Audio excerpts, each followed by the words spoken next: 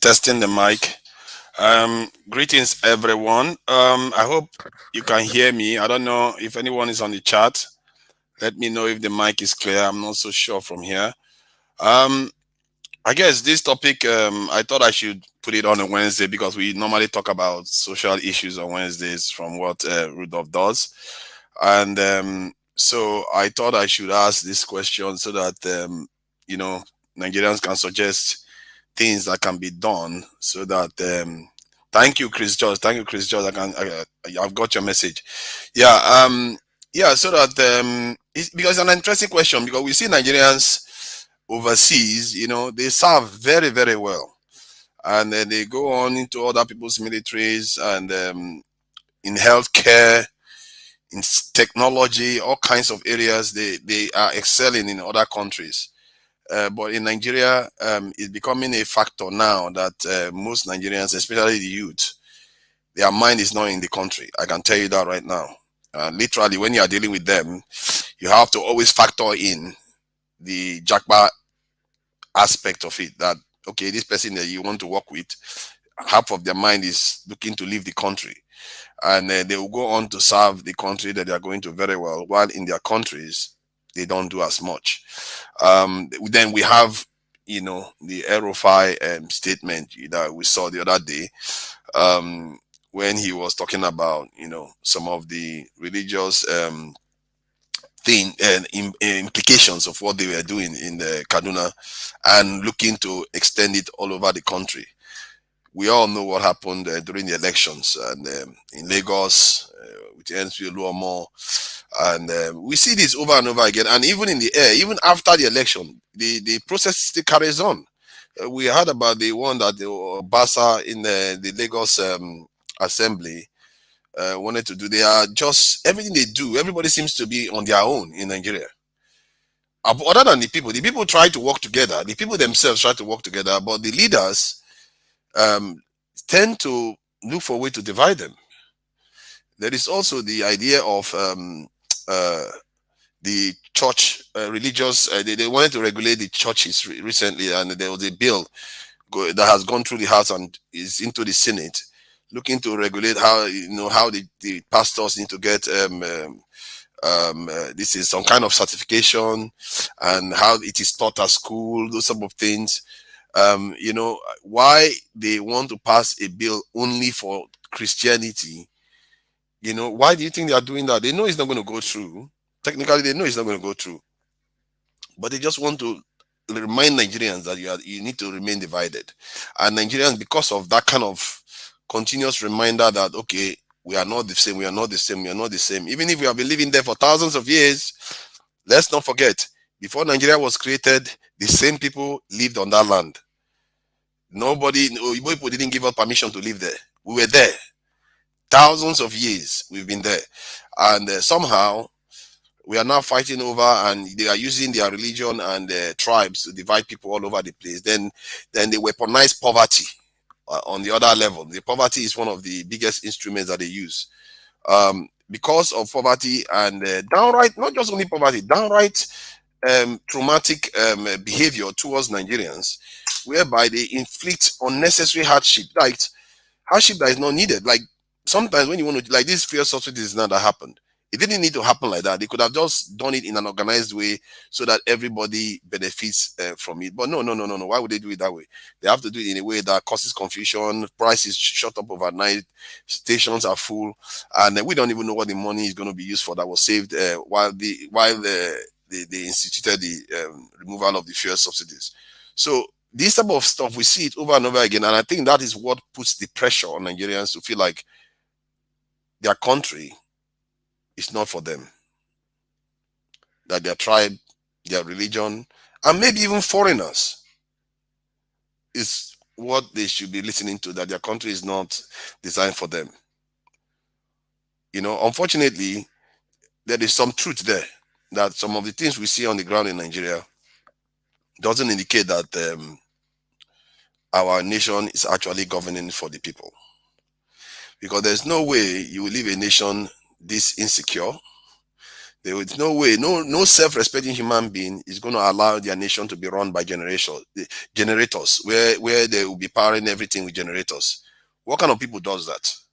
Who will inflict that on themselves? No nation has ever inflicted that. The only time it happens is when it's inflicted on you somehow. What nation will inflict on themselves the this type of poverty, where education system is always, they are always on one strike after the other, constantly. 9 months last year, because this is what the system has been designed to destroy the country itself, to make the country weak over and over again. We see what the current president is doing in office. He seems to be making a lot of moves, but how has any of these moves bettered the life of one Nigerian today? It is too soon to judge. We don't know. Maybe in the next 3 months, we'll start seeing the implications of what he has done, so that we can now say, okay, yeah, this is okay. He has done well for Nigerians, and life is beginning to be easier. Nigeria is more secure. They're not kidnapping people anymore, and power outages has reduced significantly, and people see a lot of infrastructure being put in place to energize the towns and the cities all over the country, and they see their military and their security forces increase in size as it's supposed to be, up to international standard. And Nigeria's security posture is below, less than 3 times less than what it's supposed to be internationally, and that is very, very abnormal compared to other countries in the world. And for me, that is fundamental to why Nigerians feel a kind of disempowered in their own country. Why would you feel comfortable when you have to literally put what they call it, Fort Knox in your own house? You put iron bar on your window, and they will put iron bar in the door. They will put barbed wire over the fence, and gate man will have his own. Area boys will have their own. The whole place, everybody is doing it for themselves. That is why people don't feel like the center matters. When everybody is catering to their own power supply, they are generating it. Water, they are digging for themselves in the ground. Government is not providing pipe bomb water. Nothing. Some of all these things is why I understand why Nigerians feel a little bit like, why should I put my country first? If I go to the US, after all, they give me benefits, they give me light, they give me healthcare, they give me they give me jobs, they give me all the things that I didn't have in Nigeria. So you can see why Nigerians feel like, why shouldn't I be more loyal to them than to my country? That is the problem. And is it that when we get all these things sorted, that Nigerians will suddenly feel like they are going to be Nigerians, they are going to love their country, they are going to want to, cater to their countries? Yes, I believe if they solve all this problem, that things will improve and Nigerians will start feeling like they're part of the country. I believe so strongly, because why would they not feel that way? Because they feel that way about foreign countries. They feel that way because the foreign countries do all those things for them. That's how I look at it. And in the context of this thing, this thing in terms of those foreign nations, but we are, see, okay, let me go back. We are not going to get there where we have all these things until Nigerians go back and consciously build their own country. And that is the problem. The country has alienated them. Why would they want to go back now? I want to fix this stuff themselves. Why would they go back? One of the reasons I think they may go back is if they find that wherever they are going to, they realize that those people are not for them, or those people persecute them heavily, heavily.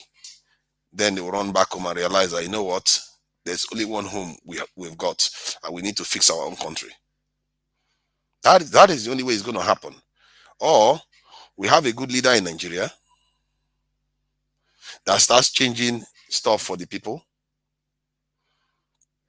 If they start changing stuff for the people, then Nigerians will start feeling like, okay, you know what, I'll give Nigeria another chance.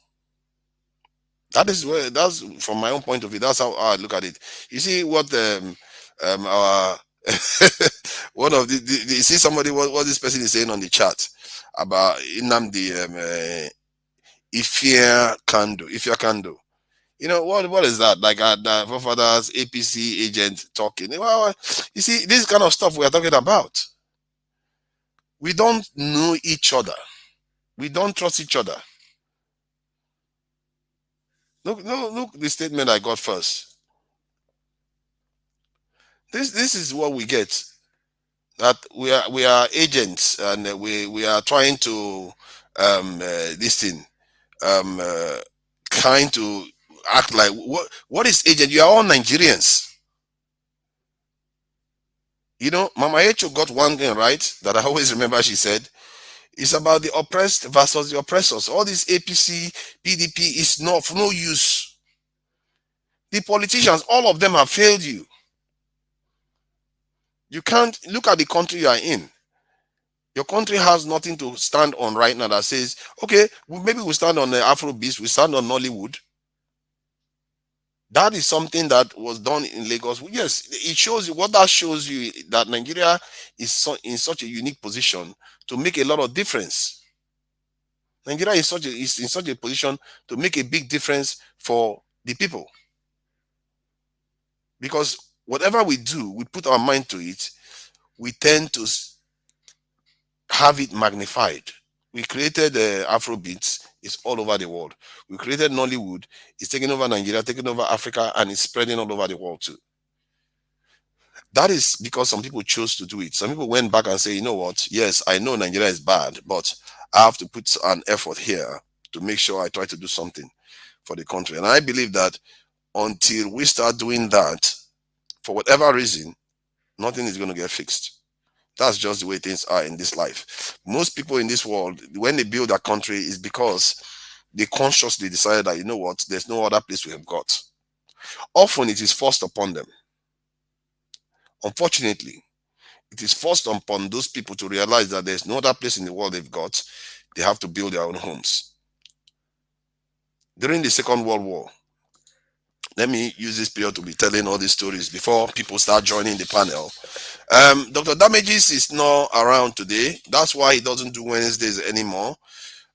So I am just covering for him so that we want to start returning to Wednesday broadcast so that people can be uh, this thing, how would I put it, so that we can be having more and more discussions so that it's not only weekend conversations we are having.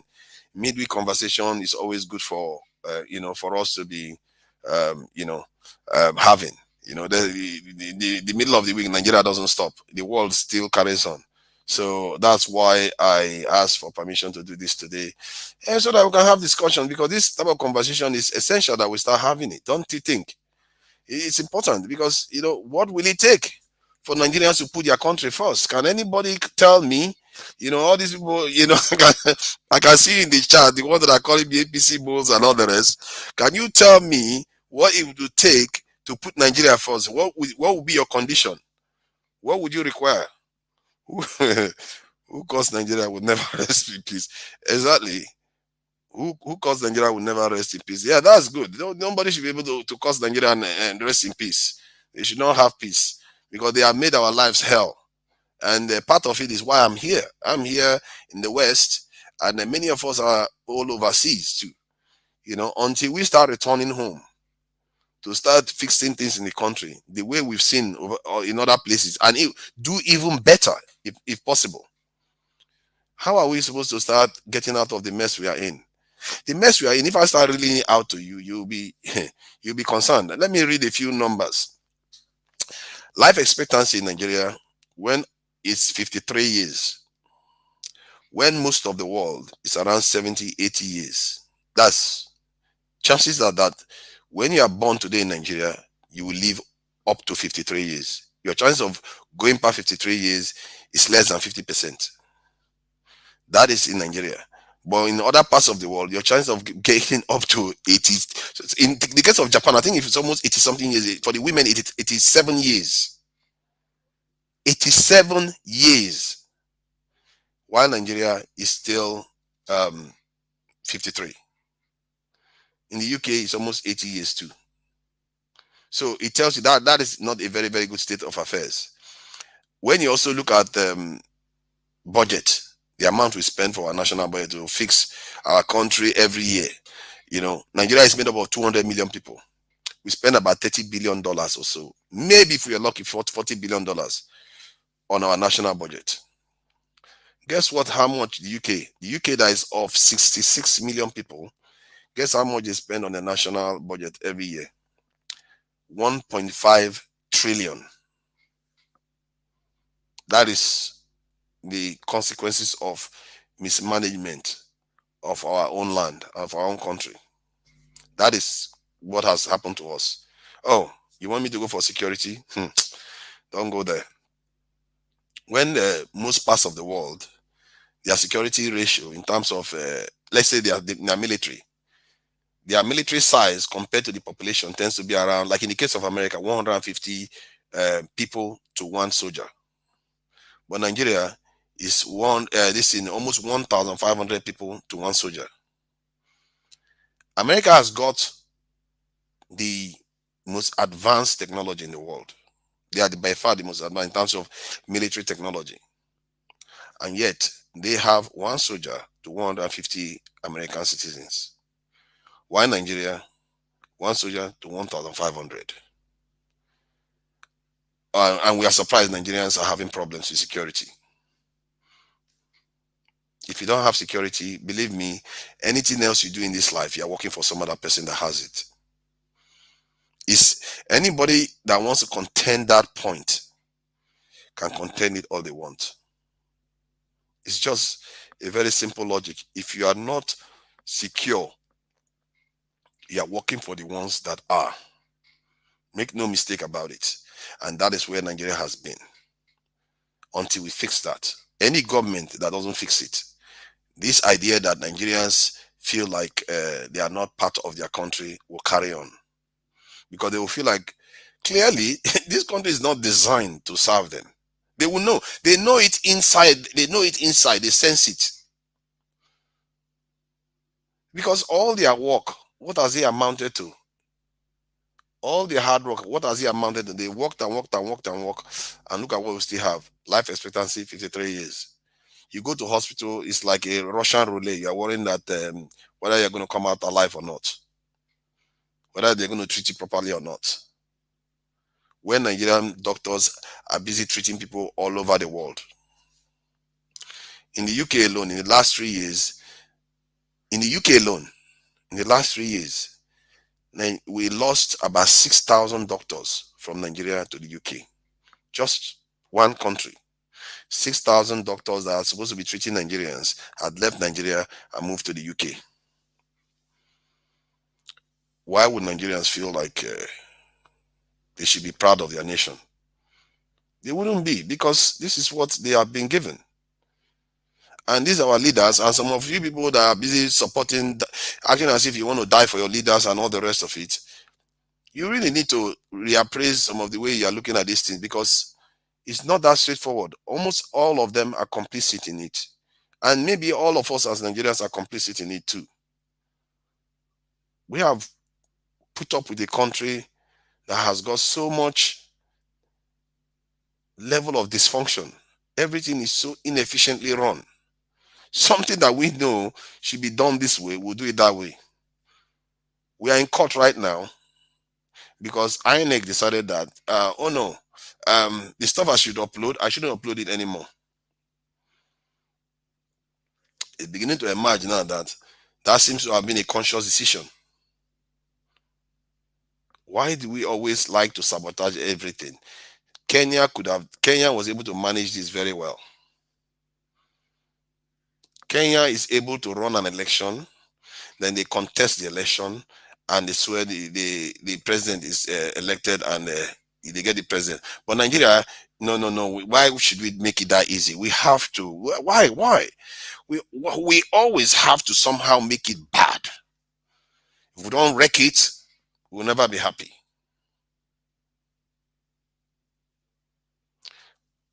When we keep doing this type of stuff, how do you expect Nigeria to do well? Why would you not be traveling overseas constantly? And all these people that are traveling overseas, especially the latest ones, soon they will remember, they will find out what they are doing, because they don't know. Everybody in Nigeria, most people in Nigeria, they think traveling overseas is salvation. It's not. Soon you will find out what the African Americans always knew, what the Brazilian Africans always knew, Jamaicans, Haitians, what they always knew. That until Africa is fixed, your fate over there is completely not in your hands. It's just that simple. That's how the world works. until we start thinking that if we don't fix our own heritage, if we don't fix our lands ourselves, consciously doing it, putting in the hard work to fix it, taking the risks involved,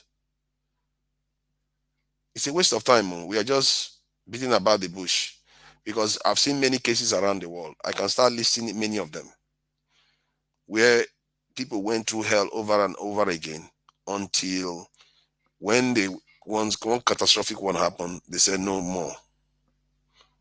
When a catastrophic, look at what happened to in World War II, and look at Israel today. That's the one a lot of people know about. Most people, many people don't care too much about what happened to China in the same World War. China was decimated too in the Second World War. And look at China today. Japan was nuked twice in the Second World War. And look at this in Japan today. South Korea, North Korea, name them. Vietnam, look, Singapore, Malaysia, all of them. Look at where they are. Look at where we are. Part of what is making us this way, I suspect, because there's a theory out there that says that when there is a massive crisis that is visited on the people and the people survive it, they will not forget it and they go on to build after that. Our problem is that when we've experienced that crisis, when the Europeans showed up, they stayed for 60 years or more. They stayed here for 60 years and they raised a new generation, 2 or 3 generations that saw their way of life as the way to go. Hence, why you have our leaders that have properties in all Western nations and they are all too happy to go there for treatment, while their own country is left without any of those things. They know how these things are. They go to foreign countries to get treatment as if it's some kind of. I can't even imagine how it feels to a poor Nigerian to see their leaders traveling overseas. Can you imagine how it feels to that young man that has never even been to Lagos before? For the first time, they've just showed up in Lagos and they've started seeing all the vestiges of technological and technological industrialization and all the tech this thing in the cities. They just started seeing it. Imagine when they see the leaders, they hear the leaders are in that steel tube flying to some fancy land that they see on TV and the internet. They see it almost as if it's some kind of heaven that the leaders are going to. And the leaders don't tell them that these people, where we are going to, they are the ones that made sure we were colonized. They are the ones that made sure slavery was a big, big industry on the continent. Most of the pain, most of our money that we are working for, that is where it is going. Our leaders don't tell us that. They don't tell us any negative thing that comes from them going there. Why would Nigerians know? That is why I'm asking the question. What will it take for Nigerians to put Nigeria first? Instead of Biafra first, Ududuwa first, Niger Delta first, Arewa first, Islam first, Christianity first. What will it take? We have about 40 something people watching. I think 49 or so people watching. Please press the like button so that more people can see the video. Because we need more people to be able to see the video and come in, at least to come and share some of their opinion regarding this thing. So because we need to know why and what it will take. Because my own submission is not entirely, I don't know whether it's entirely correct. I'm just giving my own opinion. It's an opinion. It's not um, a rule or something that I like 10 commandments that I got from somewhere. It's just my own opinion. So I would like other Nigerians to come and give their own opinion regarding this. If this was an African American channel, you will see that a lot of people would have already been here. We have 49 people watching. I can see that the views are there, and but the likes are not very high. So let's do a bit of likes so that more people can see the video. We've got 13 likes while we have 45 watching. Dr. Damages doesn't do a lot of asking people to do the likes. I think he should be doing that because so that more people can see his channel, because he has one of the best channels, Nigerian channels out there. It's one of the best ones. So people should be seeing the channel a lot more, I believe. And I will be doing as much as I can to promote the channel too. Um, so let me go into some of the things other nations, just in case many Nigerians miss the fact that there are issues with other nations too. But yet, look at where they are. Other nations, it's not because they don't have problems like Nigeria does. They do. But yet, you don't see them abandoning their nation the way we do ours. You know, no other nations have put their people through hell too. But yet we don't see them abandoning their nation for anything. Russians will give anything to defend their country, like you are seeing today. They will defend that nation no matter what, and that nation has put them through hell. Russians, I'm not. Russians and Chinese, I'm beginning to wonder which one has gone through worse history in terms of their nation putting them through hell. Russians, the Second World War, they lost 18 million people. The Second World War. Then after that, Stalin went and inflicted so much this thing, desperation and suffering that cost millions upon millions of lives, maybe up to 20 million. And yet they are still in that country. And I must say, I've not had a lot of idea that the Russians are jackbarring even. The jackbar thing didn't happen in Russia. So what is it with us? China? Hmm. If you know the things Mao Zedong put the Chinese people through, millions perished because of the things that man did. But yet, look at them today. So what is it with us? Is it because the Europeans that came here, they taught us to divide and hate each other? Is it because they kept close contact with us, so we were always aspiring to be like them and we forgot that we are our own people? I don't understand it, because we are so quick to despise our own nation, which I've listed a lot of the reasons why. I've listed them. There are reasons. I'm not saying there are no reasons why we should despise and feel like we shouldn't be Nigerian first and be patriotic and all the rest of it. I've listed so many of the reasons, but does any of those reasons rise up to what I just described with China and Russia? Does it rise up to that? And yet they are there. Vietnam, the same. Cambodia, the same. We don't see this idea of them abandoning their nation and happy to talk down about their nation. I've never seen any people in this world that are so happy to talk bad about where they come from than Nigerians. I've never seen any. That's Nigeria is number one. That's, if you go online, if you hear the way Nigerians talk about Nigeria, hmm, it's really bad. I must say, in the recent times, I think it began to come down a bit. If it was 100% before, it has come down to 95% or so. It's come. I noticed that it has come down a little bit, maybe because of all the Afro beats and this what they call it, um, uh, Nollywood. All those things that are going on, because Nigerians are they begin to find that people are telling them, "Oh my God, those that musicians in Nigeria. Oh, I didn't know. Nigerians, we are producing your music all over the world and all the rest." They talk about Nigerians even in Africa, many African countries. They talk about us, and they feel like Nigerians have a lot to offer. And the truth is, many Nigerians they tend to have an idea that maybe there's some truth there, but it doesn't account for the majority of their feelings towards the country. This is why most of the time, the way this stuff shows up is they will be demanding for constitutional reform. They will be demanding for breakup of the country. They will be wanting to jackpot. They will just be, they will want to disconnect or talk about Rollins, what Rollins did and all those things. This is why they focus on all those other things, because they feel like maybe that will bring a kind of solution to their problems. But is it? I'm not sure it will. I don't know.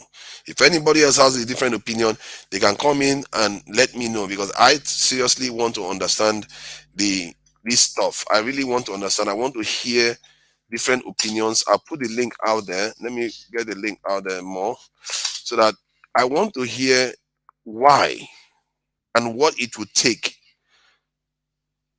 I really want to know what it would take to fix this, so that maybe Nigerian leaders will be listening to this, so that they too will have an idea. I have my own ideas of what it would take. I have my own ideas. I don't know what it would take for Nigerians to say, you know what, we need to start coming back home. We need to start investing in our nation. Last year, during the presidential election, that's when I started getting involved in Nigerian politics, and that in terms of, talking about it. And from what I knew already, from having conversations with people all over the world, I found that Nigeria was woefully underdefended, like many black nations. As a matter of fact, it's almost unique to black nations. No other parts of the world are like that. Big or small black nation, all of them are underdefended. And when I asked why this was the case, I couldn't find any reasonable documentation to say why. So, but when I said this stuff needed to be fixed, most Nigerians were so against it, because their impression of what needs to be fixed is corruption. Um, what else? Electricity comes up.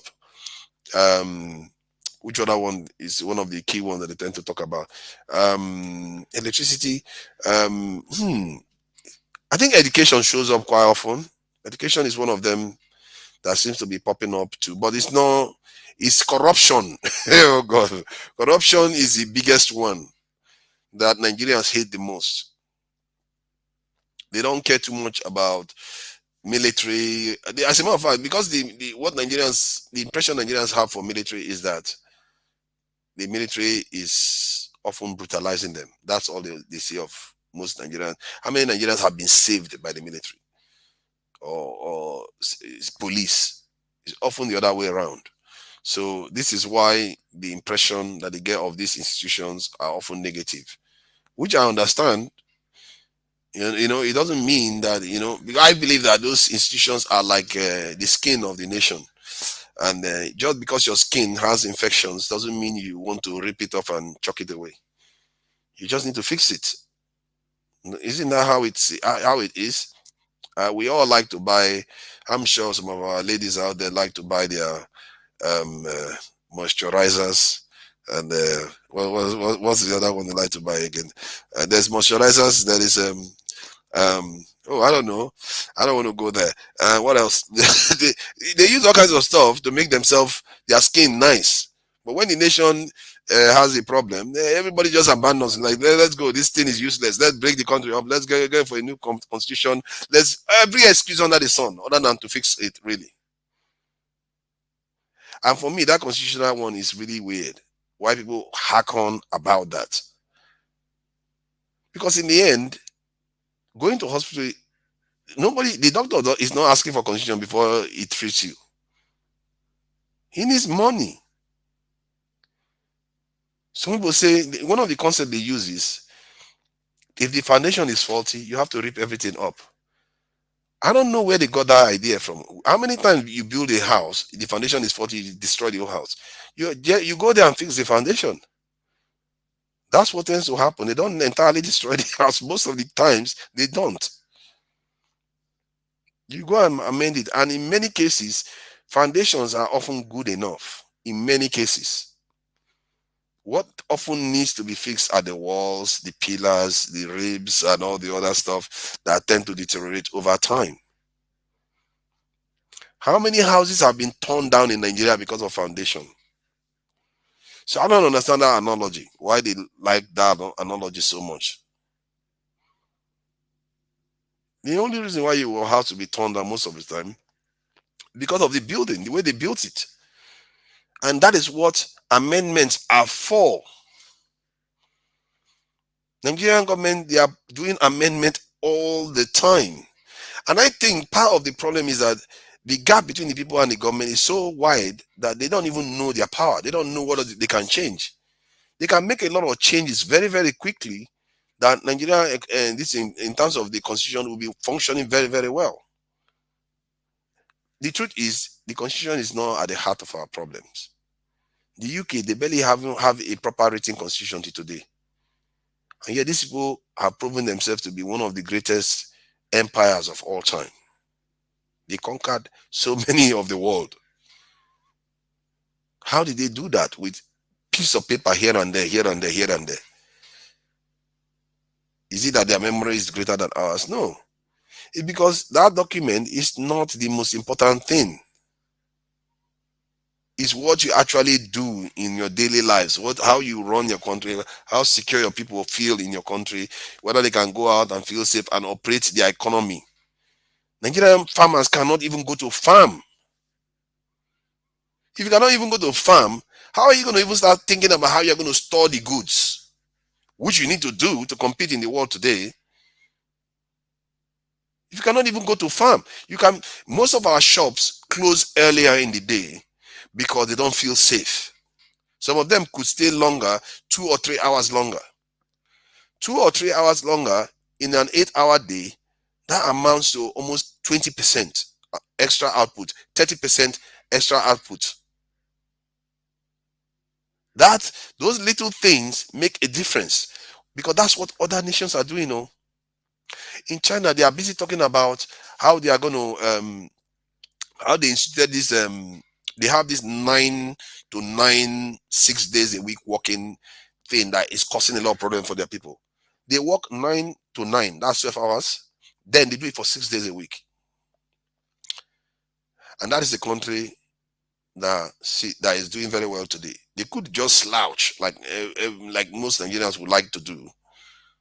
I wouldn't say not most like Nigerians, some Nigerians would like to do. They could just slouch and say, you know what, we are one of the superpowers in the world. We've been industrialized. Why bother?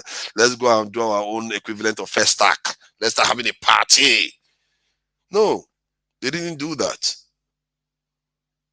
What makes a people so different? And Nigerians, we seriously need to be asking ourselves serious questions because when the Chinese was building what they have today, they went through hell. They went through hell. And when we say they, a population larger than that of Nigeria held their nerves and did what needed to be done. Do you know how hard it would have been to control that size population in that hardship? They were eating rations in China. Rations. And then millions died due to famine and all kinds of stuff. And we don't see them they are not very, very quick to want to badmouth their nation. They're not. If anything, they want to protect it, they want to grow, they want to make it stronger. Because they know one thing that most of our people don't understand. If they don't put their nation first, they will suffer. All of them will suffer. If you care about your tribes, if you care about your religion, I believe if you put your nation first, all those things will do better. um, how come you are the only one in the studio? I've shared link out. Nigerians are not coming in. What am I going to do? Am I going to start flogging them? Maybe they are all scared now. You know, Nigerians, whenever they see Rudolph, they rush in. But when I'm the one here, they are not showing up. But I know that people like there are other people that like to join later in the day. America is when is it? It's afternoon now, so maybe many of them are eating and all the rest of it. So that may be the reason why. But that said, it doesn't. What does it matter? I can talk on and on until I round up this today because in the end the video will be out there. Anybody that wants to, challenge what I said, they can always come in later in the week to challenge it or whatever they feel like they can They can say. But this topic, whatever happens, it has to come back or repeated. We have to ask ourselves, what do we need to be done before these things can be fixed? Before we start putting our nation first. One of the things I always ask my northern friends is that, you know, because what we tend to have is that, like that lady that, Victoria, I think it was her name, because she said something about their faith, it resulted in her losing her life. That kind of stuff shouldn't be happening. How can a fellow Nigerian take another Nigerian's life because of a religion that belongs to other people? It's that simple. The religion is not ours. You take your own fellow Nigerian people's life because of some other person's religion. And yet, those same people that did that stuff for that religion, if they go to North Africa today, you know how they refer to them? Their common name is slave. They call them slaves. And they treat them like black people. Why do you think they do that? Because a lot of people already understand this. It's only us that don't understand it. They understand that religion is one thing, but their race comes first. Their nation comes first. That is why Muslim, Christian, black African countries, none of them are doing very well. Not even by accident. Why is it that many of the Arab countries, United Arab Emirates, Dubai, Qatar, Saudi Arabia, Iran, most of them are doing relatively well? Are they not all Muslim? Look at Egypt. Look at Tunisia. Tunisia recently was even kicking sub-Saharan Africans out, specifically Nigerians, kicking us out. Why those people know that their own people come first? Whether you are Muslim, they don't care. As long as you are black, they will see you as different. The way they treat black people in their country, there are black people in all these North African countries. Go and see how they treat them. They treat them like trash. They are all Muslims, so, and they were all converted to Islam the same time. We are not talking about like, okay, those ones are not Africans, so they got Islam the same time, and we in the sub-Saharan Africa, we are like fake Muslims to them. No, no, no. We're talking about the same country. They are all the same Muslims, yet they treat the darker ones terribly. They treat them terribly. They don't even hide it. And this is why I always remind our fellow Nigerians, if you think you are fighting an Islamic agenda that is going to make you better, you're just wasting your own people's lives. You're just not seeing the true problem that our people face. If you want to do your religion, do your religion. Oh. But remember, put your nation and your people first. Always. Because that's what they are all playing, and they are not telling us. They pretend as if it's all level playing field. It has never been about religion. It has never been about culture. It has always been about their own people. That's how people behave. Unfortunately, I would prefer a world where everybody has equity. But for you to have equity, you have to have something to offer. Why should anybody concede anything to us when we are so kind of beholden to their religion, beholden to their capitals, beholden to their hospitals, beholden to their lands, their education system? We don't even teach our own people with our own education system. Our judges are still using their white headgear. And when you tell them, they say, oh, it's just a uniform. It's not just a uniform. That is not like trouser. That is a hairstyle that doesn't belong to your forefather that you're wearing to judge your own people. The picture just looks like a white man is still judging fellow Africans. They don't seem to understand that because they've not woken up to the fact that this world is only us on our own. And it's not a bad thing. It's empowering. You have to take responsibility for your own people. I don't hate them. They are. Why should I hate them? If anything, you have to regard them as some of the best kind of human beings. If a mother is not taking care of her children, would you call that mother a good mother? If a father is not taking care of his sons and his daughters, would you call that father a good father? That is what we have been doing. They have been doing the right thing. Why should I hate them for that? I don't hate them. That is why when I say this, people think it's because of hate that I hate them. I'm saying it because we are not doing the right thing by our own people. I don't hate them. If anything, I admire them. I wish I could beat them because they are doing the right thing by their people. Why would I want to join a team that is doing the right thing? And maybe that's why our fellow Nigerians abandon our nation to go and join a nation that has already done that for their people. But can you become another people's people? You can't. You are who you are. An antelope is not going to turn to lion. A crocodile is not going to turn to lizard. You can try. Eventually, you're going to end up in a bad place. You're not going to end up well. Most of all this is our people go run overseas constantly, and they want to think that I was one of them, so I know. I can't see all these other people like to pretend as if why they go there. I was one of them. I used to think that's where everything is. Life, we are going to. There's something good that's going to come out of this.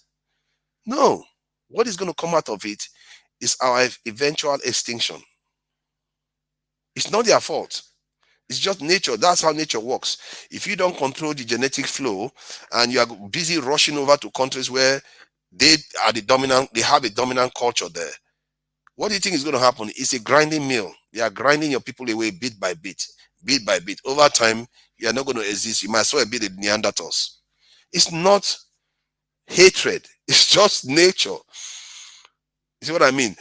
Will, thank you for coming in. I think you know what, you are the bravest Nigerian today. I think you've got the you got the award for the bravest Nigerian. You are the first to come in on this Wednesday session. 60 people watching us, and how many people have showed up here? They've not come in. So what do you think now? What do you think it would take for Nigerians to put Nigeria first? And you can also expand on why Nigerians don't do why they don't, because I have my own reasons, of course. Thank you. Thank you for. I guess I'm one of the. I won't say I'm the bravest Nigerian. I know you got, for me, you got that award. You came in now to talk. Okay, for you, okay, I agree for you. But I want to say that what we take Nigerians to put Nigerian first. I think in every Nigerian, in their art of art, they love this country. Most than you feel in Nigeria anywhere overseas, be in India, overseas, Europe, South America. Ask them, they love home. They wish what's going on in Nigeria. They lament condition, even though they may be successful wherever they may be. They lament, they wish things had got better. So that means in every Nigerians, there's something about that we love our country so much. They don't care about when I come home. I don't say what's going on in my state. Are they better? Is my state better than another state? Who is the governor of my state? I think was Nigerian. When I hear that there's a bombing in Benue, there's Fulani killing wherever, or there's terrorism, it pains me because I love the whole Nigerians. People that that put us together, that crafted us together. I don't know what they saw that. Even though it seems like it's a bad marriage, but there's such a love, even among other tribes, Fulani, until this Buhari time. Prior to this Buhari time, there was a love.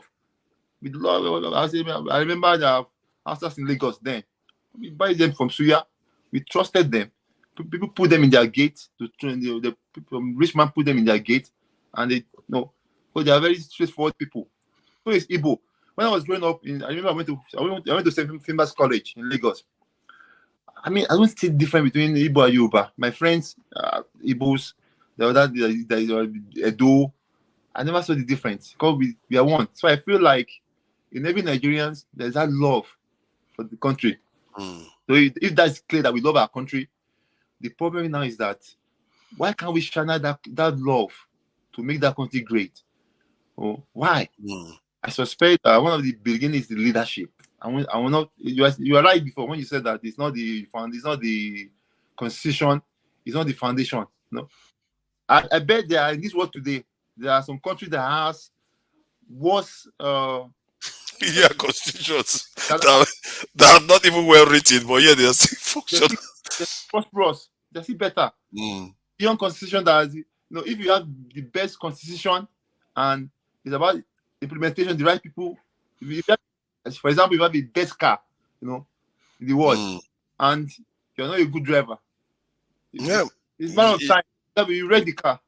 But exactly. if you have a bad car, it's not too good, and you have a very good driver managing that vehicle, I'm telling you, that car will go far enough before you crash. You will go enough because it's a good driver. So I want to say that our problem in Nigeria is more about driver, leader.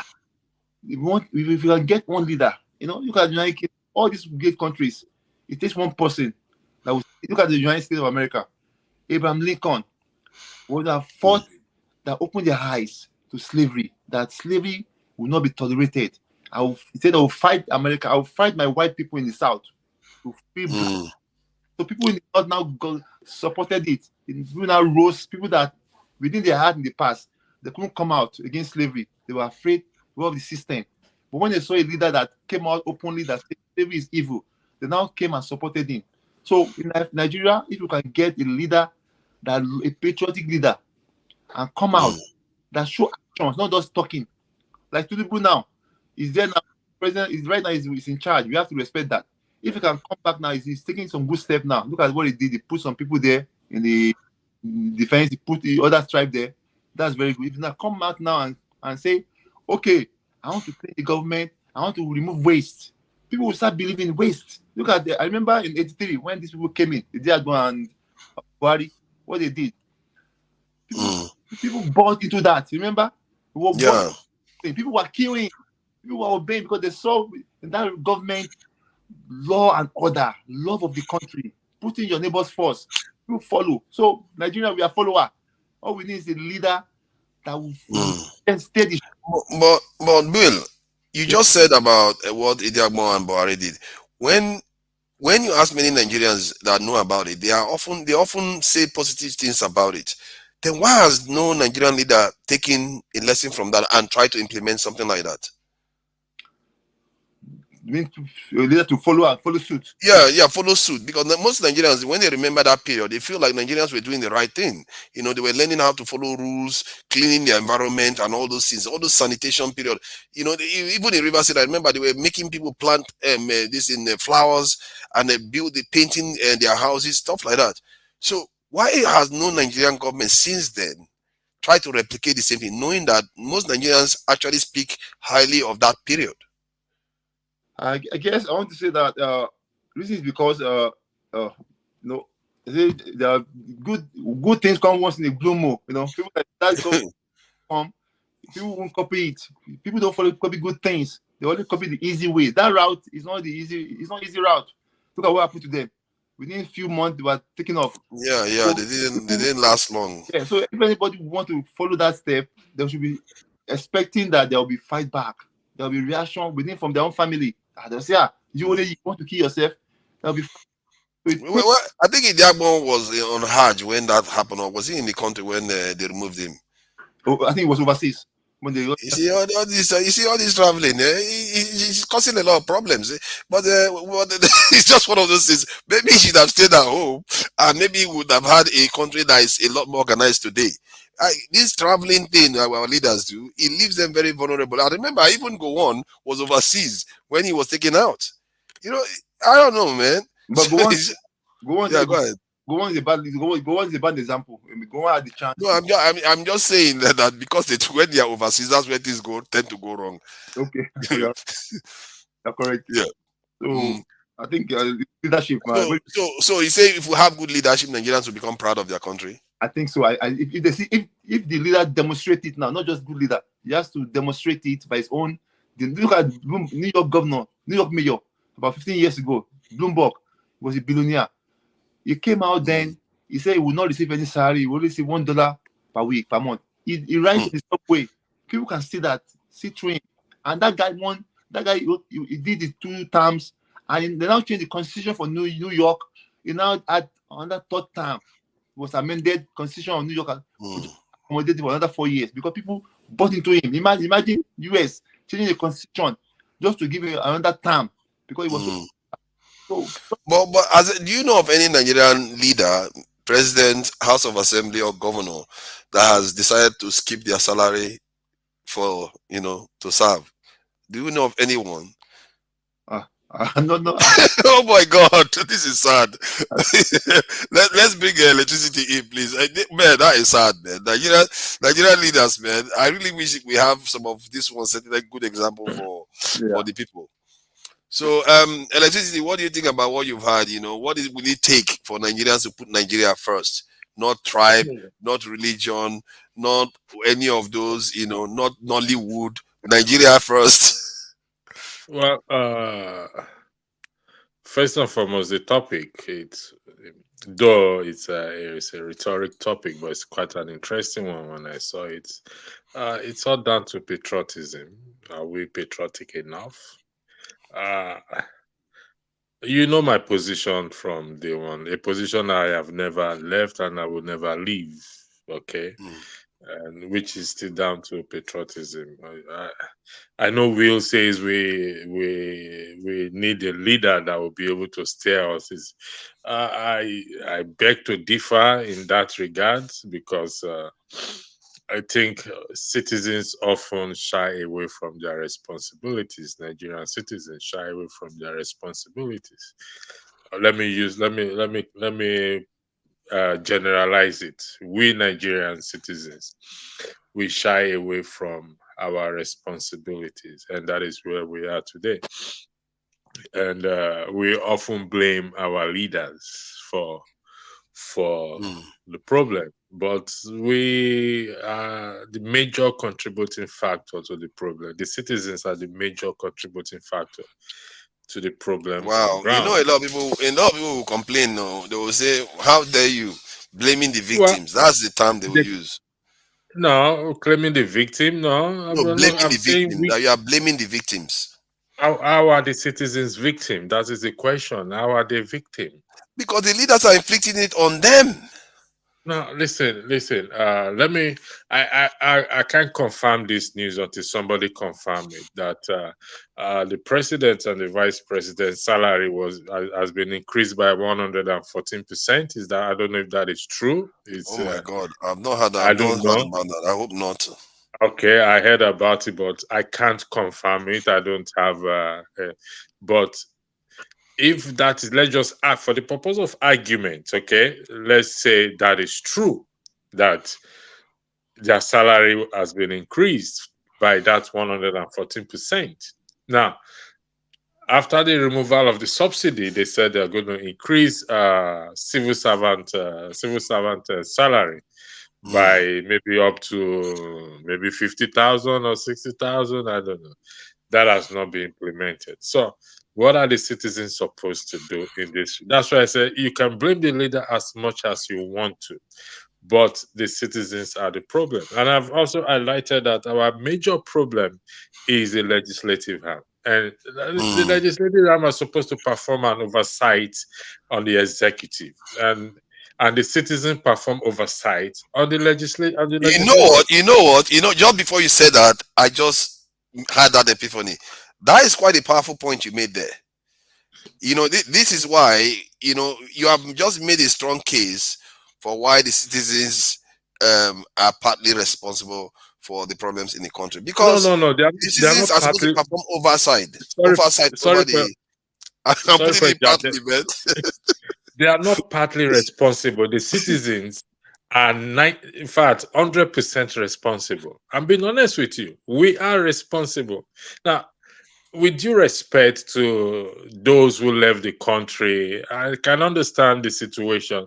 None of us believe that we will sit down here today be talking about Nigeria because when we left, majority felt that is all. We turn our back against Nigeria. We will never talk about the country again. We will never have.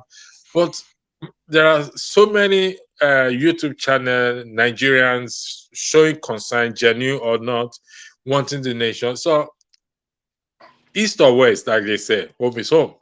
So we can't take ourselves away from it until the citizen rise up and do what is needful, which I will keep preaching, section 68, 69, 110 of the Constitution.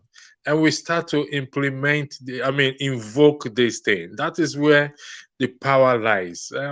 There's not, I've said this a lot of times, and there's nothing anybody will say or change the position.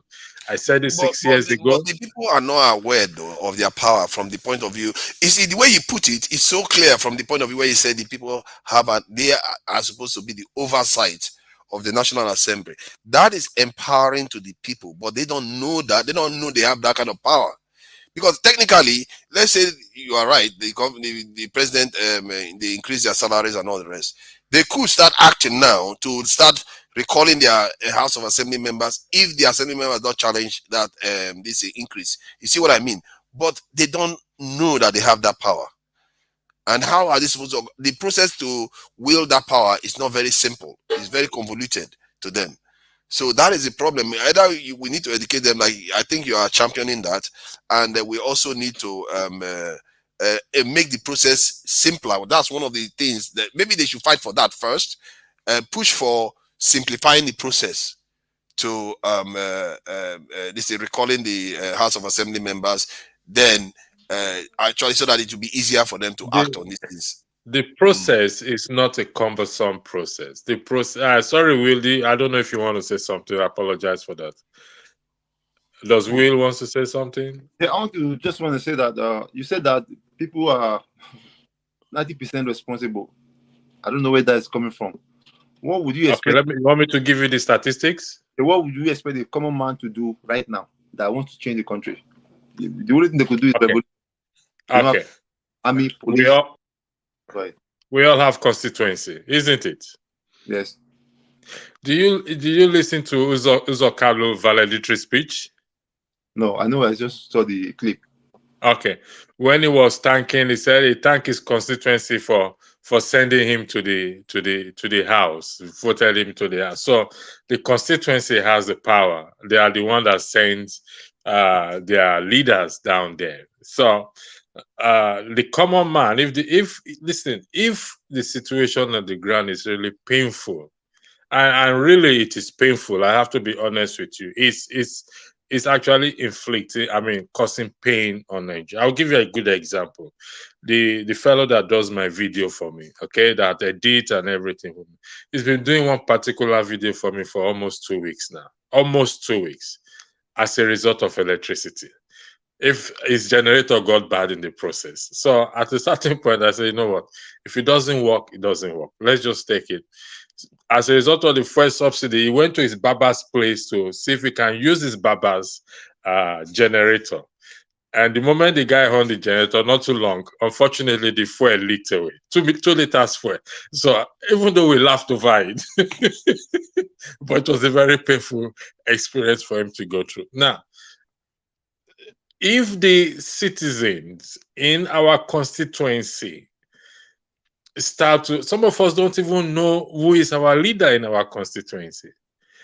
The section of of that provision of that constitution, the provision there, it's not difficult, but we are not ready to do it.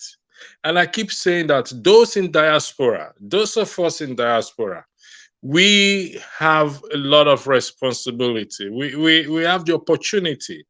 I'm going to bring a kind of a scripture here, if you don't mind, or a story in the Bible, which is the story of Esther, and where she found herself in between the rock and a hard stone.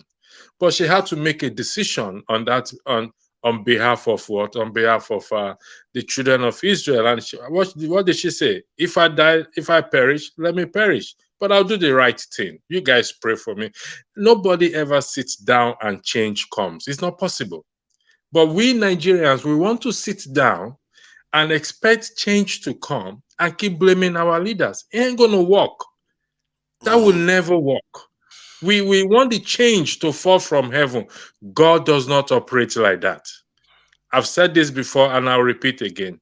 Divine intervention does not operate where people practice stupidity, with due respect. And that is the case of us Nigerians. Why we're Mm, expecting a miracle? It ain't going to happen. Take it to the market any day. Ain't gonna happen. The citizens, whether we want secession, whether we want a different nation, whether we want a Yoruba nation, an IPOB nation, an Ijaw nation, you still have to make a representation to the House. Take, for example, Scotland. They want to have their own nation. What do? They have to make a representation to the House.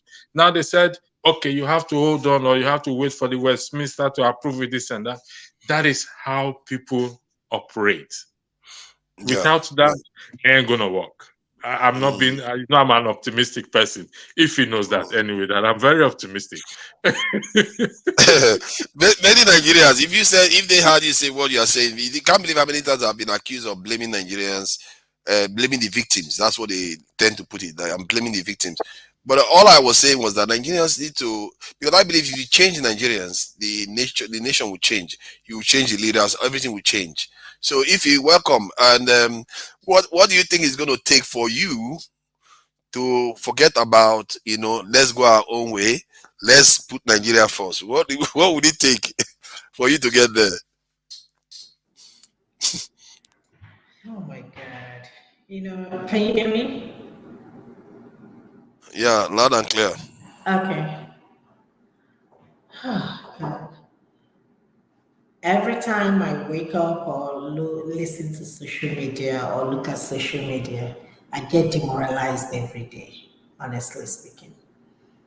Um, Honestly, to be honest with you, I don't know. I mean, I think Nigeria, we've gotten to the point of beyond repair. I saw on the social media, I think on Instagram, where they said that the federal government and the elected politicians are going to get it raised by 114%. In fact, I got tired. I mean, see, you know what I said to myself?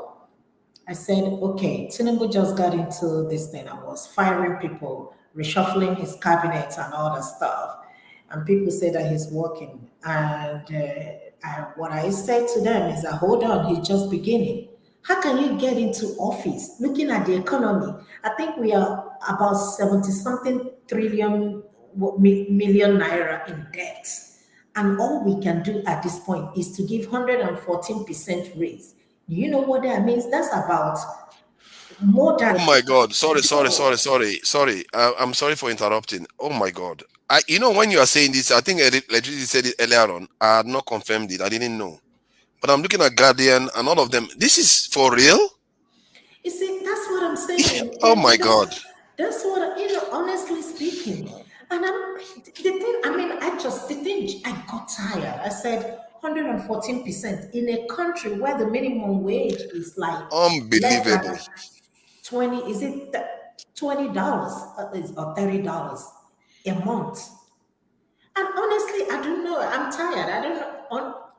This one shocked me. Of all That the one, that things, one shocked me. This one shocked me too. The Nigerian government have done a lot of ridiculous things, but I wow, mean, of all the things, look at the people wow, suffering. We are talking, we don't have electricity. We're talking about the price of gas. We're talking about the cost of food. I don't know if I said it on the show. I called my sister the other day and she said, oh my gosh, she's sweating. I said, put on the generator. And she said, oh, you don't know how much fuel is. Okay, please send money. And she said, when you go to the market, the prices of everything has gone up. And yeah, the only thing we can think of is to give raise. In an insane country, we're supposed to be cutting the salary of all these elected politicians. In a sane country, we're supposed to be cutting the wow. salary. Instead, we're giving them raise to do what? Hi, Raise to do what? And I I don't don't even know what they are doing. madness, I mean, total what are they doing? madness. 114%.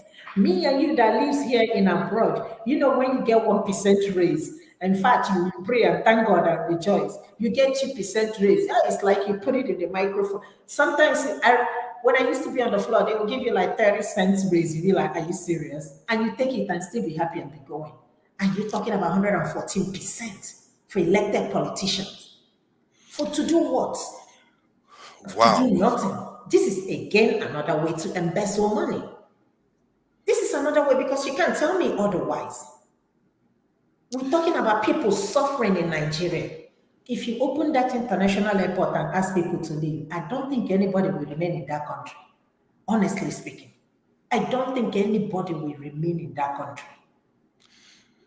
When I talk to people now in Nigeria, because I try to sometimes employ people, I factor the Jackpot aspect in. That is Literally, it. because everybody, their mind is on Jackpot. I have to That is bring it it. up during interviews. I hope you don't plan on jackpotting within the next 6 months. Because that is a factor now in Nigeria. These leaders, oh my God. You So know, you inflicted fuel subsidy removal on Nigerians and just a then month, give them the within money. less than a month, and you want to increase your. Oh my God, these people are Yeah. just completely. This is, and you telling me Will, sorry, I'm taking time, Will. And you telling me that Nigeria is gonna get better? How? Google the average, the president of this country, as of I say Clinton or Obama, they were making about $400,000. They buy their own groceries. I remember Bush telling Obama when he got into power, watch that grocery, the first bill, watch it. They pay for their own groceries from what they are being paid, 400 and something thousand. President of a this country. Eh? And our senators are making more than them, plus the allowance and all that stuff. And they still get to steal money too. They And they still still steal get to all. steal money. Oh my I God. can confidently go down to the office of House of the Rep. I know what you're talking about, electricity, or the House of Senate. Even if they're not there, there is somebody there that will attend to you. Take your complaint. Oh my God. If I tell you I've not given up in this country called Nigeria, you know that I'm lying. I have. I You saw that know, this morning. I said, you know If what, I'm you done. cannot give up, if I'm you done. cannot give up, You can't tell me no, otherwise. you cannot be done. If I refuse to accept that you are done. If I yeah, refuse, we have to keep pushing forward. This one if is. I don't think it's going to if go through. I refuse to How accept are you that you gonna are done. push? How are you gonna push? Tell me. How are you gonna No, push? They can't go. This can't go through. How are If you it gonna goes push? through, there will be problems on the street. This is the kind of stuff that can cause problem because you just inflicted a lot of pain on people, and you go and increase your salary by 170%. That is crazy. 114%. Let's wait and see. Maybe it's the misinformation. That very uh, It's on so many websites. It's on so many websites. it's So on the ones that have gotten it, it's on Vanguard. It's on Sahara Reporters. It's on.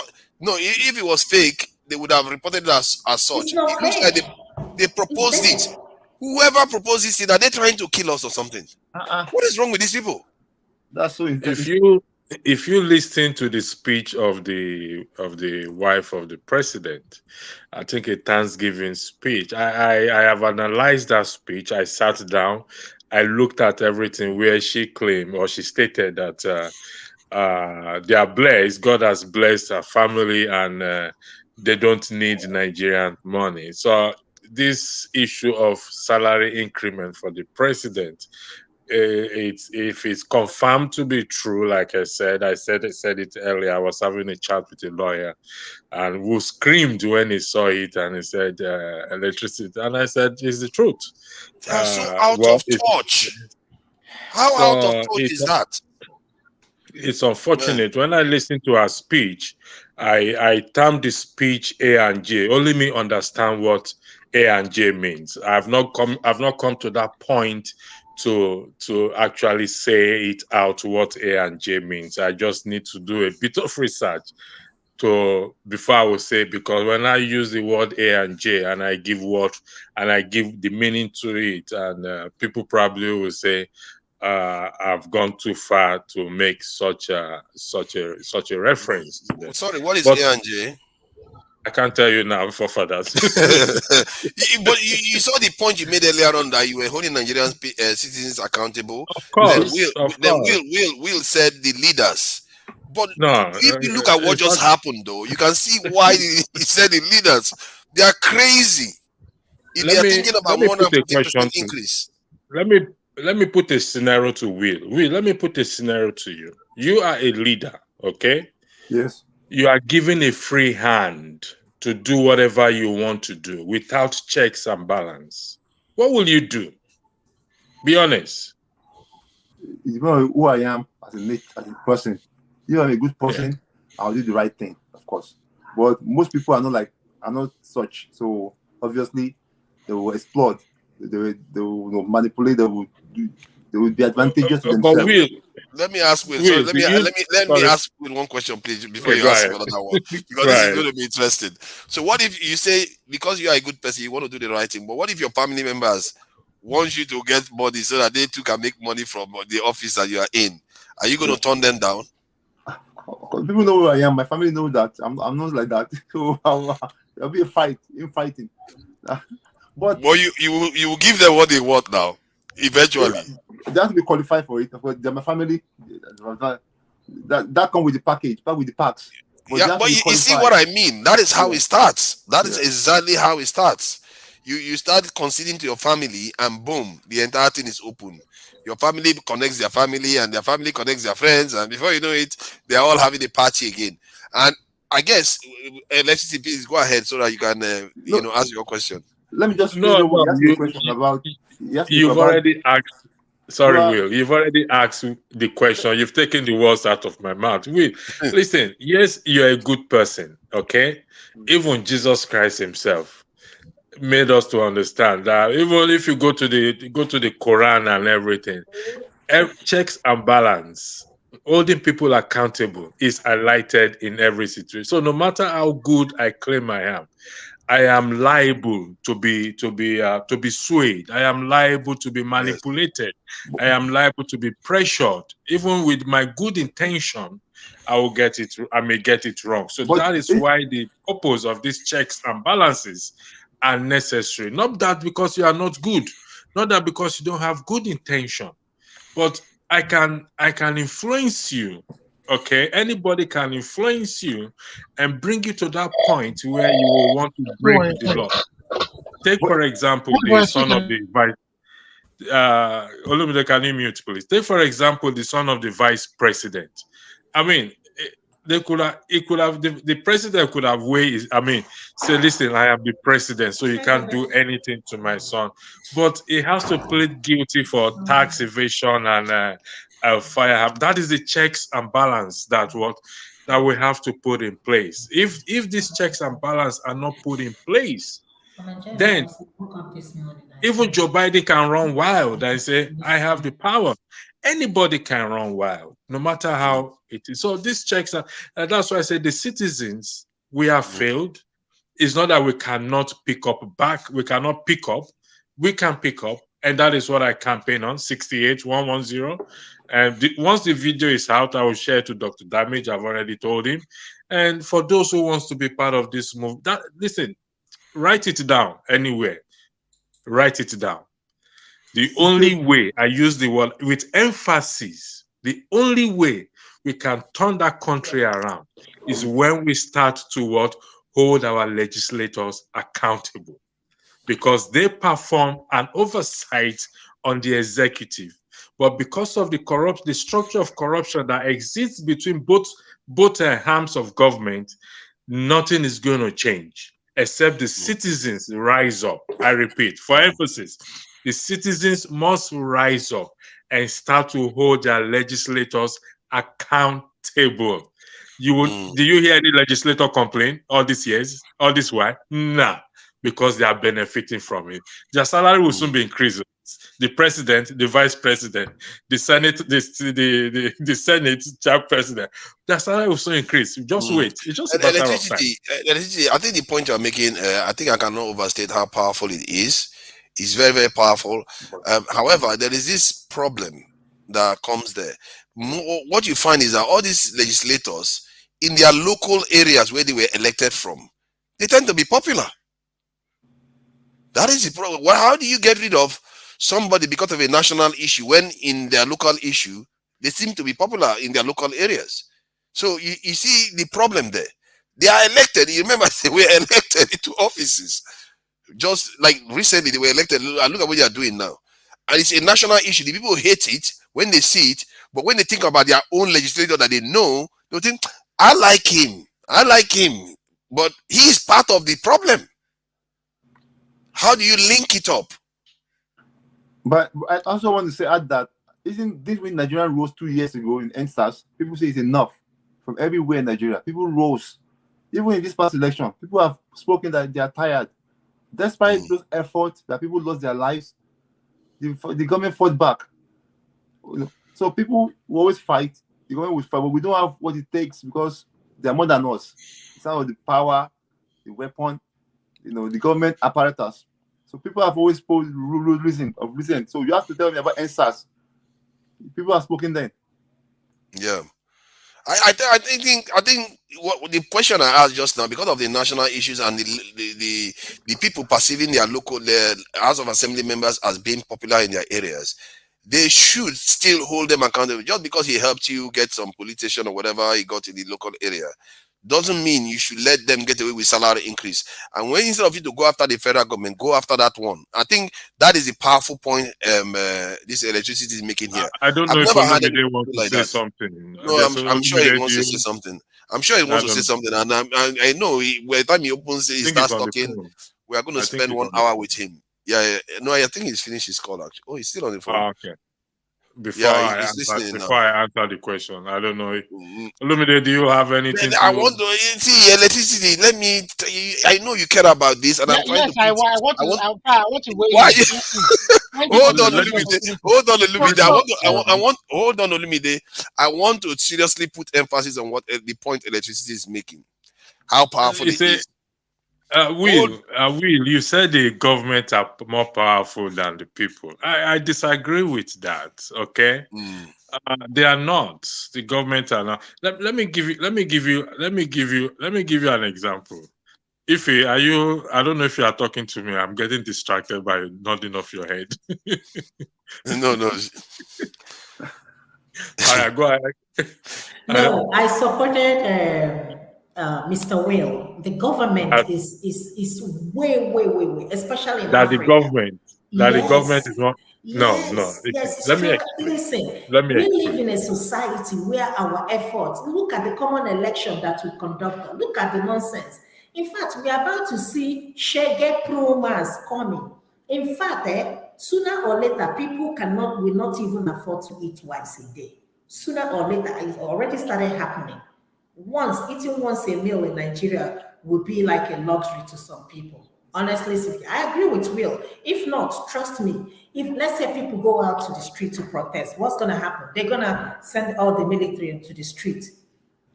So no, people are afraid to even protest, even look at what happened during the NSAS. My brother, I mean, I know you will disagree, but the government is stronger than the people. Yes. I think I want to put. Let's see. Let me now. Come The, on. I'm trying. I'm trying to okay, go put. ahead. Go Can you ahead. hear me? I'm trying to support your idea, and you are I trying to use the block floor. me. What? Okay, I'm trying to support your. I know I you take. use the floor. I You use the literally have floor. the movement for this, and I want to support the idea because there has to. We have to change our mindset to start realizing that we have power over the National Assembly. I think that's something Nigerians don't necessarily have in their consciousness. That instead of them to be looking at the president, their target should be the National Assembly. Because the National Assembly holds the president accountable and they are supposed to hold the National Assembly accountable. This is where the idea that electricity is championing comes in because he wants to make it so that Nigerians know how to challenge their National Assembly members or look at recalling them. That is a very, very powerful thing for Nigerians to get used to doing. If they get used to doing that, they can influence the policies that the government is doing at all times. So let me let Olumide come in. I know I have an idea where it's going to go, but point is we can never predict Olumide. Olumide, you see, the question is about what will it take for Nigerians to put Nigeria first? so, um, so I mean, like you readily know that I'm always going to differ from your point and also from electricity's point. So where I differ from electricity is in the sense that see electricity. I mean, you were stating that the constituents can recall him. How can you recall people that rig election? How do you recall people that rig election? See, I understand where you come from. See, Scotland, England, those are ideal society. Take for example what happened to Ekweremadu. If it was Nigeria, did you know that it will be the person that will be in jail now with that boy? And nobody's talking about that boy. Those are ideal society where things work, where they follow the rule of law. You can't recall people who rig election now. How do you want to? We talk as if it's that society. Okay, that's one. Then two, how can Nigerians own? How can they work for something they never own? They were never part of that constitution. It was foisted on the military, by the military on Nigerians. And the people who own that constitution are the one directing the country. It is not the people's documents. They don't even, I mean, everybody's just confused, and they select who they want to be president. They choose who want to be senator. Look at the way they organize elections, spending billions of naira, and at the end of the day, everything was a failure. You understand? So, I mean, we talk as if, for me, the foundation for building a good society is for the people to come together and agree to a document. When we've all done that, we can say yes. Then we can begin to amend, we can begin to make changes to the law But as we move hold on now. along, Let me as ask as you. as we progress over time. Make progress like the United States have done, like the UK has done, like civilized societies are doing. Can I ask you? Can I ask you then? You referenced the UK for a very Yes. very long time while the UK was running circles around the world and creating the great British Empire. Their constitution was basically written in tatters all over the place, and it is not even one document. And in the context of Nigeria, when you say the constitution is not done by the people, are you trying to say that it's not Nigerians that wrote the constitution? It was written by a particular section of the country for the whole of Nigeria, not putting in mind the the the other the other sections of the country, their own culture, their own language, their own beliefs. You understand? Those are very, even if those, we are made up of over 250 ethnic groups, about 300 ethnic groups. Did you put into consideration those minor ethnic groups when that document was written? We I didn't put think it I into think consideration. that's why Nigeria is a secular state now. I thought they did that. But they are not. They are making it to look like we are not a secular state. If you wanted to add something, maybe she wants to support some point. This is a Let them little go bit ahead. out of Olumide. I agree with you, but this is a little bit of that's we don't have vision in that country. That is the bottom line. We don't have no vision. It's just like somebody wake up every morning and just say something and they move. The next day somebody says something and they move. Can you imagine? It's the same today that I heard that they're gonna regulate something about Was it the Christianity. prescription that we got? And in my mind, Okay. I was like, is that the problem of Nigeria again? Why is it that regulation of churches and Christianity is that this is just to cause problem in that country? So we don't It's even really know sad what we're though. doing.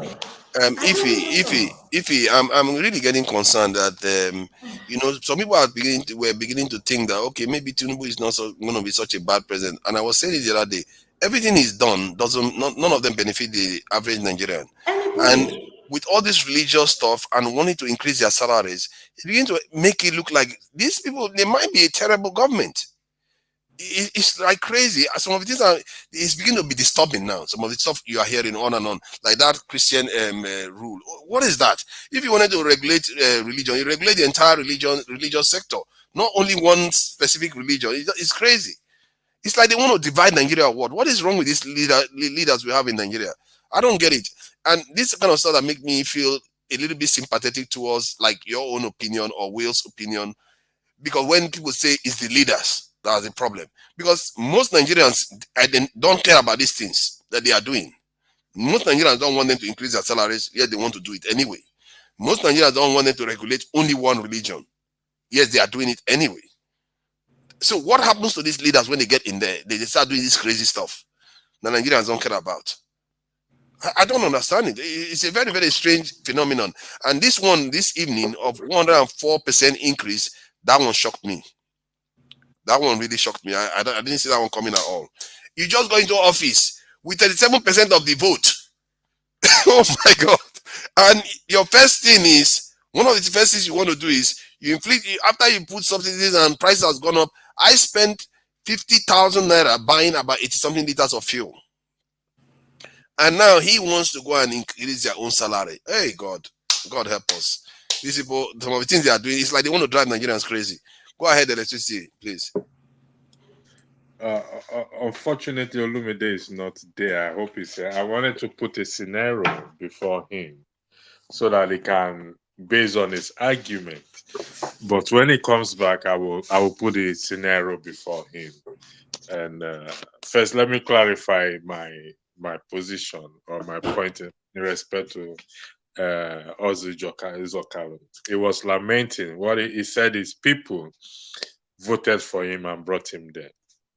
That's what he said. It's on record. So whether that is true or not, I don't know. But this is what I always want to disagree with, or I always disagree with. We present this helplessness situation. We are helpless. We can't do anything. And we just have to leave things the way they are and fold our hands and just keep lamenting and keep talking and keep blaming our leaders. I don't subscribe for that. Never has and never will be.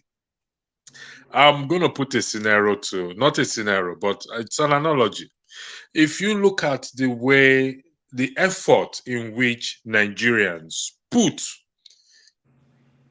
the risks that we take to so-called Japa out of the country, the amount of money that we spent on this, wanting to leave the country, that effort, if we channel this effort into section 68 and section 110 of the Constitution, do we not think that it will get us somewhere?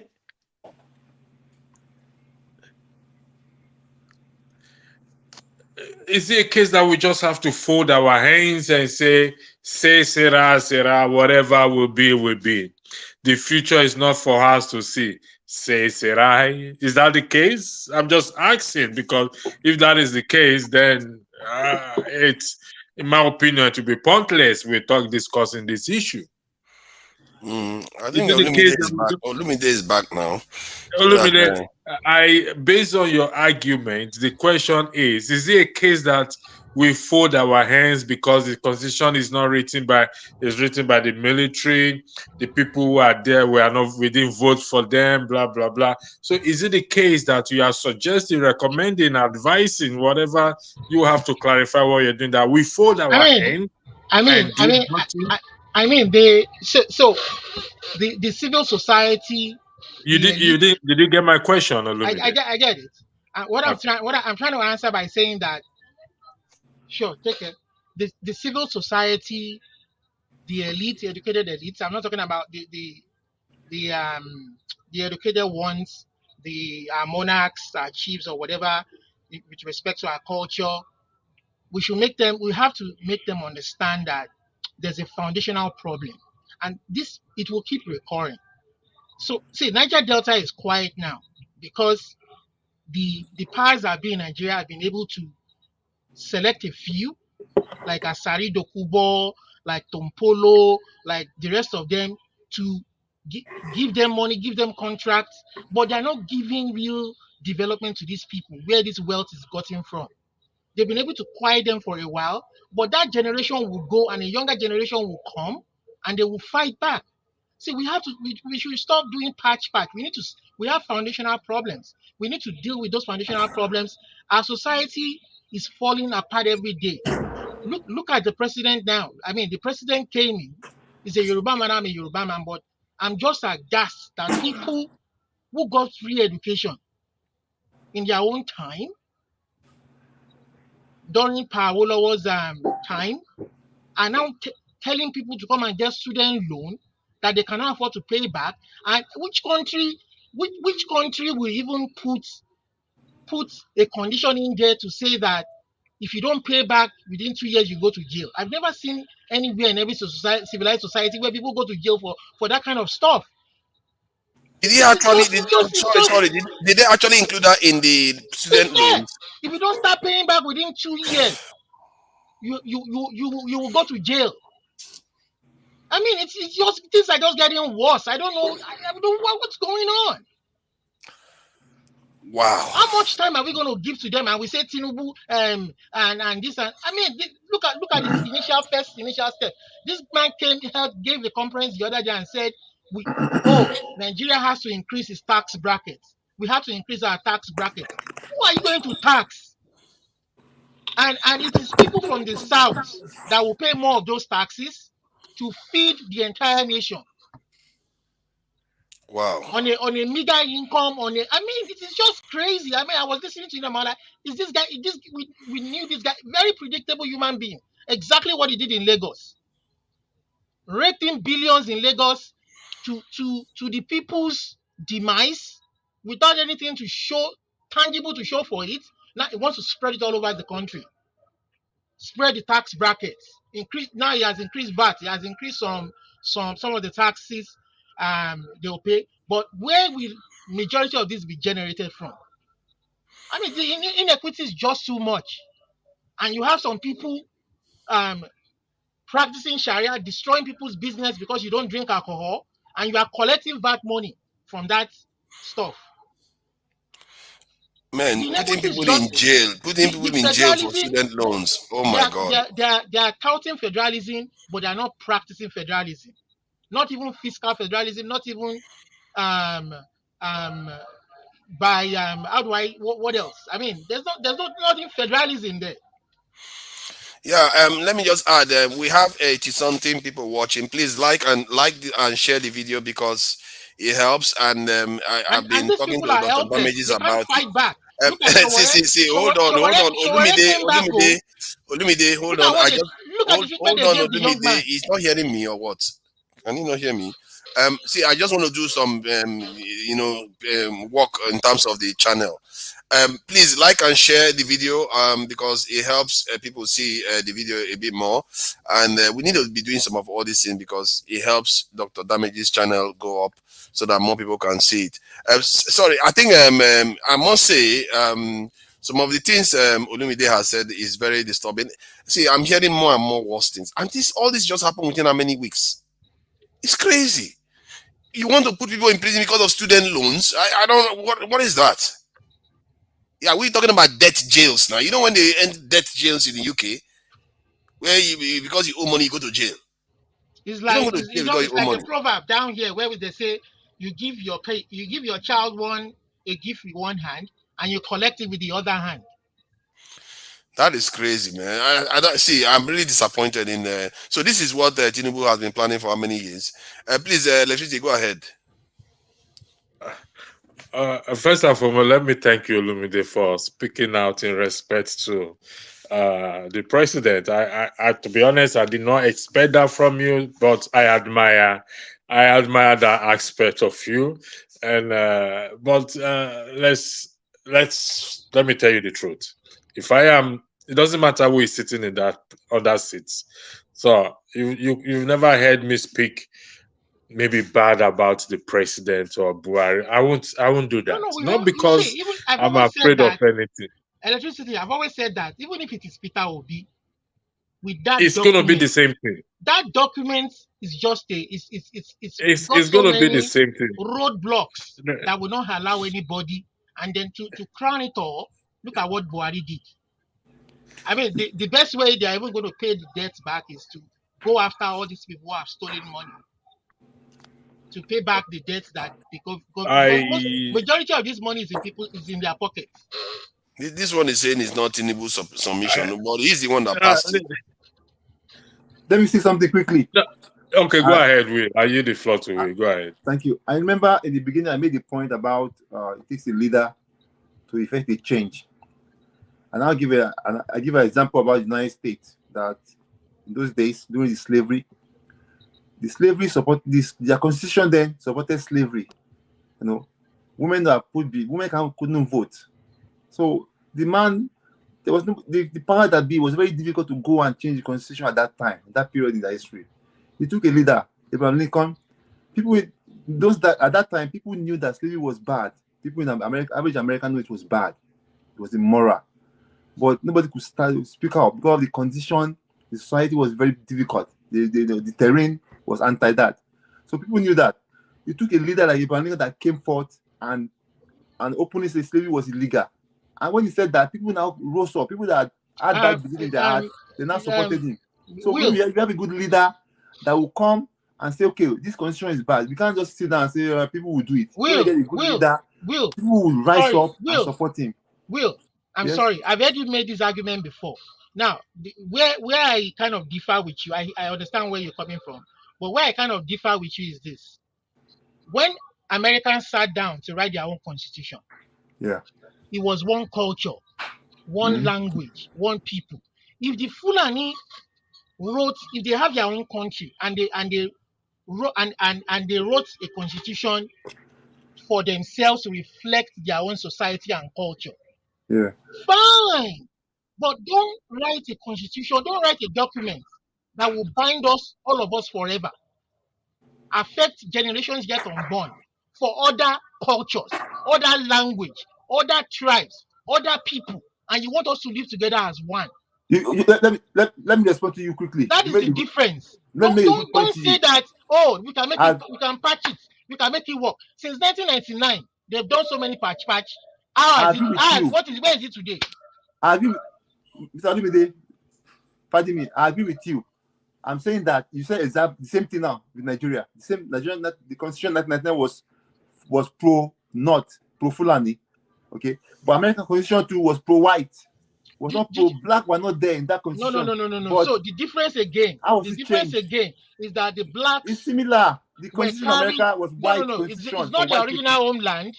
They are not indigenous to the land. But they came eventually. They were slaves, and they had to fight for their emancipation, which they eventually got. I mean, even the whites were reasonable enough to grant them emancipation and abolish slavery. But we've been calling since 1966, since they abolished the premier region. They've been restructuring, confab. We've been calling it all sorts of names, but they refuse. Why? How did they fight for that constitution? And they are insisting that we must follow the one that they gave to us. Why? Please, Lefty, go ahead. He wanted to say, he's going to say something. Yeah, Olumide, I think we're back to where we were earlier. Okay, let's hypothetically, we have the constitution before us. Hypothetically, we all have the constitution before us, and we now shred it because we don't want it. So, after shredding it, where do we go from there? Okay, so electricity. I like that question. You know why I like it? Because there are so many of the majority of the ethnic groups have said this document is our problem. It is not fair to the rest of us. It is not making life. It is. This document has been rigged against the rest of us, the Yorubas, the Igbos, the Middle Belt. Olumide, listen. No, just hold on. You see, I need you to cite one or two provisions in the Constitution to back your argument. That is why I wouldn't do that. The reason why I wouldn't do that is because I told you that 99 documents is a fraud. I will not cite anything from it. You won't say what is the problem is. No. Olumide, with due respect. Okay, what is the question again? I want you to back your argument. You said it's a fraud. It's a fraudulent document. Okay, the first sentence there is "we the people." When you say "we the people," so that's right. We the people do not agree on that constitution. Is that what you are suggesting? So now I said a select set of people, not we the people. Okay, Olumide, can you take a step back? Okay. We the people It's not supposed to be there. Now, not that it's not supposed to be there. We the people do not. So we've It's a shred lie. that constitution. It's been shred now. We've shred it. Okay. What is the next step now? So Hypothetically, we've so that shred it. that is why I'm saying that is a beautiful question. You understand? And the next step will be based on the fact that at this very moment in time, it is the most difficult time in our history, in the history of our nation. You understand? We don't want to break away. We don't want to fracture. We want to coexist as one because we believe that we tend to gain a lot being together than being apart. But at this time, again, every tribe, almost every tribe, except one particular tribe, has felt not being a part of that country. And we don't have to go to war. We are sensible people. We don't have to go to war. The Yorubas are ready to talk. The Igbos are ready to talk. The Middle Belt is ready to talk. The name every tribe is ready to talk, except the one tribe that is kicking against it. We know them. They are the ones who want to cling on to power. Everybody's ready to talk except go to war. This is the best time that any sensible leader, if Tinubu is in that wants to put himself in the history of this of the people of Nigeria to be remembered forever in the minds of and in the hearts of the people of Nigeria, this is the time to call everybody together to say, you know what, we have a problem and we want to solve this problem permanently. Let us come together and let us reason. We have people who are educated, professors, um, name it, scientists, people from outside the country, within the country. We can even, seek resources from external bodies, UN, wherever. I mean, sit down and talk and fashion a way out and to write a document. We can do this quietly, sit down on a round table like brothers and agree that okay, fine, this document they can run the 1999 in the interim while they fashion a new document, All right. All right. representative. Thank you very much. Understand? Olumide, thank you. I But that was expect. document No, needs to be let, permanently let that me document ask needs you to be one question permanently now. done away with Okay. because it didn't emanate from the people. Olumide, so after this constitution, everybody in the country will be happy. No, no, no, no. I'm not saying that. So You some people will understand? still be agitating Listen, the way you are listen, doing listen. now. I'm not saying that the constitution will bring So a why do 100% something? solution, Hold on. So but why you do need something that a you know document to when you build. finish it? Hold You on need now. Hold on. You've okay, been okay, okay. talking. Yeah, yeah, yeah, yeah. Why do something that you know when you finish it, you're still going to have the same problem again? Some people are still going to tell you that they are not happy with what you just signed up with.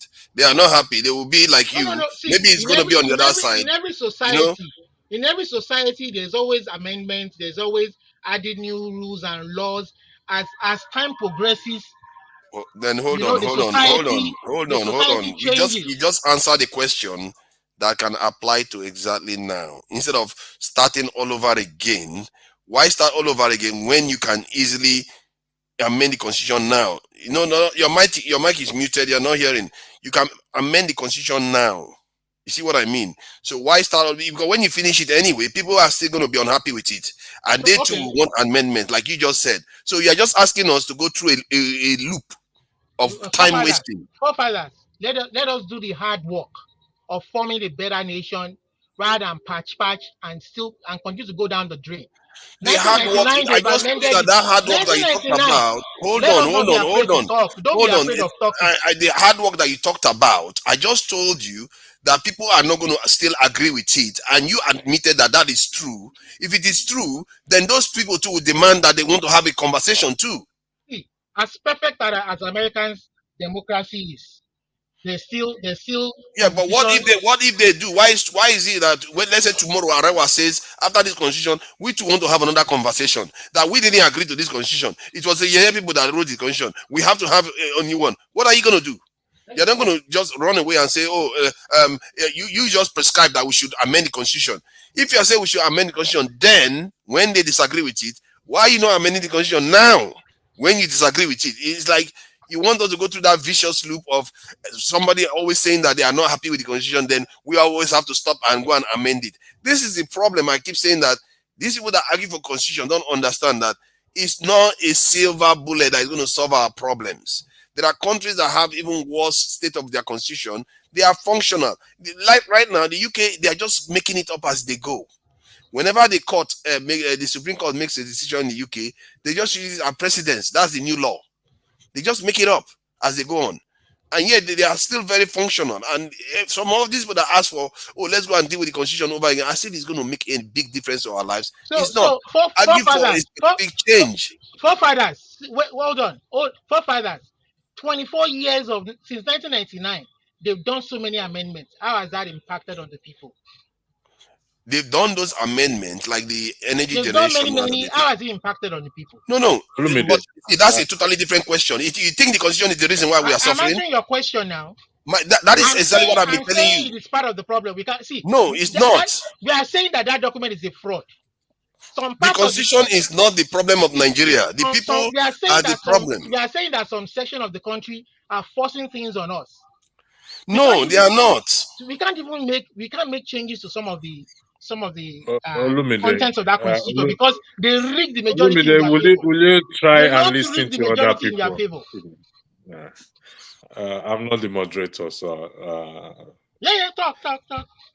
Olumide, I don't know. Will, do you have something to say before I say something? I mean, you've been there quietly. Please go ahead. To that, right now, if the constitution change, if it's possible, it's good. But my point is that how would the constitution prevent Tinubu, if it's true, this pay increase? How will it solve it? How will it fight corruption? So even if you have a good constitution, perfect one, will it be workable? Because people will still execute it. So I'm with the other people that constitution, even though you have a good one, but it will not be this problem. Like you said, it's not the silver bullet. It will not be the problem solver. You see, Will. You see, Olumide, can you just hold on? You are not the only one on the platform. Just one sentence before I will use the floor. One moment. So I wanted to say that, see, when the American people wrote their constitution back in the whatever century they wrote it, they were thinking not just of now. They were thinking of the future generation. They were thinking of creating prosperity. You understand? There's that part of that constitution that said in pursuit of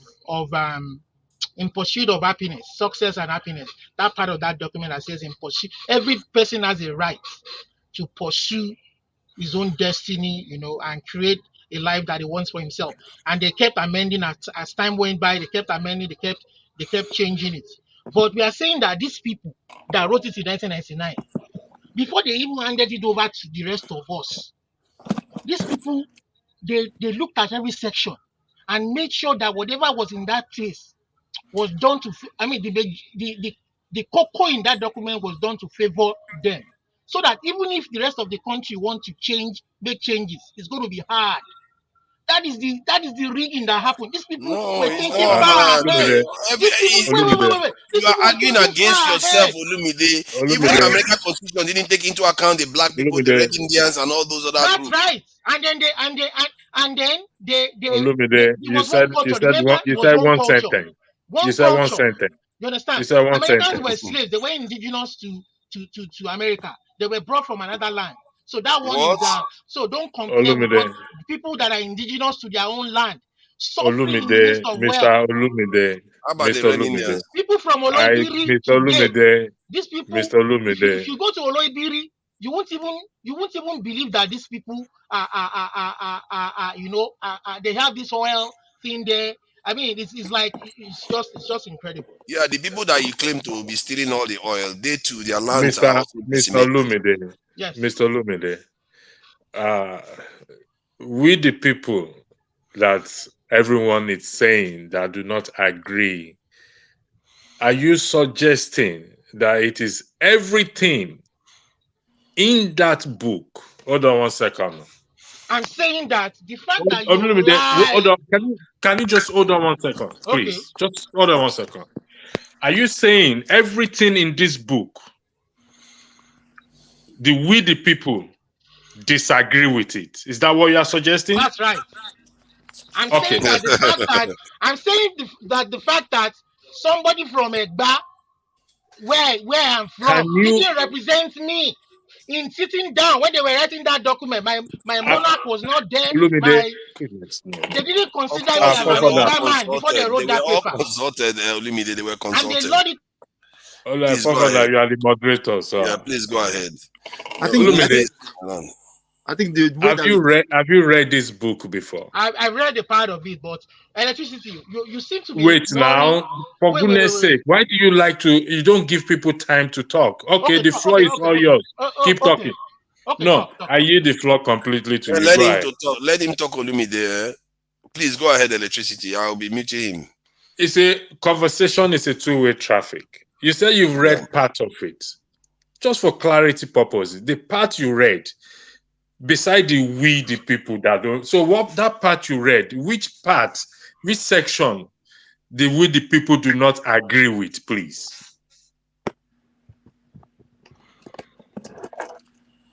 I'm telling you, electricity, that the fact that first word there says "we the people," I completely disagree.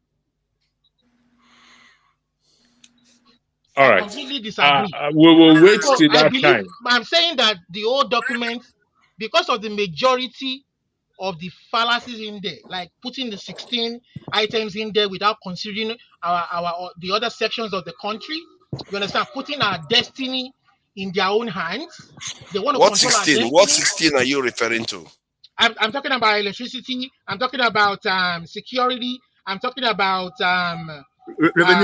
revenue there are sharing. a couple of them. It's in the hands of the federal But government, which was also and the guy was even Obasanjo thinking was the first the guy president the in guy this was even thinking dispensation. of putting waterways bill, adding water to it. Can you imagine? Olumide, Obasanjo was the first president to The guy operate that was thinking of constitution. adding waters to it to control our waters and the Hold local on, I need to government. say this. Olumide, on Obasanjo, that is from the southwest where you are from, was the first to exercise the power of those 16 and this thing list that you talked about. So That I'm is going to from the tell you. north. So forefathers, I'm going to tell you straight away. Obasanjo doesn't represent me as a Yoruba man. I don't look up to Obasanjo as a role model. I'm sorry. Does Tinubu represent you? He doesn't represent me as a Yoruba man. I don't even look up to him as a role model. The kind of people I look up to today, I look up to Awolowo as a role model. You understand? The former first premier of Awolowo the has Western passed. region. Which one that is alive in government that you look up to? Today, all of Awolowo's legacy in the Western region, these guys removed it. Obasanjo erased everything because of selfish reason. He wants to be known as a hero. He wants to be known as the one that saved Nigeria. Because of selfish reasons, he didn't even continue with any of Power's legacy. Today, where is his own legacy? The shit we are in today is part of the problem. See, you are against everybody. But I'm not against stop everybody. then stop saying that it's only from the north. Because in Who's your hero reality, then? It is Who's your their hero? Obasanjo is generation the that put us in southwest. this mess. Forefathers, it is their generation that put us in this mess. Yes, but when you say it's the north, then that's wrong. You should be saying that They are it's the the ones elite. who read the 1999 Constitution. Why are they afraid of talking? They are not the Olumide, ones. They are Nigerians wrote, afraid. and They the are entire afraid country that wrote it. they are afraid. See, we have there are documents even in the UK archives Mr. that has Olumide, perpetuated it in their head that if you ever allowed the South from your grip, you won't have resources to manage yourselves. Yeah, That but is why 1999 constitution. So stop going it is back to part of 1999 that is constitution. why I said when you make a document, you make a constitution, you think of the present generation and the future generation. That is what Mhm. they have done. But you Of guys course, they are are thinking of here, that now. They're stupid. What and do you you want guys them to are do? here saying, "Oh, let's change it. Let's change it." Olumide, okay, let me ask you now. Have you bothered to check the list of people that wrote that constitution? They were not oligarchs. They were not Have you? So you think they were all northerners that wrote the? they were all northerners. And let me tell That you, let me the tell way you, you said it just shows that clearly you they are were wrong. northerners. See, It's very very they wrong. were even if there are there's any southerner there or any these are people who were paid and bribed. Oh no, they played and bribe there. They didn't Okay, have their people's intention at heart. okay. So Otherwise, the north is living large if right you have now. your people's intention at heart, Mr. how can Olumide, they hand you over a document that will tie the future of your people down forever Mr. and not Olumide, I agree allow with them to you. progress and Mr. then you Olumide, accept it. I And agree they with tell you. you, don't worry, we will amend it, we will change it. Later on, we'll amend it. I agree And with you, nothing Mr. has happened in Olumide. 24 years, and the I country agree has with you, gotten Mr. worse. Olumide. I agree with No you. electricity today. I All agree the with factories you. have closed. They've gone to Ghana. All the industrial estate Bapa did in the 60s, all of them have packed up. It is churches you find here now. Mr. Olumide, What kind of country is that? that that man you mentioned, Baba Awolowo, people that follow him, Baba Adebanjo, they are still alive today. Yeah. They are not, when you interview them about the Nigerian problem, they say constitution is part of the problem. It's not the main problem. The way you are pushing it, I think It that's is the only part of thing. the problem, It's but not the main problem. he has to start there. He has to start there. When America was formed, it was the constitution that guided them. Yeah. UK today is guided by laws and ordinances. I think the way we could do UK is guided by laws and ordinances, and they make those laws and ordinances as time progresses. They don't have a constitution like America, but UK is one culture, is one people. How can one culture write a law for the rest of the other country? What I'm saying is that is full of when the UK came to colonize us, we were different countries. Igbo was doing their kingdom, Yoruba was doing their kingdom, Hausa was doing their kingdom, Fulani was doing their kingdom, and there's some people in this day and age say they want to conquer the rest of the country. Where do they do that in 21st century? You want to conquer the rest of the country. But they're not conquering anything. And they are using the constitution to achieve their aim. May I quickly say something, please? Mr. Forefathers. Yeah, go ahead. Can you kick me out from this? And bring the other one on. Okay. Yeah.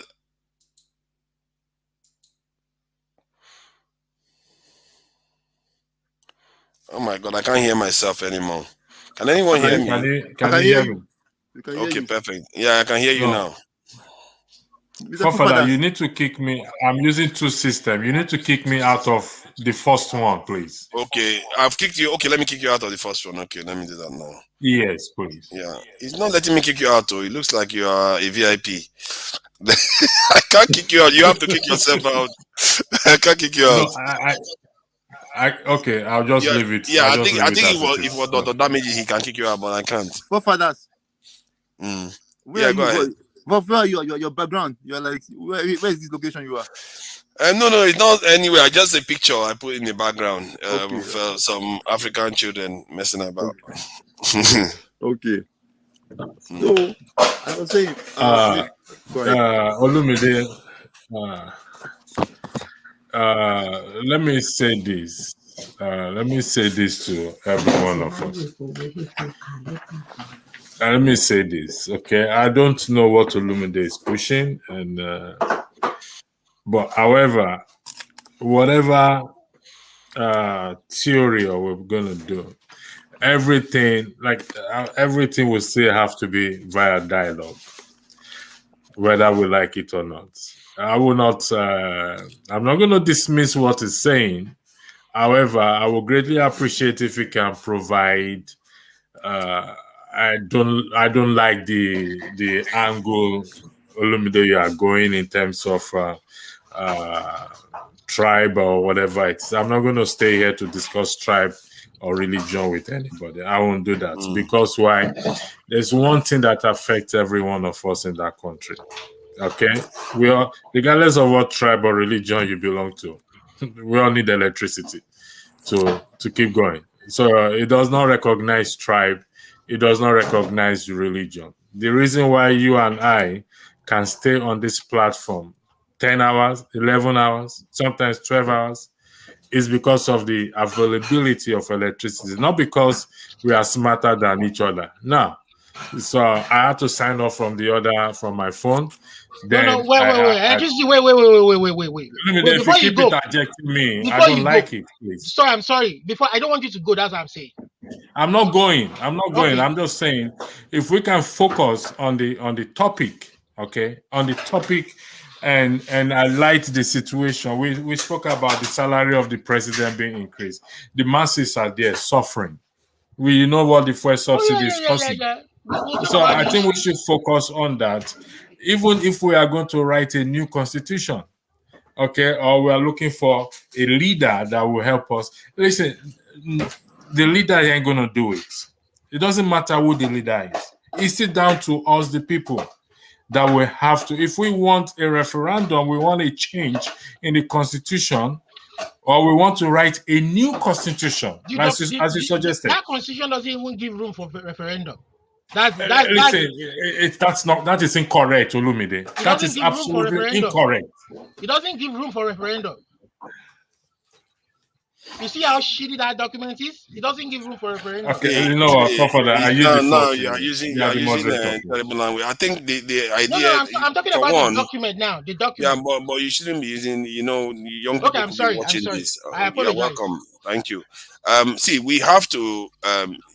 For me, I think electricity has actually considered that yes, there is room for discussion and all that stuff, but I feel that there is this idea that people use constitution to block any other progress in No, the no, no, no, country. no, no. They say, oh, because of constitution, nothing, no confusion, no, we I shouldn't agree worry with you about our guys. I agree security. with you guys that even with that document, as imperfect as it is, some Mm, people are still flouting that document.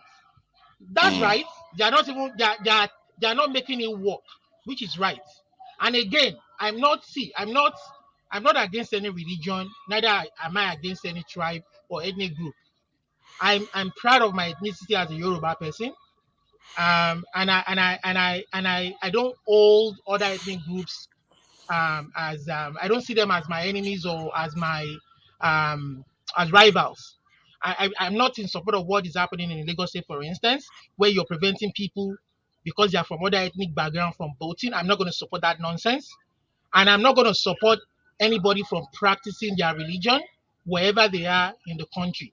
But what I'm saying is that these people who made this constitution did it in such a way that when the time comes for us to talk as brothers on a round table, that is when they push that religion thing. That is when they push that ethnic sentiments. You understand? If you people didn't want religious sentiments, why did you do Sharia in your 8 states? And you tell me not to talk about it. If I feel my Yoruba people are being cheated, I will talk. I will talk. You okay, understand? But I think I'm not okay. going to make life difficult. Can we let Ify add to the list? I think Ify wanted to say something. No, I don't really want to say anything, but Olumide, if you don't mind, stop interrupting people when they're talking. It I'm just sorry. makes I'm it, sorry. I'm sorry. yeah, it makes the Mm, whole thing. I know sometimes we get emotional. I do get emotional, trust me. Oh, yeah, I do get emotional. But sometimes when I go back to watch, me interrupting somebody like mm, electricity all the time, I fight with him. I feel so ashamed. I have to come back to him and apologize. So I'm being so cautious about that. That's why I mute myself completely, when somebody mm. is talking. All right. Well said. See, like you said, you hold some good views about not discriminating against people in different regions of the country, and which is a good thing. But it brings us back to the original question: what will it take for you to put Nigeria first? Because you have to understand that if Nigeria does well, Southwest will do very well too out of it. So Olumide, what will Nigeria do for you to say, you know what, Nigeria first, and everything I do, I'll put Nigeria first because I know it's also good for my people.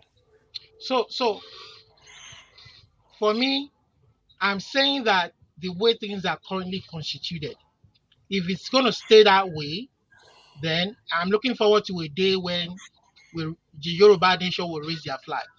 If things continue this way, I'm desperately looking forward to the day when we will raise our flag. But if we want to stay together, which I think is the desire of most Nigerians, we want to stay together as one people and use our diversity to make progress and create wealth for the nation. We have to come together and fashion as brothers and create a document that we can all respect, that will respect everybody's religion, that would respect everybody's culture, that will respect everybody's view. We have to create a country that is free for all, and I will give everybody an opportunity to be what they want to be, regardless of your ethnic background, whether you are minority or whether you are majority. I live in a country Okay. like Canada, for instance. So I'm sorry, just one more. I live in a country like Canada, for instance. Do you know that even as a Canadian citizen, when people ask you, oh, where are you from? And I say, some white guy will come in and ask me, where are you from? And I will tell him, oh, I'm Canadian. He said, no, no, no, no, I'm not saying that. Where are you originally from? You understand? He wants to know my ethnic background, my diversity. Why should we be afraid of telling each other who we are and sharing that culture, sharing that diversity, sharing that language? You understand? It doesn't mean we are not one country. It doesn't mean we are not one Nigeria that they really want to create if they really intend to do it. You understand? But we still want to respect that part of that culture. If the particular part of the country wants to do Sharia, for instance, and we all know that that Sharia is going to be subservient to the constitution of the country and not supersede the constitution of the country. And then when we go there, we know how to comport ourselves. We know how to dress, to say, okay, that is their culture, that is their way of life, that's what they want for themselves. But if I come to the South and all I want to do is wear spaghetti dressings and look, you know, that's fine. I mean, let's respect that. But don't Okay, say because don't say because somebody has a Olumide, divergent view, then you stone that person dead. Olumide, Take laws what into your you hand and stone her can dead. I Why? can I say something, Olumide? I Yes. think from what you've said, most of those things are already in place right now. There are little areas where you have a bit of a problem here and there, like you just described about the Forefathers, lady that was. I'm telling you, Can see, I some of can these I finish? I think if you just said about interrupting, see, you sorry, I'm just sorry. used an example of the girl that was stoned, and those are areas, the rough areas, and you even went on to submit that other areas can have their own sharia as long Can as I can I give you an example where gone. those two Let example me, where those two I'm laws trying to conflict? summarize what you said. Let me. You will have your chance. So I'm Okay. trying to summarize what you said.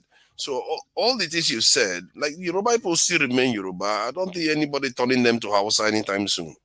Igbo people is going to remain Igbo. I don't see if he decided to wear buka and No, no, I just want to give you uh, an you know example. You see, I want to give you an getting ready to example of be. where Hold on where now. where the You will laws. stop. I'm sorry. Can I you want to stop give you an example of interrupting where the laws now? conflict. Oh, you will get your chance. Let me finish what I'm saying. So I'm just trying to paint the picture that all the things you said are already on the ground now, and you are asking that you are saying that those things need to be put in place. Something that is already there. You will always have exceptions where, like that lady got stoned.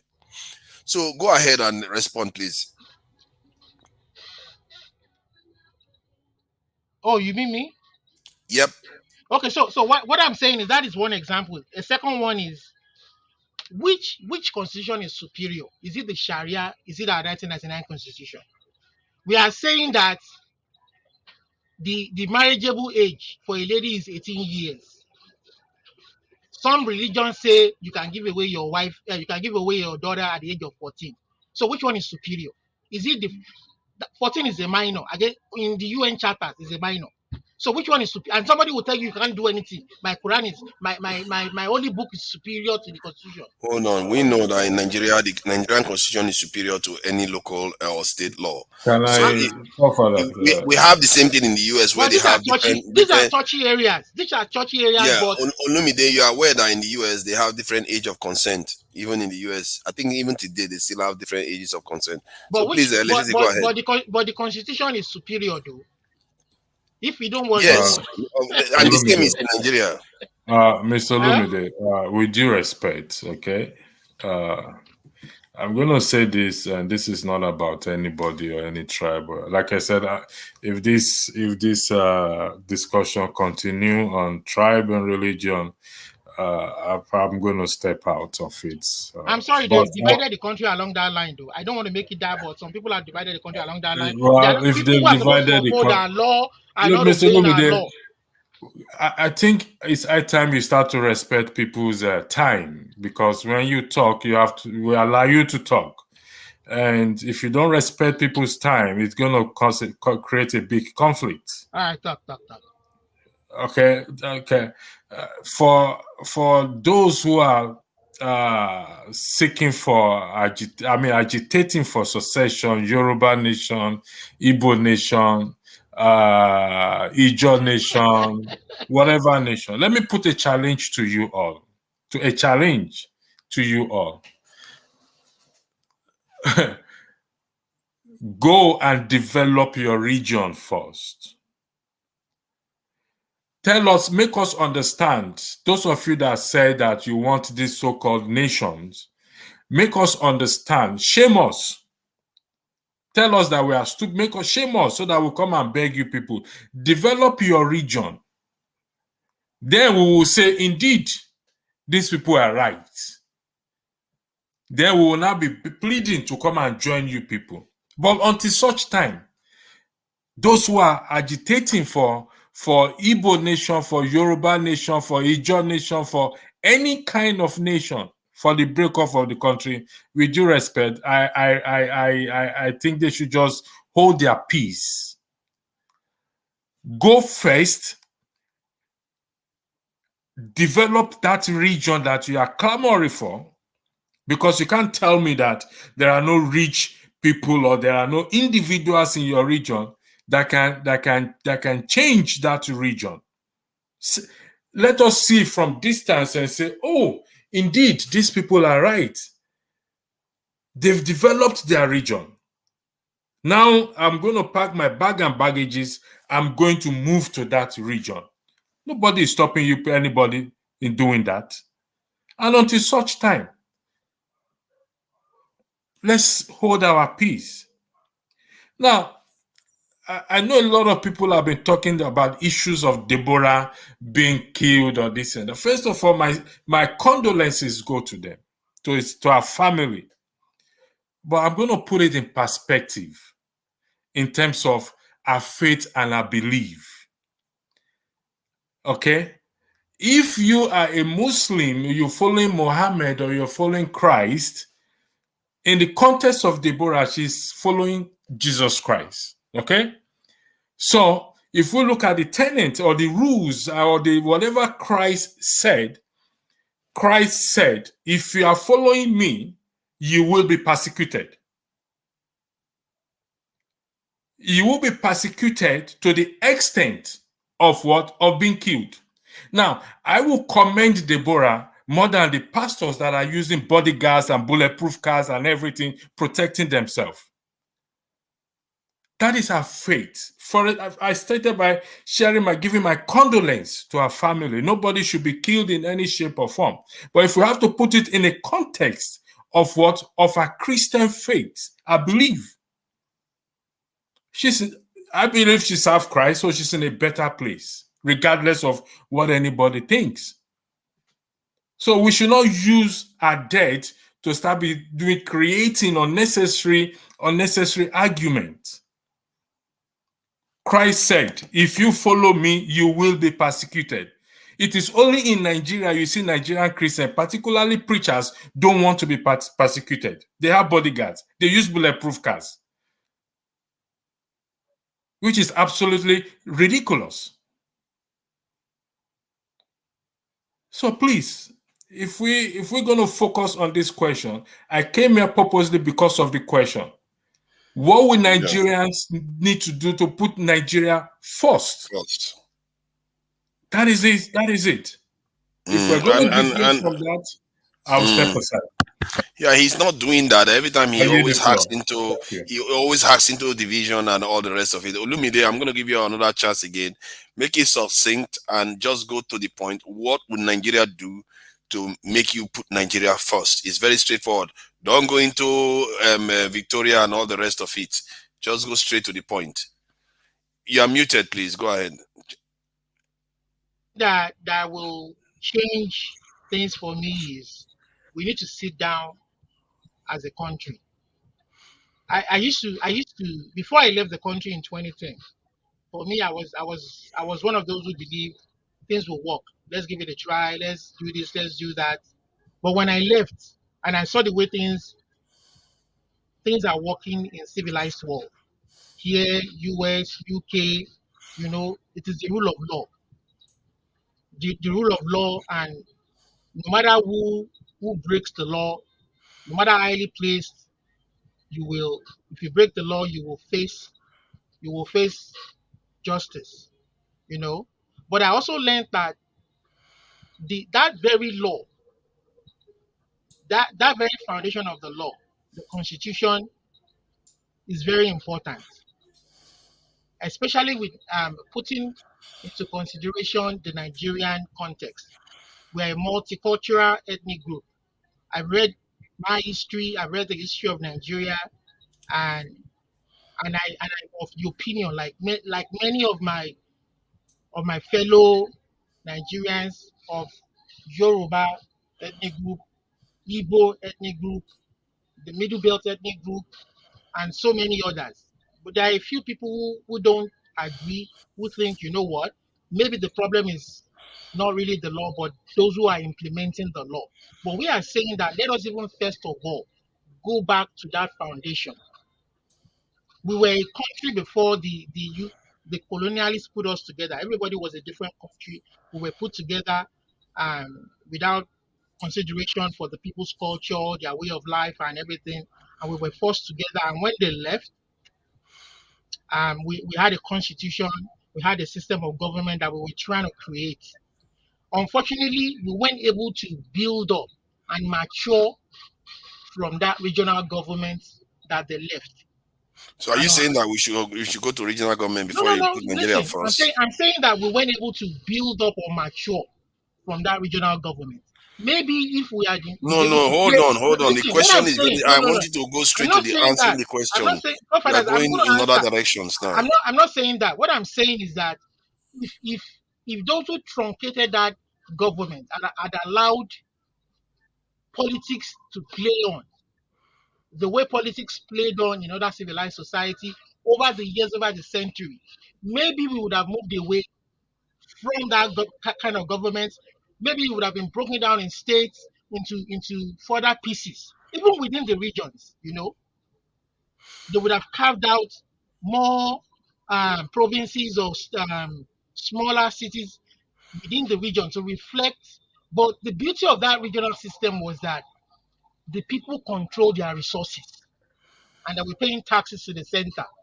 But the moment the military truncated the whole system and suspended it and gave us that unitary system, you understand? We've never been the same. But the question still remains. Okay, Things you have did gotten say that worse. you said that we should have a constitutional conference. Sorry? That's one of I said you said one of the points you made was that we should have a constitutional conference Yes, before I think we should you sit down consider and debate putting Nigeria and first. fashion a new document that is Okay. agreeable, not the So one is quoted. that the only thing you require to put Nigeria first? No, that's not the only thing. I mean, it's going to be a lot of work because But that's why our I'm trying to get you to answer now. so What so is the so so so number two thing that you I'm want? saying that is the starting point, and then the rest can begin to fall into place. Okay, so if they give you that one, you will start considering putting Nigeria first. If they give me that document that gives us that feeling of equity, that feeling of not being cheated, that feeling of being in control of our destiny, then I know that we want to be one country. And then you can move from there to putting Nigeria first. No, no, no. But Nigeria. I'm putting forefathers, Nigeria first by stating what I'm saying. It is Okay, those of us good, who are good. So stating you this that so is putting the to country so first. to you, you have already put Nigeria first. That's right. People who don't want to do that are the people putting their pocket first. Okay, Because okay. this current constitution favors their pocket. So they don't want change. Mm, okay, I think maybe I get where you're coming from. You are saying you have already put Nigeria first, Yes, this is while others are not. putting everybody first, not just me. Putting Mm. other minorities. There are 300 ethnic groups in Nigeria. I'm not just So talking if about they ask you Yoruba, now to choose Hausa, and between, Fulani or hold on, Igbo. did you say that you are in Canada? If you ask to choose between Nigeria and Canada, which one would you put first? Sorry. If they ask you to choose between Nigeria and Canada, which one would you put first? does he have a choice? Currently, Yeah, if he has see. a choice. Let me tell you the truth, forefathers. My Nigerian passport is expired. The way the country is right now, I'm not renewing it. I have my Canadian passport. I don't consider myself a Nigerian. I'm waiting for my Yoruba passport to come out and to be mailed to me. Like I told you, I'm waiting for my Yoruba flag. I'm You telling you. see, okay, then but a moment ago you said you put Nigeria first, but you didn't. If because I don't see that sincerity in the country wanting to change. For But instance, then, when they held this election, they rigged it massively, not allowing the true winner to emerge. Yeah, but then that's not putting Nigeria first. You are already putting Canada No, I know first. I know people who put Nigeria first, and I know where they are today. Showore is put Nigeria first every day.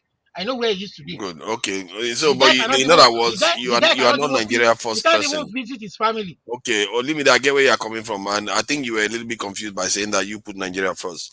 Maska, welcome. To the this in the conversation. So, I'm sure you've listened to some of the stuff we've said. No, The no, no. I just joined, I think, like 5 minutes ago. So I Okay, only I listened see. to Olimide. Mm. Okay, so And when I was listening to Olimide, I'm actually surprised that you are asking Olimide the question you asked him. I'm not a regular on this program, but for the few times I've been, I have clarity in terms of people like Olimide where they belong. So to ask him that question, actually, I think it was very pretentious of you, forefathers. You obviously know where Olimide will pander to. But anyway, but I have to ask now. no. The viewers don't know that, so I have Mm-mm. to ask so that they can get an idea of where he is actually. Because it's not fair for me to just say, okay, I know where he is, and just prejudice his own. Because there are some things he said I don't, you wouldn't expect from Masker, him. Like, masker, masker. Yes, If Olimide. I see sincerity on the part of Nigeria today, I will change this headline. All for Yoruba nation, sovereign nation two, all for Nigeria, all for one Nigeria. You understand? All for one. I will mm, change it. But there's no Okay. sincerity on the part You of see, Nigeria. and I like your sincerity.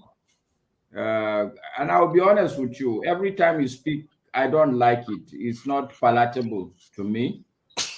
But Okay, where are you from, I Master? also, Which part of the country are you from? what is that? I'm not gonna tell you so that you begin to prejudice what I say. Why will I Okay, do that? from the way you I'm, speak, I'm from I can Nigeria. from the way you from your accent, I can tell where you're from. But that's fine. That's not true. I can tell where you're from. From your accent, but that's fine. I'm not gonna try and guess. See, you won't tell me. Okay, fine. It's okay. You can guess, but what I can also tell you is that I'm sure if you are enlightened enough, you will know that what you are saying is you are not going to guess. You are going to assume based on mm, an accent. yeah, in a way, it's gonna be because you don't know whether he just grew up in the north and Exactly. So is from Ijebu. Yeah, anyways, all I right. can also say I Let's. can also say that you are biased. So you're biased. What have I said? What have I said, Olumide? Have I said anything? Well, you haven't said much, but I know where you're leaning to, though. But Master, He's in a way he was already saying I'm the pretentious one and you are saying so this so against you. Master, do you like the way the country is right now?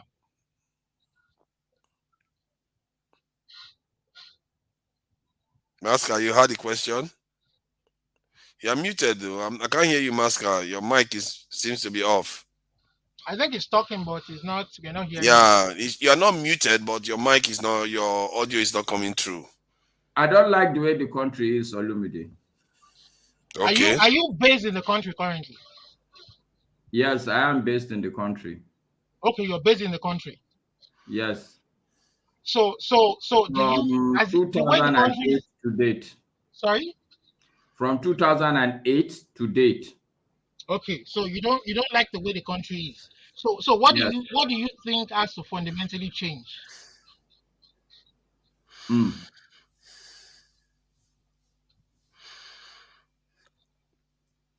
We can't hear you. Your audio is gone again. It's like when your video comes on, then your audio goes. At first, it was performing just fine. It's gone again. Uh huh. Try to say something now. Nope, not no audio is coming through still. You may want to go out and sign back in again, so that might help it stabilize when you come in. Okay. Oh, I can hear you now again. All right. I think there's a fundamental problem. I'll try and see. I'm sure maybe the camera, there's something. But can you hear me now? Yes, I Yes. can hear you now. All right. So, Olimide, if I'm going to be honest with you, I used to think that I know the problem. But as we speak today, sincerely speaking, I honestly don't know one thing that I can go and change. But one thing I can tell you is that I sincerely believe that the country, it's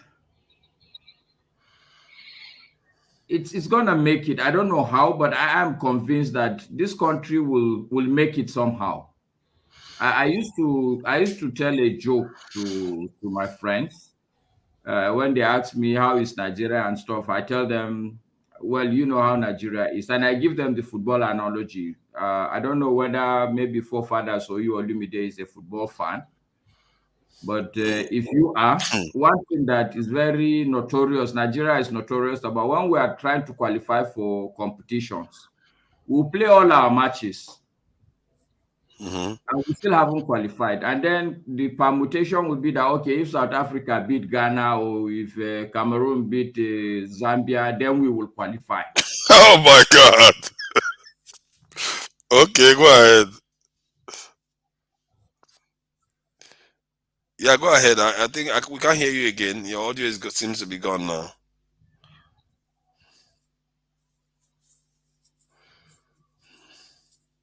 Yeah, I think the audio.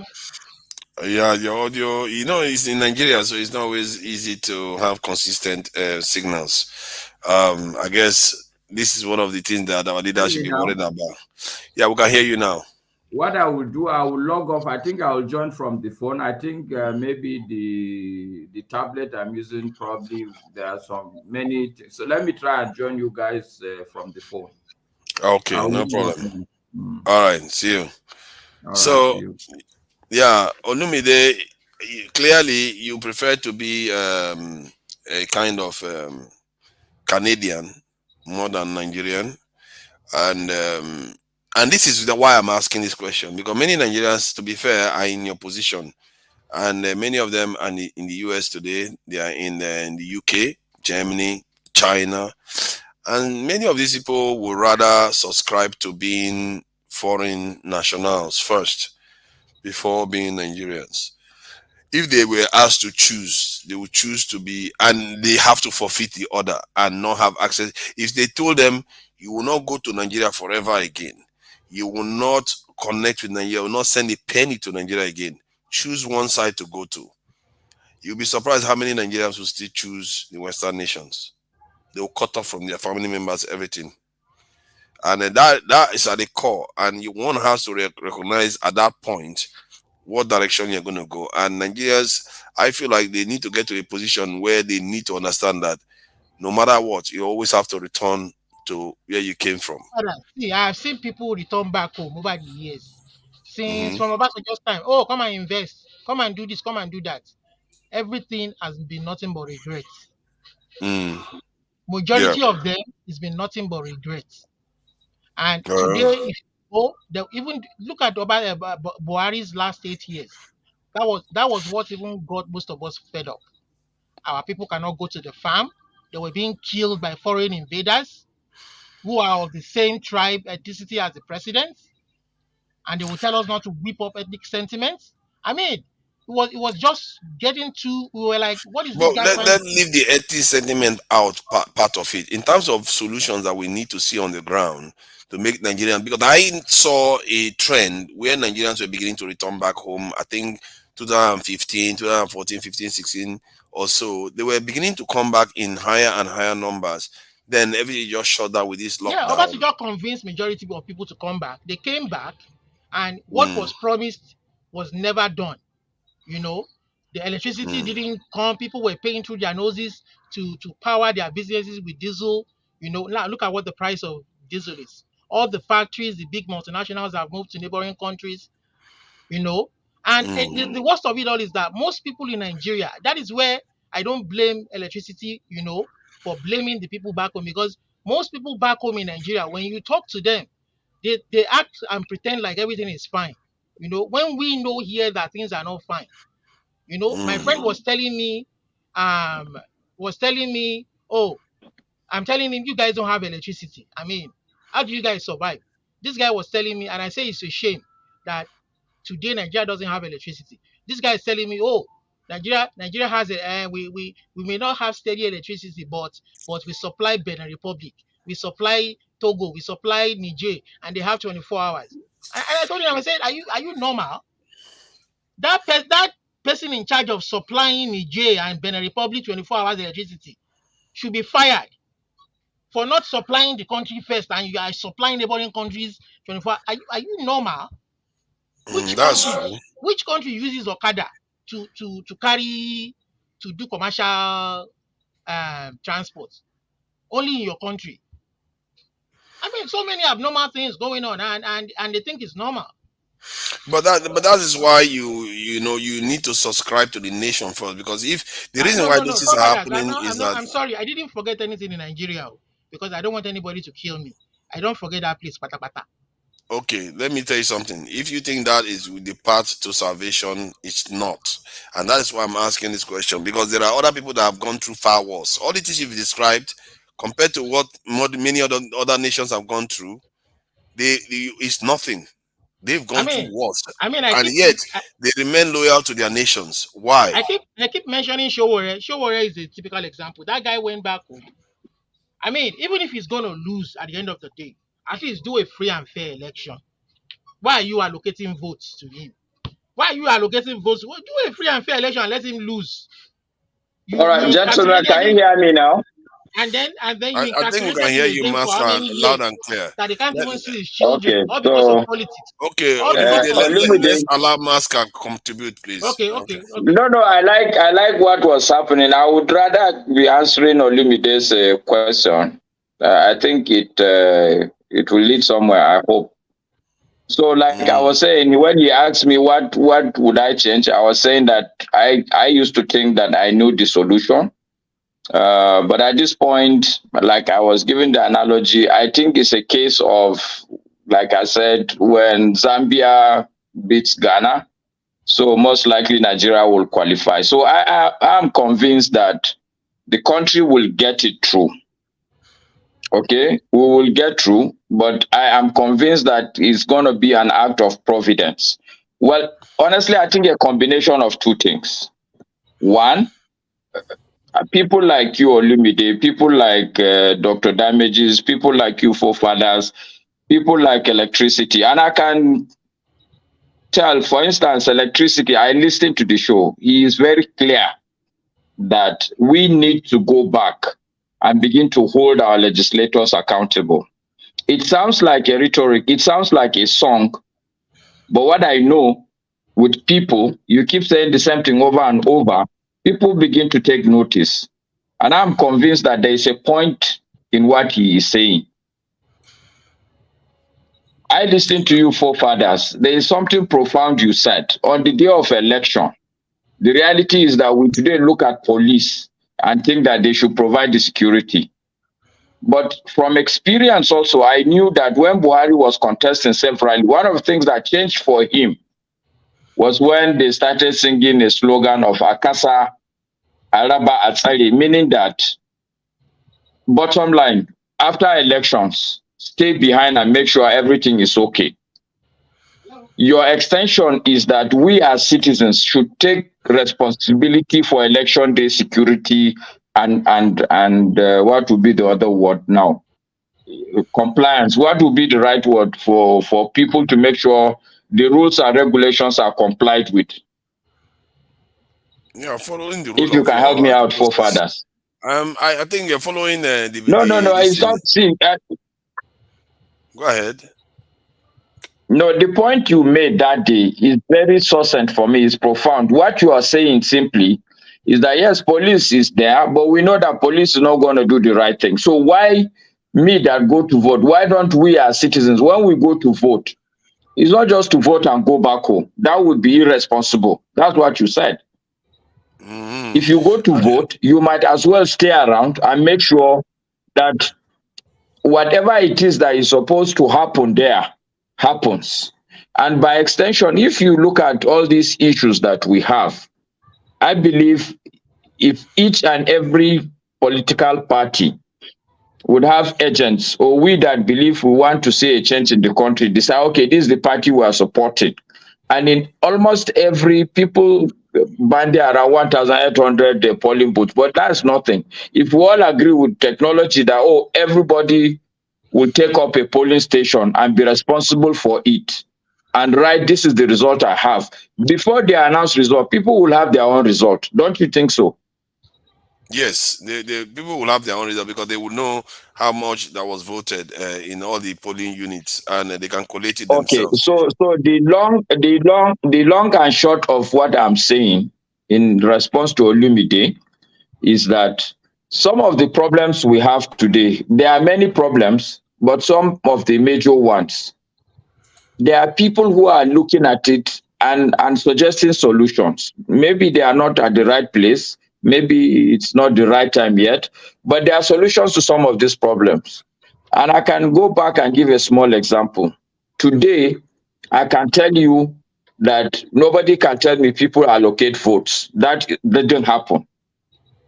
Okay, even if they Mm, allocate votes, there is a new constraint now. You cannot allocate beyond a certain amount of votes because yeah. there's technology that they use to make sure that the number of people who registered in a polling station is finite, is verifiable. So I'm saying with all The, this development, Masca, the issue with that is that they are able to reduce the other person's vote and bring the other person. They can reverse the Master, number. That's what they did in. master, Hold on now, master. no, I Olumide, see, hold I on. hear you. So they were able to I the agree Rivers with you, State. Paul That's Father. what they No, did you're in Rivers right. State. Mm, I yeah. agree with you totally, but okay. So maybe let me explain my position very clearly. Okay, Mm, in 2000 and I think when was it? I think either 3 or 7. I was in Kano. I'm actually from Kano. I was in Kano. mm. I know of a scenario where somebody just wrote a figure on a piece of paper and announced it. This was what used to happen in Nigeria because you can decide any number and say this is the number of votes for PDP, this is the number of votes for APC. I'm saying that today we are making progress because we've reached a point where if you announce a number across all the political parties, it looks like a small responsibility, but you have to drive it to a figure. What is that figure? The number of people that vote across all polling booths, that number has to be calculated across the country, and it's a verifiable number. So if, for instance, let's do simple arithmetic. Let's say somebody announced that PDP won 10,000 votes, APC won 15,000 votes. Let's say there are only two parties, okay? And you go and verify that the total number of people who were accredited for that election across the country were only 13,000. You know that in itself is a big problem. I'm saying that today, before anybody goes to announce 10,000 and 15,000, he will have to first find out what was the total number of voters that were actually accredited, and that number must jive for you to have credibility.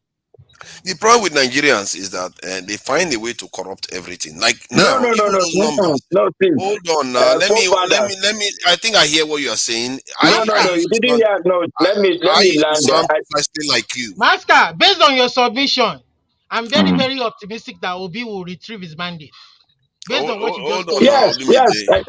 No, I totally no. See, and this is the point I want to make to forefathers. Okay. Okay, what Mm, I know is that when you make a scenario very complicated, not complicated, I think when you make it a little bit difficult, it's like all these things that we talk about that in America, if you commit a crime, you are going to be held accountable. Do you know why? yeah. Because you will make some mistakes and they will trace based on that small mistake you make. They will say they have found a lead and then they begin to trace and nab you finally. This is the truth. This is the bottom line. If Mm. Nigerians were doing things in a banana republic before, now there are small, small things that are coming into place. That if you go and do something now, especially based on election, there are ways and means now that we're already creating checks and balances. And I'm saying that what Olimide say is a fact because I can go and verify the total number of what do you call it now? People that were actually eligible to vote. If you go and give a number that is wrong, then clearly, from a mathematical perspective, you have flawed the election in itself. But I'm saying that beyond that, it's not just that, okay, uh, we will stop here and say, okay, things are going to be good for. I'm saying that tomorrow, based on that your suggestion, there are going to be beavers. People will come for accreditation. Somebody will accredit them. We all should stay and write down the number of votes that each and every party have. With all the technology we are talking about, we should all have it. My point is that I will not be surprised if, for instance, we all here on this platform decide that the next election that will happen, we will start contributing money. We will set up a separate parallel collection center. We will try and make sure that in every single polling booth, there is somebody that will be paid maybe 10,000, 20,000, or somebody who would decide to be a volunteer.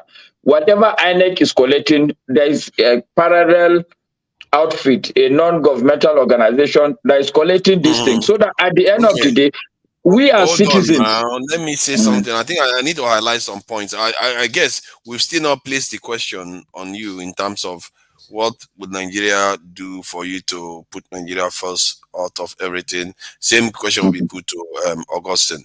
However, regarding the points you raised, I used to think exactly like that until I found what Nigerians are capable of doing on election day.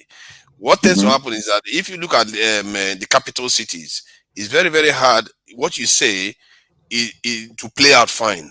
But in the remote areas, those people that you are saying are to do the checks, the governors with immunity to prosecution have so much power that if those people show up there, they will threaten them, they will threaten their lives, and they will corrupt them one way or the other. And that's what they did in Rivers State. They completely mangled the result in the LGAs, other LGAs, and you came out with the wrong person as the winner. And I'm sure similar things happen in other areas. So Did you see what happened in Lagos State, where they chased away people from exactly voting? that's what I mean. It might be true in many areas, but you have to also consider the power of governors to actually stop people from carrying out that process. They will completely mangle the process. Then Okay, everybody I will be hear coming you, out with their own numbers. forefathers. I hear you loud and clear. But let's be clear on the type of discussions we're having. If we all have the solution to make Nigeria great, I can put it to you that I have the courage to have put in this thing to make Nigeria great today. We are having this discussion because there's no solution. We are just having discussions. We are putting solutions. We are, let's I'm call it, hoping that it's going to lead no, to let's call solution. a spade. Let's call a spade a spade. What we are doing now is called brainstorming. Okay, Okay, that's a we good are just thing. brainstorming. It's not. There's no right answer. There's no wrong answer. But let's try and put things on the table. I agree with you. In fact, my problem with Nigerian election is not even the election itself, because before this election, even during this election, I can tell you, I'm not a big fan of Peter Obi, sincerely speaking. So I can tell you that in Nigeria, the real problem I have is that at the end of the day, the nomination process always throw up a choice of the devil and the deep blue sea for people like me. Okay, because if you present, say, a Buhari and a Jonathan Goodluck to me, I'm not, you are not inviting me. It's not a pull factor, it's actually just a push factor. And this has consistently been the story. So I'm saying that even the nomination process, the people that come out to be presented for election itself is a massive problem for me. And it is the governors that are the root cause of this problem, because in their states, they determine who is a delegate for the party. They put these delegates in a room and give them instruction. Yeah. Okay, so I am also clear that there are bigger problems, there are lots of problems, but I'm saying that my philosophy in my life, and it has worked for me, you can have 30 problems. Take the first big one, begin to deal with it. Take 10% of it today and take the other problem. Take your problems one after the other. And I think Nigeria, truly speaking, is taking its problems one after the other. I may not be a big fan of Buhari or Peter Obi, but these were far better candidates. Whether they delivered or they did not deliver is another story. Nobody can tell me that Buhari was a corrupt person before he was elected. He was not. Nigeria decided to elect somebody who was not corrupt.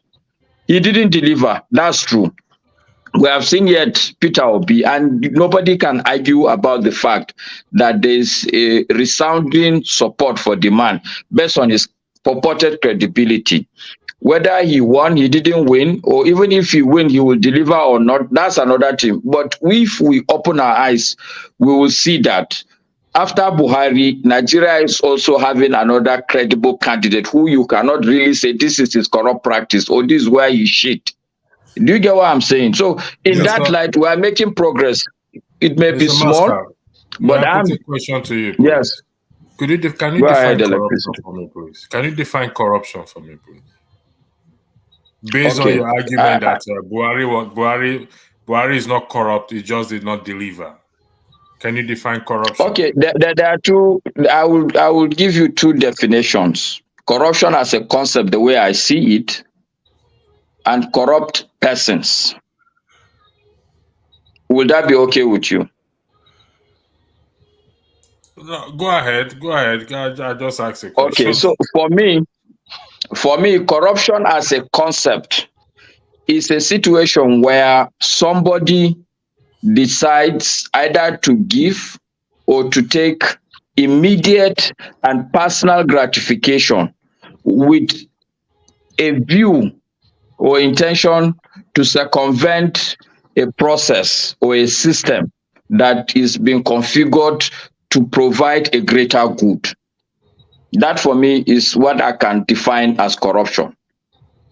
To take a personal and immediate gratification so that you can circumvent or corrupt, or well, I shouldn't use corruption in defining corruption, to circumvent or distort a laid down process or system that is meant to create a greater good. And I can give you multiple examples, but Okay. I'm sure man of electricity, How I think about you will get. allowing other people to make the gain instead of their own personal gain? Because when you tie it to their personal gain, then what if they allow some other person to do it for their own personal gain? They were supposed to be in Okay, charge what of I the mean by company. okay, so let me define the word personal. When I mean personal, it doesn't mean I didn't use the word individual, Wow, that's and really I choose the word personal. you're using personal is similar as an individual, to be fair. Well, I mean, if I go to attend to my mother, people will say he went for personal reason. It's not me, but it's my mother. You understand what I'm saying? Yeah, Anyway, you're you're referring right. to the But what I'm individual. saying is the personal may be you as a person. It may be your tribe, but it's I think the best we can use is that personal, because you can't use anyway. I think you get the idea. Electricity. I am not going to push further on that let me borrow your For words. the Because there are, concept, and therefore a corrupt person for me therefore will be somebody who obviously, and I use the word obviously, meaning that he has done a couple of things that people can see and point to a couple of instances, and Okay, it is almost a Mr. regular Masker, occurrence with this person. Mr. Masker, when you Yes. say No, just Buhari, call me Master. Forget this. Mm. okay, when you say Buhari was unable to deliver, okay, that is an argument for another day. And No, in he that didn't deliver. statement, He was unable to deliver. he was unable to deliver. Okay, Yes. and if we now start to break down why he could not deliver, I can assure you, Okay, like that I will really. agree with you. That should be an argument for another day, not today. Okay, so I'm going to make my submission because I have to leave. In respect Okay. to what you said that Nigeria should take his problem one after the other, and we deal with it. Mm-mm. This Sorry, yeah, sorry. No, no, not. I'm not. I'm saying we should take all the problems. no, Okay, one after but the I'm other, saying please. that you can. No, that's not what I'm suggesting. I'm not Okay, saying that please. you will say, "Oh, this problem, I'll take it tomorrow." We will take all the problems, okay? But the reality is that they may not be solved all at the same time. Okay. All right. Yes. I have already put, which you already highlighted, and I said this 6 years ago during the IPOB when they were doing the noise 6 years ago. If you go to my channel, you'll find it there. That until we return back and start to act on the provisions of the Constitution, the citizens, Nigerians, Mm. before we are going to see any meaningful change in the country. I am not going to move from that position. That's just the No, I truth. totally, I, And, I, I totally agree with you. And let and me tell you why I support your position. Because I know a lot of these senators. I live in Abuja, by the way. Okay. So, and I mingle, I relate. So I know, if you ask me, our National Assembly is our biggest problem today. Number one, the cost of governance. Nominally, I use the word nominally, that's even the salary, the official money they collect is a big problem. What you people may not understand is that a lot of the corruption passes through the National Assembly, especially at the thank budgeting you very point. much, Mr. Masker. In fact, So, not a lot. so and Can I? All the corruption in the country, all. And listen, no, no, people no, can no, say not I'm being all, exaggerated. no, not. I can agree with you that a lot, but not all, because I So can tell you also the civil servants in Nigeria Yeah. are Let's also try. a Let's massive try problem. to But hold on. again, Masca. Let's try to move the conversation. There's Augustine there too, and Sorry. Okay. okay, That is my submission for the Yeah. night. So Thank you very electricity, please, okay. before you leave, I need you made me come in here. uh, So before I answer the question, uh, forefathers, I just No, have I a said I want to leave. I'm not yeah. taking So your yeah, time. that's what I said. I want to address the point you Oh, made, okay. All right. because when we talk about, have you listened to what um what Yari said to Ababio? No, I have Okay, so if not, you but listen to I that, like. you understand. In 1999 and the last 12 years, we were hearing governors being impeached. But for the past two electoral seasons, have you heard about any governor being impeached again? No. So why am I making this point? Instead of Nigeria getting towards getting better, the criminals are developing means of becoming worse. Now, how does it happen? That look at what Wike said, that all the PDP candidates that contested for House of the State Assembly, House of Rep, House of Senate, that he bought their form, he paid for them. So when you pay all this money and you bring people that don't, people that cannot reason on their own and put them there, how can you bring the change? You can't bring the change. Now, the question, what you will ask me is that the election will be there and you will see what election will happen. Now, that will help me to answer forefather. Today, I was moving to 8th floor of my building. I went into the elevator and the elevator locked. I pressed a button that said help. Under 30 seconds, I had a security man, a technician, and a safety person at the door of the elevator to just open the door for me to come out to rescue me. Now, on the day the senators gave their valedictory speech, you heard what Bukachua said, and he is still walking freely. And when you listen to that kind of divine revelation, for those of us that say religion is the worst thing we have, religion has continued to help us, but we don't see it.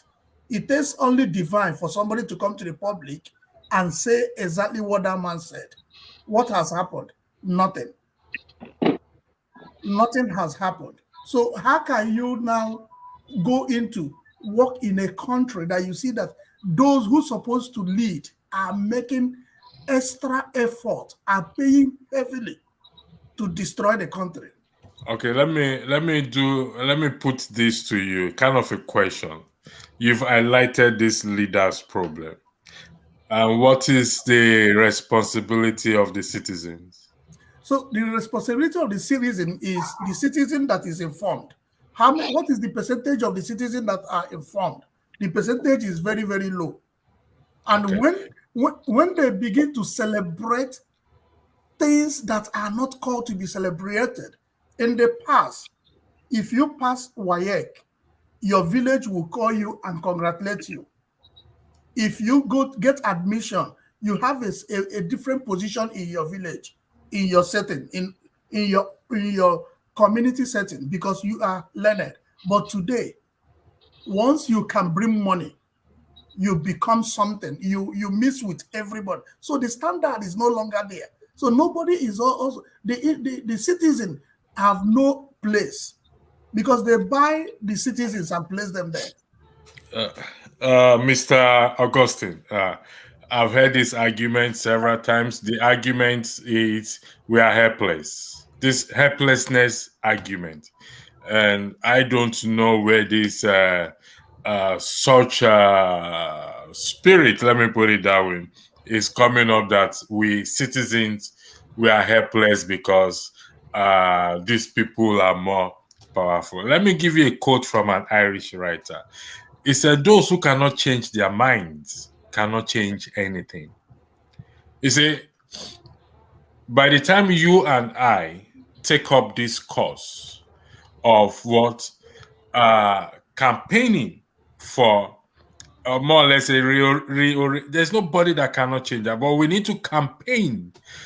We in diaspora sit in a position, a privileged position today to help people back at home. Because when I look back and I say, we are here now, we are concerned about Nigeria, which we shouldn't because we kind of in a place where we are comfortable in a way. But as a result of this concern, we need to now put this concern into what? Into action and run a campaign on our fellow Nigerians. And we've tried everything. And I'm gonna today, if you can mark today's date down. I said this on the 17th of May, 26 years ago. I think it's 2016. Yeah, 2016. I'm repeating it on the 22nd, where I am on the 22nd of June, that this path that we are failing to take, this path will come back to haunt us. And so I am appealing, it's an appeal to every Nigerians, particularly in diaspora. The media in Nigeria, they are not doing Nigerians any good. So electricity, let me weigh in. This is the only time I have seen your argument in a different perspective. Because I have always criticized looking at the victims and looking at them as the ones that can remedy. But I have seen your argument now. When you mean we, you are not talking about the general we. You are talking about a selected we that can canvass to bring the general we into form. Yes, I'm referring to us in diaspora. Okay, that good. we have an opportunity. Now I go with you. Come again? Now I go with you. That is exactly what I did. That was what I said earlier. I had to go home. I had to organize retreats. I had to call people to educate them that you come around me to drink, to have money. It is a shame that you do this. I'm not supposed to do it for you. You're supposed to make your own money. So that now you have made that now I can. No, you've been saying you've been doing this argument, but now I understand your argument, and it is the best way to go.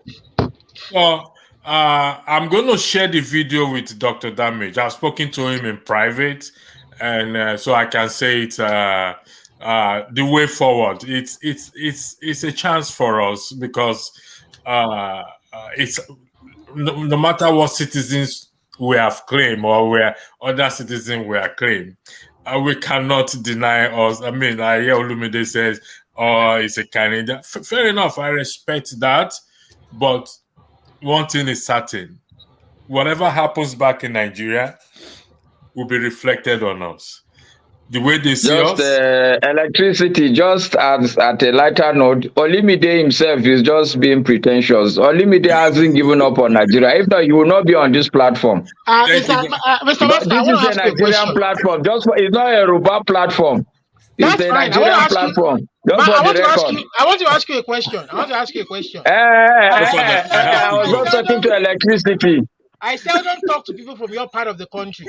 What do you think about that Thank you for constitution? coming in, What do you electricity. think about All that right. constitution? No, Good no, night. Good night, but Augustine. electricity. Master, everyone, good night. Thank you. But Olumide, what Olumide is saying, I don't see him as, because even when he said that Obasanjo does not speak with him, so he needs a country that works. The name of the country can be I mean, immaterial. I'm So not it's asking like, for anything too big. The French have their country, the Germans Mhm. have their country, the English have their country. So why can the Yoruba 60 million people not have their country? Because the Chinese that has 5 point something, now 1 if point the something billion don't have their Yoruba own country country. comes and Obasanjo becomes the president, since you said Obasanjo does not represent you, that means No, you. Obasanjo will stay in Nigeria and keep his Nigerian passport. Yeah, he will keep his Nigerian passport. The answer to that question was straightforward. Because Because there are nations. Oh, Obasanjo see, is pro one. Come on. We can't just be talking over each other. We have to be getting points through. You asked the question, why can't Yorubas have be one nation? It's because there are other nations out there that are over 1 point something billion. You could have said, why can't they just break them up again and be fewer people? Do you know how many tribes that are in China? I was surprised how many tribes were in China and how many languages there were in China. You think it's just one people? It's not one people that are there. So it's not a new concept. I still want to go back to the original question, and Masca hasn't answered the question. The question Okay. is, what will it take for you to put Nigeria first in what you are doing? Maybe you're already doing it, but just in case you are Okay, not, I what will it I take? will answer you, forefathers. I used to be like you guys. I was outside the country at some point. In fact, one day I was in Lagos.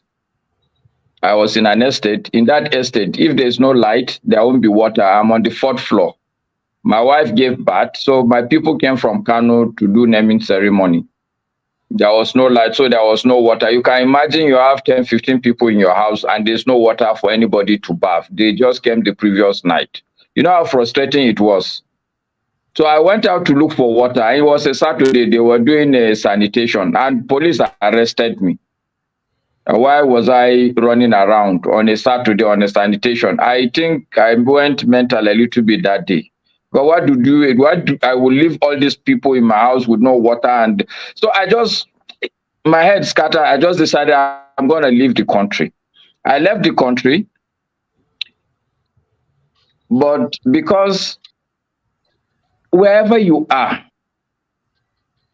there's no place like home. After a while, when you sit and enjoy the comfort of all these places and you reach a certain level in life, you realize life truly is not about you as an individual, it's about your people. And as long as there are people in Nigeria that are not okay, and these are your own people, not any other person, you can stay in Canada, have their passport, but Canadians are not going to ever be your people. Okay? So I decided, okay, it's tough, but I'm gonna come back here. And I'm gonna rest, I'm gonna spend the rest of my life here and do whatever I can do. Okay, so in answer to your question, I truly have already put in Nigeria first. Okay, because I have no any other place than Nigeria. Yes, it can break down. I can go, even if Kano State is a country, that's fine. But I will still see Nigeria as my own primary country. Now, I believe, like I said, the question that I should be asked is, I put Nigeria first, and Nigeria has done a lot for me. Nigeria educated me. I went to primary school, I went to secondary school, I went to ABU. ABU was a fantastic university. Fantastic university. I cannot deride Nigeria. When I was in secondary school, there was every day there's a special thing they give us. Either they'll give us orange, they'll give us chicken, they'll give you egg. Nigeria was good during my time. I cannot insult Nigeria. And to be honest with you guys, I worked briefly in Egypt. people used to come around me because I'm a Nigerian, because of football. So Nigeria has given me a lot. And anywhere I go, if they see I'm a Nigerian, people are, there's a way they take you. So Nigeria has given me a lot. That Nigeria has a problem now, I'm not going to abandon it. I'm still going to forever put it first. Okay? Now, the question for me really is, what can I do for Nigeria? This is the question anybody people should be asking me, but Nigeria is always going to be first. Nigeria is always going to be first because I've stayed in other places. At the end of the day, this will be the place that you will always call home, even if you are the president of Canada. Masker, I disagree with you. Yes. One, because for me, Olumide, please let Olumide, we know where you stand there. Let's let Augustine say something. I just want to weigh in. Masker, I love your position, but let me just ask you. Let me play the devil's advocate. You've been in Abuja. You're from Kaduna, and you have so many friends that are not Northerners. If you're from River State or Cross River or Abia State, would this position still be your position? I don't understand the question. Who understood the question? I understood the question. Okay, let me try to put it in the way. Okay, explain to me, forefathers. Okay, so what he's trying to say is that if you were from the south that have, let's say, for example, their environment being decimated by oil pollution and all the having the kind of experience they've had in Nigeria, would you still have the same position that you have now about Nigeria, given that you are technically from this in Kano? Okay. All right. I think what you are asking me, is it Augustine? Yes. Okay. I think I get the sense, and I don't like assuming things, so I may ask a couple of questions just to be sure. Are you suggesting that I'm happy with Nigeria because you think I come from a part of the country that has been favored? No, that's not what I'm thinking. Okay, so what is it? I'm trying to really I'm trying to understand the difference between Kano and say Port Harcourt or say Lagos. I spent all my life in Lagos. I know more of Lagos than Kano. Okay, Masker, let me try to highlight it. Not that you are favored in the north, but the south has had a lot of negative experiences. Masker, I think the north is would you think that would have Augustine, Olumide, come on, hold on now. See. Do you think that if you were experiencing some of the negative stuff that the south was experiencing, would you still have that position? That's what he's saying. So it's then whether you are favored. I understand. Thank you so much, forefathers. God will bless your intellect. Okay, Mr. Augustine, give me 2 examples of the things that you think the South or a state in the South would probably have had, and therefore the citizens of that state would therefore dislike Nigeria. Just give me 2 examples so that I can relate well, so that I can answer the question well. Okay, the 2 examples is that I come to North to buy food, but not fix the price, for the oil. You come to North to buy food. To buy food very cheap in the North. Okay. And that is what you produce the cow very cheap when I come to North to buy it. But not fits the price of the oil in my backyard. Fix the price, how? The price of the oil is being fixed by a northerner and northerners. Petroleum. Yes. Okay. By northerners. Yeah. But to be fair, Augustine is a Nigerian that fixes the price, not I see. No, father, I think. He's a Nigerian, I'm a Nigerian. Okay, so all right, so it's fine. It's fine. It's fine. Let them.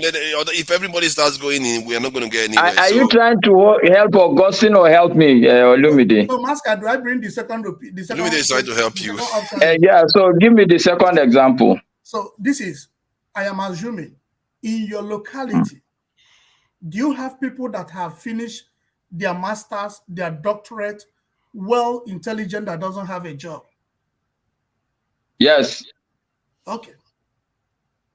All right, Okay. but See, anyway, let me answer your. Now I get your points, Yeah. so I can answer. I can respond affirmatively. Okay. Now I am happy with Nigeria, not because I feel it has favored me and not favor other people.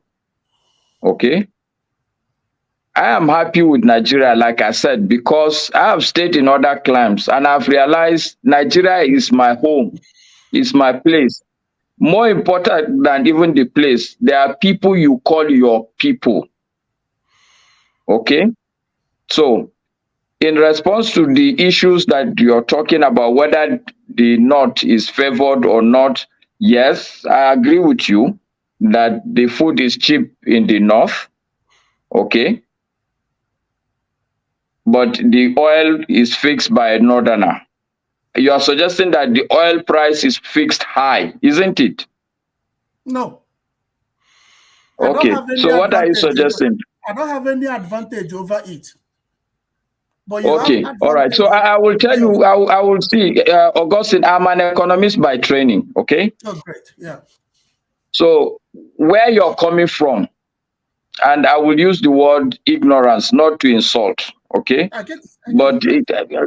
yes, I'm going to say there are certain things we don't understand as a people, and it's not. We don't have to know everything. For instance, I'm not an engineer.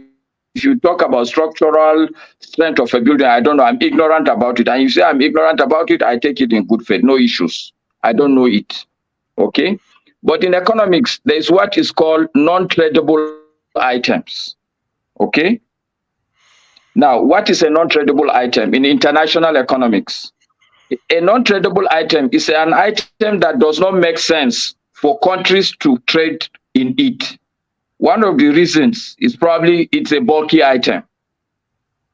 Okay. The second reason is the thing is there in your backyard, is in the other person's backyard. So why are you people going to be trading it? Let me give you a typical example. Let's say you are in a village, Augustine. In that village, people do maize. Okay. When you harvest your maize, you go and put it in your silo. Okay. Yeah. And you, as the head of the house, you now decide you enter aeroplane. Let's say the house is in Kano. Okay. You in a village in Kano, you do maize, there's maize all over in your silo. And what you as the head of the house you do is you enter aeroplane, buy a plane ticket, you go to Lagos to go and buy maize flour from Lagos and you bring it to your house. Does it make economic sense? no. It doesn't. So this oil you're talking about, forget the pricing. Okay. What we as Nigerians need to focus is that in the first instance, in international economics for Nigeria, petroleum products should not be a tradable item. It does not make economic sense for Nigeria to import bulky items like petroleum to Nigeria. Why? Because the source of petroleum product is in our backyard.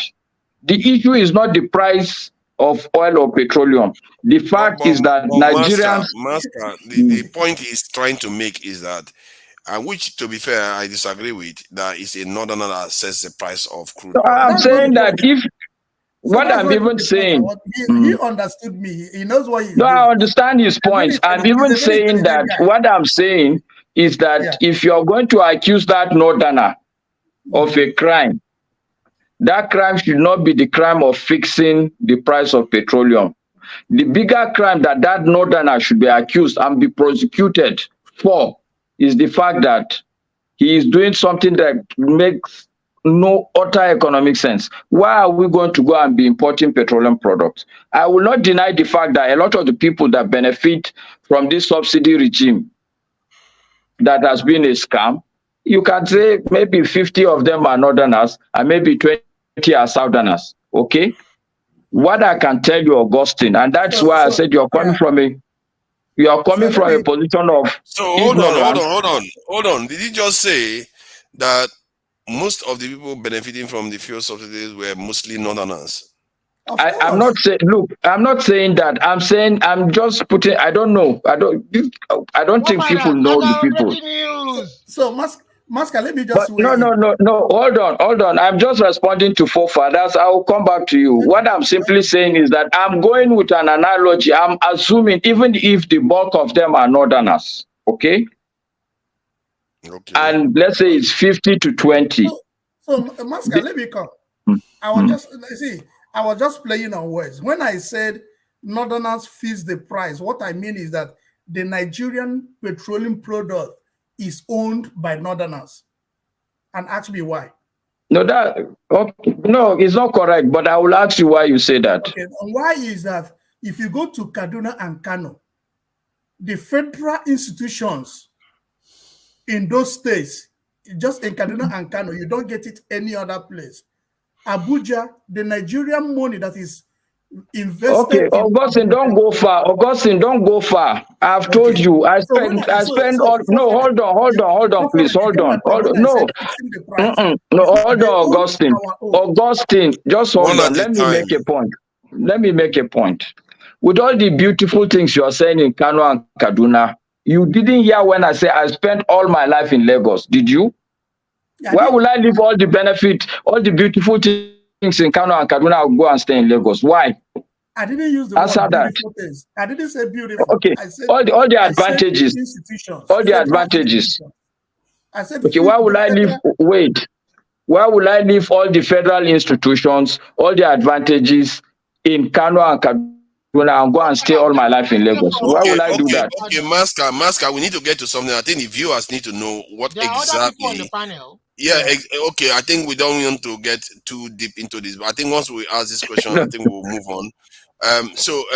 Listen, I think Masker spoke well in terms of regarding the original question. I think he spoke quite well about that. However, Augustine, though, what are those specific institutions that you are saying that cannot be present in the South? Because I know that the South has a lot of major institutions, and if anything, the South actually has a lot more development going there than the North. So I don't know why you're bringing.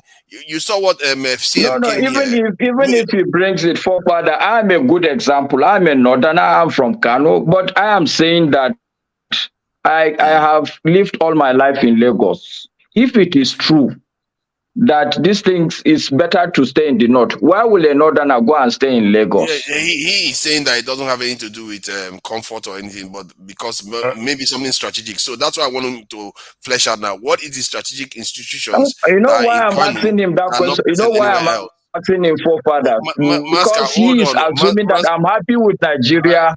No, he is assuming that I'm happy with Nigeria because I come from the North and there are good things in the North. I'm saying that I'm from the North. I don't believe so. So just hold on, let him answer. And I'm saying that it is not true because even me, I left the North. I went to the South. You are doing what Olumide does now. You're not letting the Augustine answer what he actually meant, because he just made some statement, but I need to know what he's saying, because when viewers are listening, they want to know what is he talking about that are built in the North that is not present in the South. So please tell us what is in the North that is not in the South. All the federal institutions, the military, even when you have it in the South, the one in the North cannot be compared. The agricultural institutions, when I mean the military, you understand the police, the Navy, the what do you call the NDDC or NSADC, or what do you call them? The civil defense. So what the portion you have in the South cannot be compared with what you have. And when you want to say the South here, if you remove Lagos, that was former capital of Nigeria, so they had those things there. Where else in the South do you have? They have them in Rivers State and other places. There is nothing in Lagos. There's nothing in Rivers. Just in Kano. There is something in Rivers, so I know them. I was born and brought up in Port Harcourt. There is nothing. So there is Bori Camp. There is all the other military installations. So that's the problem. That's the problem we have. So when you go to Bori Camp, go and check what is Bori Camp. So I don't want. I think it's time for me to come in, please. If you guys don't mind. It's my turn. The moment Paul comes in, this is no. I've been in for the past 10 minutes. Okay, let's just allow Victory has to say something, It's my otherwise he's going turn, to get Paul. cross.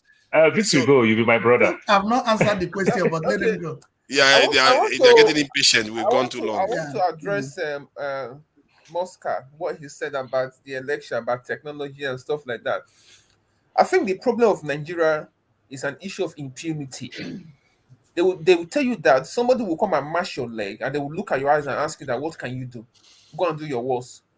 So a typical example what happened in the election, Moscow. People waited at the polling unit for them to count it, and they could not upload in iRev because somebody allegedly changed the password. So nothing went through apart from the Senate and the rep. Okay, now this whole thing they are making this whole appeal thing, they're making it look as if it's a big issue and all that. I'm telling you, Moscow, this tribunal thing could be done in 2 weeks. Or simple, bring all the results on Beavers, what was included in Beavers, right? Compare them with the result that the agent got from the polling unit, or the agent, PDP, Labour, APC, whatever. So when you cross-check that number versus what they have on the each of the Beavers in each of the polling unit, you will see the answer to what they are looking for. It's not that difficult. So, but Nigeria make things the sense of it that what like some of us are stupid. If you work in the the data analysis space, you understand what I'm talking about. These numbers we can crush in less than 2 weeks and say this is what happened. Look at the results from Beavers. Look at the result that the agent presented, and then we can work out and know who is lying. And now look at the issue of where you have over 18,888 votes that was uploaded in IRF that was blurred. Apparently, that is over 2 million votes. And now the judges are there doing rubbish, right? Why are you a judge? So those, if you bring something like that to the UK, like I've said to anybody that have been to the UK court before, we know that they don't tolerate nonsense, right? They just will look at us and say, "What's this guy doing?" And if you cannot present the evidence, then they will just pass their judgment, right? And INEC is refusing to give the Labour Party the beavers. Like I said here before, I sold mobile phones, so I know how the data thing works, right? That beavers, if you bring that beavers, we can extract the result, even though you've done any formatting or whatever you've done, we can extract and bring out the result of that 25th of February, and we can compare it with what we have on the what the agent have, right? And then you can do a total submission, and that's your answer. So the issue is the massacre. The Nigeria problem is an issue of impunity, where people think that they can get away with anything, and there's nothing you can do. And No, I agree with you, Victory. I totally agree with you. And you are, I'm really happy you're making this point, which is just buttressing my point. That like play, they say nine butterfly they take enter bush. Okay, exactly. all these small things that the country is bringing to play, ultimately the end of the game is that there will be a checkmate. Like you said, I am convinced that if anybody is really interested in proving the actual number of votes casted in this election, the answer is not too far. There will No. be what is called forensic evidence. Yeah, It's but then again, just the look at what they are doing in the court. The court is the judge is asking the Labour Party lawyer, what will he do if mm, they don't give you the Yeah, evidence? but Imagine victory, that. victory, victory. Let's try to hold on to the topic first, because if we don't actually, everybody What is the needs to. topic? No, no, The original I'm topic listening. is what would it take for Nigerians to put Nigeria first? Like in your own case, what would it take for you to put Nigeria first? Impunity has to stop. When I mean impunity, the rule of law must be upheld. Just like here in the UK, you live in the UK for that. Look at the rubbish Boris Johnson did. What happened to him at the end? Yeah, Right? he's having a lot of problems now. So that's what I'm saying. That nobody. forefathers. Can I just comment on what you just said Okay. about the impunity? No, no, let him finish, because I think Paul is Okay, waiting What I'm too. saying here, my submission is okay. that for Nigeria to work, for you to say I want to put Nigeria first, impunity must end. It means that if I go to a court, irrespective of what my status is in society, I should be given a fair trial. And I remember I was in the UK when I spoke to one white guy. He was telling me that the difference between the UK and other developing countries is that what you're due, they give it to you. For further, when my income was below 100k in the UK, I just applied for child benefit for my children. I didn't need to do anything. I just fill it online, and they pay them their money. I don't need to go and speak to anyone. Right? So what you're due, you must give me what I'm due, no matter what status I hold in society. Nigeria case is a case of impunity. They will tell you that what can you do? And I'm telling you this: the next election, listen, forget about it. Forget about what election. They will just come and write results. Go home. Why can't they just be asking the lawyer, what can I do? In the UK, they will issue a warrant. You dare not disobey the court order in the UK. I dare you not. You try that and see what happened to you. That's a country that have a rule of law. Any country that does not have a rule of law. Okay, I'll give you an example again. This guy just came out. Oh, breaking news. We've gotten rid of the dual exchange rate. What are the policy have you put in place to ensure that the market can have stability? No policy whatsoever.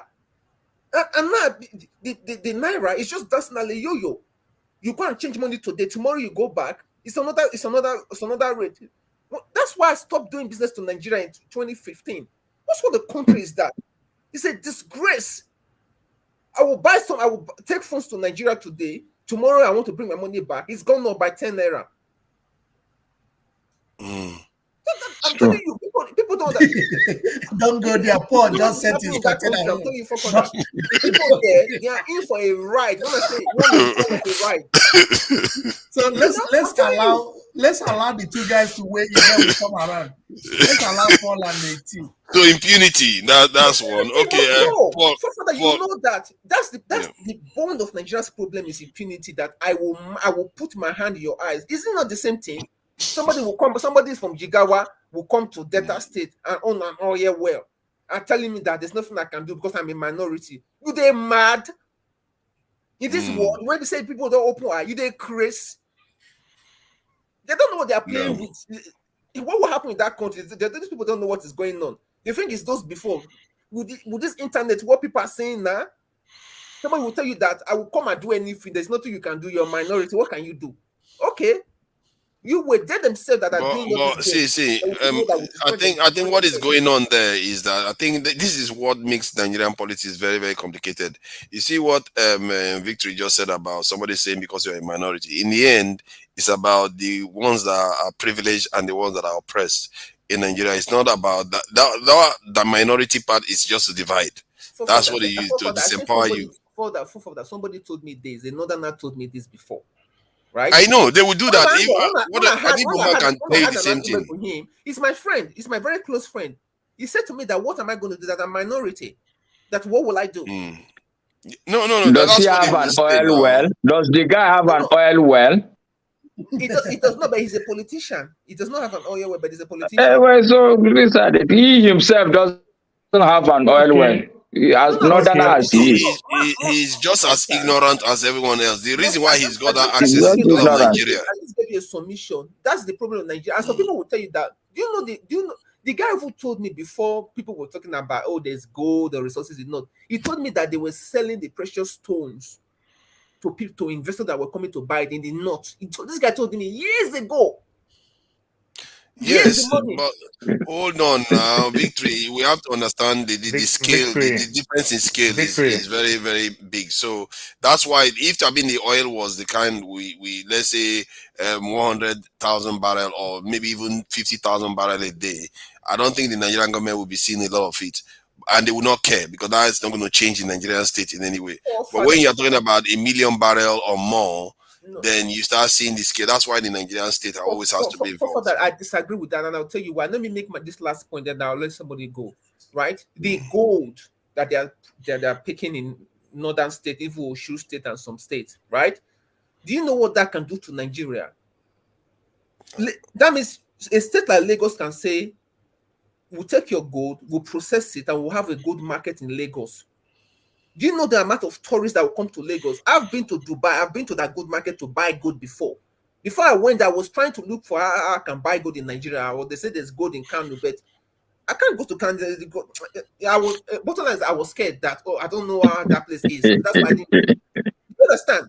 The reason why those places are insecure now is because of those gold. They are stealing them. Most of them are stolen. They are not.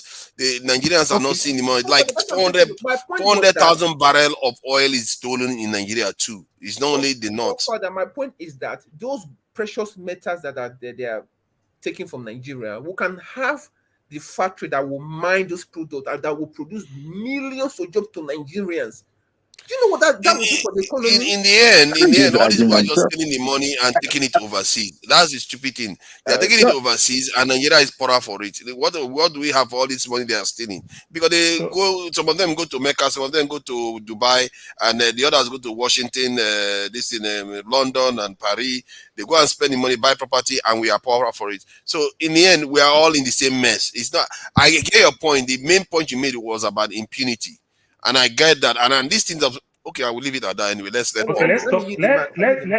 Let's talk about this culture of impunity. Culture of impunity. If we can press the reset button and check very well, you will discover that in as much as we want to disagree, every one of us, we failed Nigeria in our different ways. What do I mean by that? In terms of the followership and the leadership. Because followership, sometimes we come from the place of being biased in the name of religion and in the name of tradition. Now, to the government, I want to use this word carefully. I'm from South where I suffered a lot because we feed the country. But I will tell you the truth. The Northerners did not bring that punishment to us. Some few individuals in government failed the Northerners and the Southerners because the North are so poorer than the South that we might think the North is taking everything that belongs to the South and take to the North. No, some few individuals, government failed us. Why is government not concerned? Well, I'll ask this question. There's a lot of gold in Zamfara.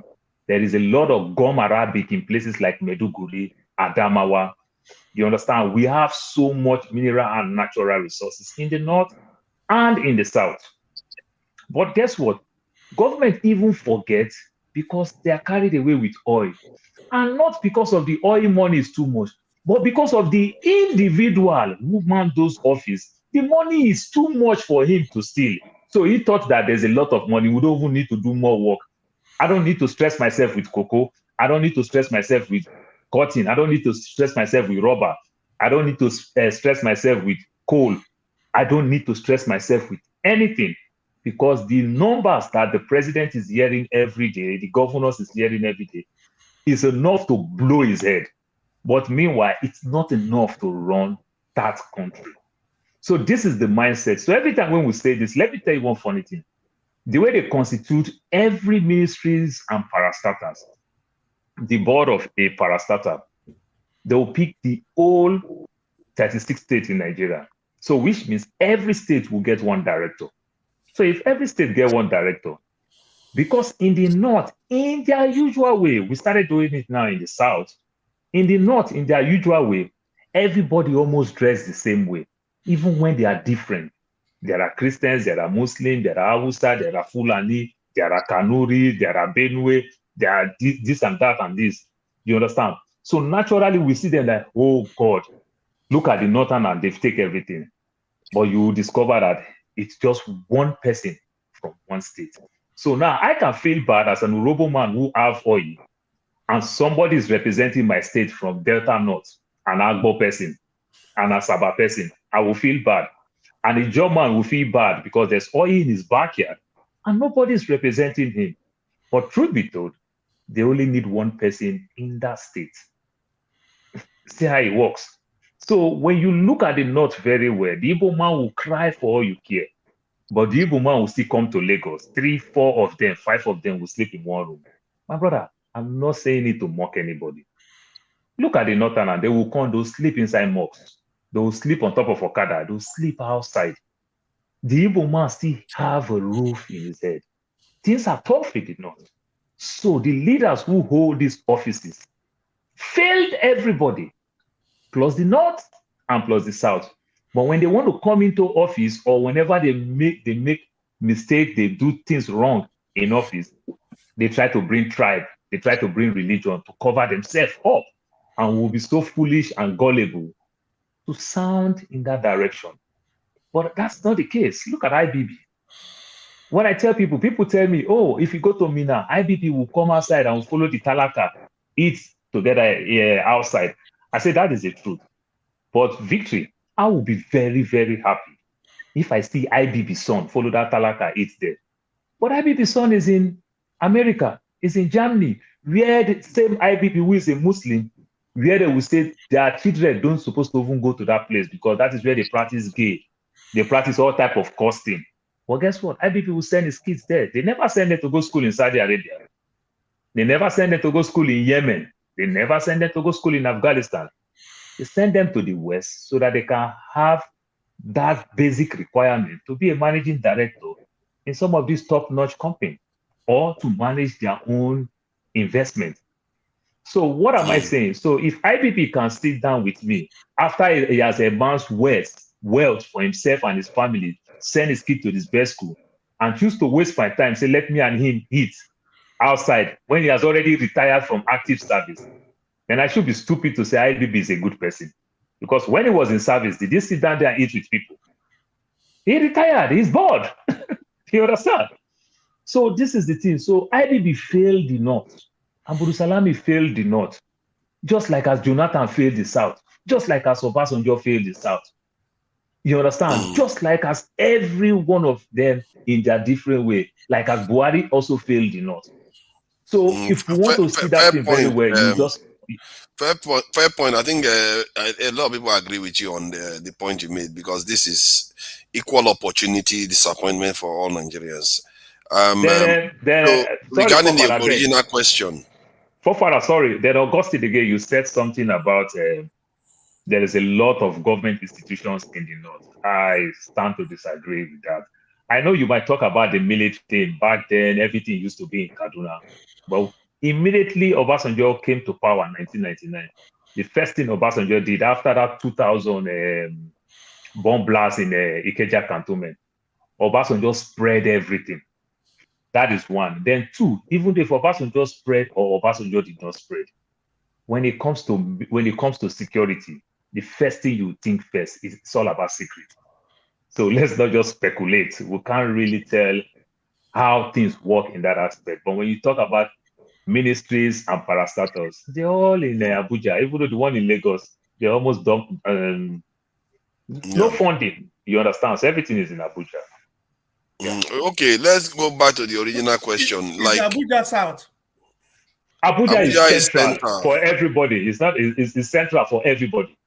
It's the center of Nigeria now. It's the center for everybody. It's basically chosen because of it's at the center of Nigeria. Yeah. After all, you did the Abuja man call himself Fulani. You did not say not only that. Now Augustine will say Abuja is in the north, but then he will not remember that Obi won majority in Abuja. I've never subscribed to the idea that Abuja is in the north. I love your position. Is Abuja? How do you look at Abuja? Me? Yes. Are you asking me? Yes. How do you people look at it? Personally, I look at it. Stop saying you people. I don't like that. Like, who are these people? Who are you people? No, when I mean you people, I mean not necessarily you. Northerners, how do they look at Abuja? That's what I mean. Because okay, Northerners. Yeah. What I can tell you is that there are more Igbo people in Abuja than Hausa people. Sure, and I'm not doubting that. But how do they look at it? Abuja, see. Hold on.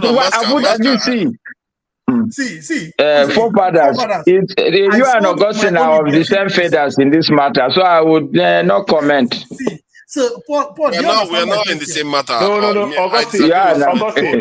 Augustine. Today, it look like I'm sounding like it look like I'm sounding like more like a northerner. Abuja is central. It's just like the way we have Washington, D.C. Remember, the people in Abuja never call themselves Fulani or never call themselves Hausa, do you know or what I'm never saying? call themselves Kanuri, all the major ethnic group in the north. The Abuja people are not either of all these, the Gbagi people, they are not either of all these people. Yes, in my domicile, but it is strategically designed that way as a central. Do you know what I'm saying? The Abuja people, sorry again, the Gwani people, these people, they are one of the most marginalized people. They take a lot of their land, they punish them, they are not in the seat of power. You understand? They don't really have control over that place and everything. The Abuja are just like the Native Americans. My question is, do you know so why let's tell I asked ourselves this the truth. question? Go ahead. When people look at Lagos and say Lagos is central, I know how Yorubas will look at that. So I want to know, that's why I asked him how. Okay, so let me respond to you, Augustine. I can respond to you. It will be a little bit elaborate, so forgive me. We don't have that time. Okay. All right. So I would tell you this. Yeah. Okay. The North Augustine is not what you think. You people think you will say you people. There's nothing like you people in the North. There are different tribes. I understand. I'm trying to just explain. Don't worry, I didn't take offense. I'm just explaining. In the North, there is a lot of tribes. Yeah. So here in Abuja, there is Bagi, there is Gwari, there is a lot of tribes who they speak Hausa, but they are not Hausa people. Are you with me? It is their land. So a Kano man like me can't come here and say, this is my place. It's not my place. I don't belong here. Okay? Yes, it is in the north geographically, but this is not my place. The same thing if I go to Plateau State. As a Hausa person, it's not my place. If I go to Mina that we are talking, this Babangida that people are talking about, Babangida has his tribe. Are you with me? So Abuja is not a place where you can say this is our land. Hold on, let me address one point. I think this one is something that in the future Nigerians will come to realize. One, Abuja is not in the north. And this idea that Nigerians have bought into that from Benue is the north is a false narrative. If you look at Abuja, it's geographically the center of Nigeria. It's not in the north in any way. I don't know why they keep saying that. Geographically, it's not in the north. Religiously, it's barely in the north. Then if you go from Abuja down, they're mostly Christians. And they are in the southern region of the country. It is this because of the Europeans when they came from this in Sultan this in conquest. That's why they enveloped this in Benue and all those areas as part of the north. Even when Benue is mostly Christian, and many of these states that are below Abuja, they are mostly Christian. So they have more things tying them to the south than not to mention. We are talking about geographically, they are actually in the southern region of Nigeria. But somewhere along the line, we just switch and say from Benue is the north. When did we concede that point? I don't understand that. Benue is not the north in any way. They are in the southern region of the country. They are Christians. They everything they do is Christian. It is more like an Igbo man than a northern somebody in Kanu that is Muslim and all the rest. And yet they decide to call it the north for political reasons. And we shouldn't buy into that. The truth is, can I ask a question, Father? Yes. I don't like that. I really don't like when people do that because that's cheating. In a way, there is a false fallacy. Can I ask you a question? Yeah, go ahead. Can I ask you a question, fathers? Okay. You can define a place either from a religious perspective, a cultural perspective, a geographical perspective. Out of these three, okay, for you, what defines the North? Is it politics? Is it religion? Is it geography or is it culture? It should be geography. And if it was religion, you take all the factors together. One, you take all the factors together. That's one. If you take all the factors and most of them fit into a region, then you make that it's in that area, that region. Like in what I'm talking about here is that most of the factors fit into the south, and that is the crazy aspect. Why is it that they're making Benue the north? Benue is not the north because most of the factors fit into the south. Geographically, they are the south. Religiously, they are more like the southerners in terms of the Christianity that they are practicing. Some of the traditions, and there are people that are in Benue, from what I gather, they speak some kind of Igbo even. So I don't even know how somewhere along the line they are somehow they not. If you want to say language is one of the factors that you want to factor into it, you say, okay, some people in the this in Abuja speaks this in Hausa language, but they are not Hausa. That too, you can use that as a factor. But I believe that in reality, because the two big things that decide where you are from in Nigeria, from what we gather, it tends to be religion and the kind of this ethnic group that you are in. So if you are not northern, you don't belong to the northern ethnic group. You are not a Okay, northerner. so do you think Borno is part of the north? Yes, because geographically it's in the north too. Do you know the quantum of Christians in Borno State? It might be a lot, but we have them in, we have Muslims in Do the you know? south No, too. no. I think So from let see, forefather, what I can tell you, I sympathize with your viewpoint because you want logic, but I think Nigeria is not a logical country. Even me, I can't understand how the country is sometimes. Because if you go and you study the history of Zuru, you see a lot of Christians in Zuru. Zuru is in Sokoto State. Do you understand what I'm saying? If you take Kwara, for instance, now, Kwara, they are predominantly a Muslim state. And I will agree with you, I don't understand how Kwara is not. As a northerner, I don't understand how you can tell me Kwara is not. But every Kwara person will tell you is from the north. Yes or no? So I think Nigeria is not. Kwara is almost in the middle too, so I can excuse them because they No, are like but Abuja. If Abuja, you can claim whatever you want in Abuja because they are somewhere in the middle. But for me, the so clear all ones I'm are the saying, ones below that. all I'm saying, for Nigeria is not a logical entity. I have traveled the length and breadth of this country, and it beats your head all the time. When you go to Chibok, for instance, it's in it's Borno State. Your head will turn like, where am I? If you go to Zuru in Sokoto State, it's the same thing. So everywhere you travel across in this country, I believe what we really need to do is to understand that the first starting point for me, the answer of this Nigerian question is I'm a black person. As long as you're black like me, okay? And look at our facials. The truth is that on this, we are 1, 2, 3, 4. These 5 of us, if a white man comes to this panel now and goes out after 4, 5 minutes, you say some black people are talking. He doesn't even know which country we come from. He's gonna know that Paul is different. Paul. Okay. So at least you see that is so that is good now. So it's Paul now that is different. Meanwhile, I'm the only person different. Do you understand what I'm saying? Master. Do you understand what I'm saying? So this goes to my point. I'm the only person that is different here. I'm the only person from the north.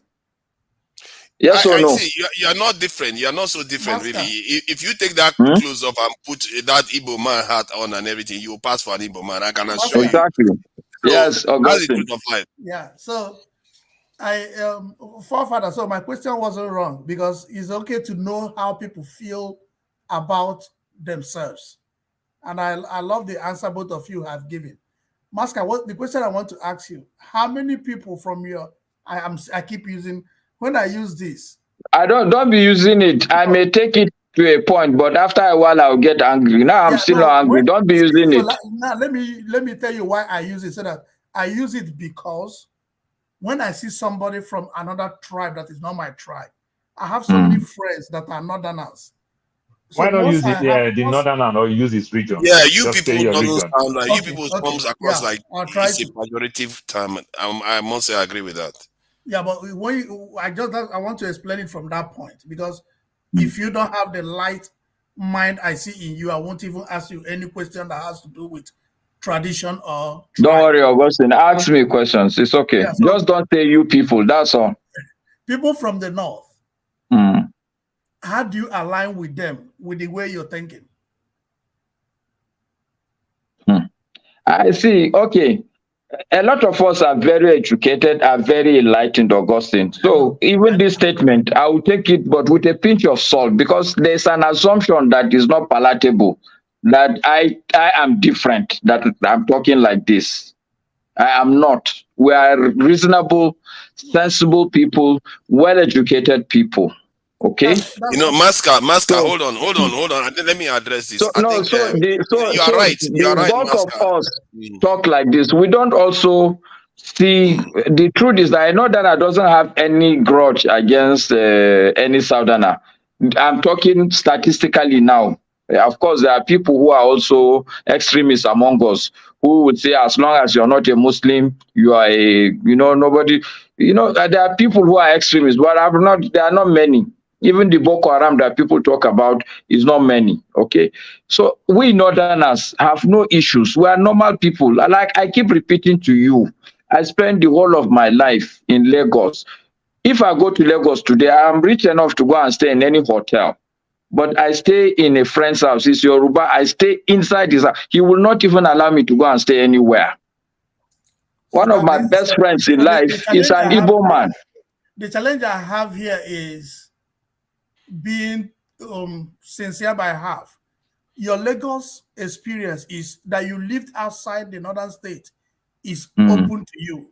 So and when I ask these questions, you have an influence that which I know that a typical Igbo man that is culturally Igbo sees you from the north.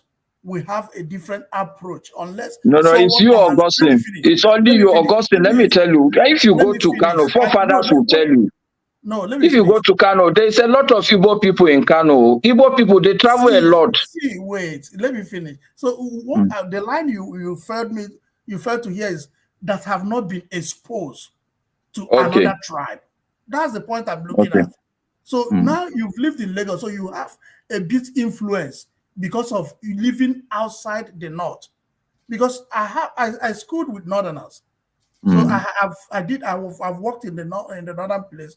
I've did one of my apostolic works in the northern place. So when you have someone that lived in a particular place, he has a different orientation from someone that have been able to crossbreed with the entire Nigeria. That's the point I want to establish here. So when I ask those questions, I'm not asking those questions to slight any tribe or because I know that there is a lot of biases that exist within us that we really need to cross breed or cross live in order to be able to know that humanity is one.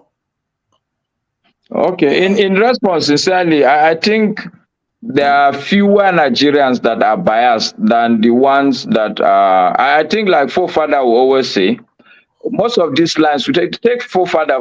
Have you stayed in the North, forefathers? No, I've not stayed. I've visited. But if you listen to forefather, he's not biased. He's not for 1 minute biased. You don't have to stay in the North to logically see that these things that people are telling me does not make sense. The idea that the North is a land of milk and honey, it's really a logical aberration. Because this is when we justify it this way, I will tell you that when this guy that lived in Aba came here, he talked about how he was saved, why some people were mobbed in Aba. We are northerners, we are mobbed in Aba, and it wasn't few people that killed them.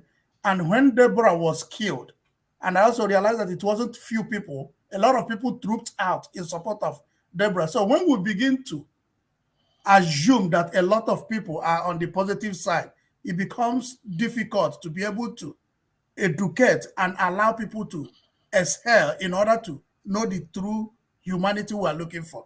When we begin to Augustine, what I will respond to you, in the case of Deborah, for instance, I can tell you that not more than 1,000 people were there to kill Deborah. Do you know how many people are in Sokoto? They support. Do you know how many people? Do you know how many? Those that killed her, the support they got. No. I'm saying those that come out to kill her will not be up to 1,000 people.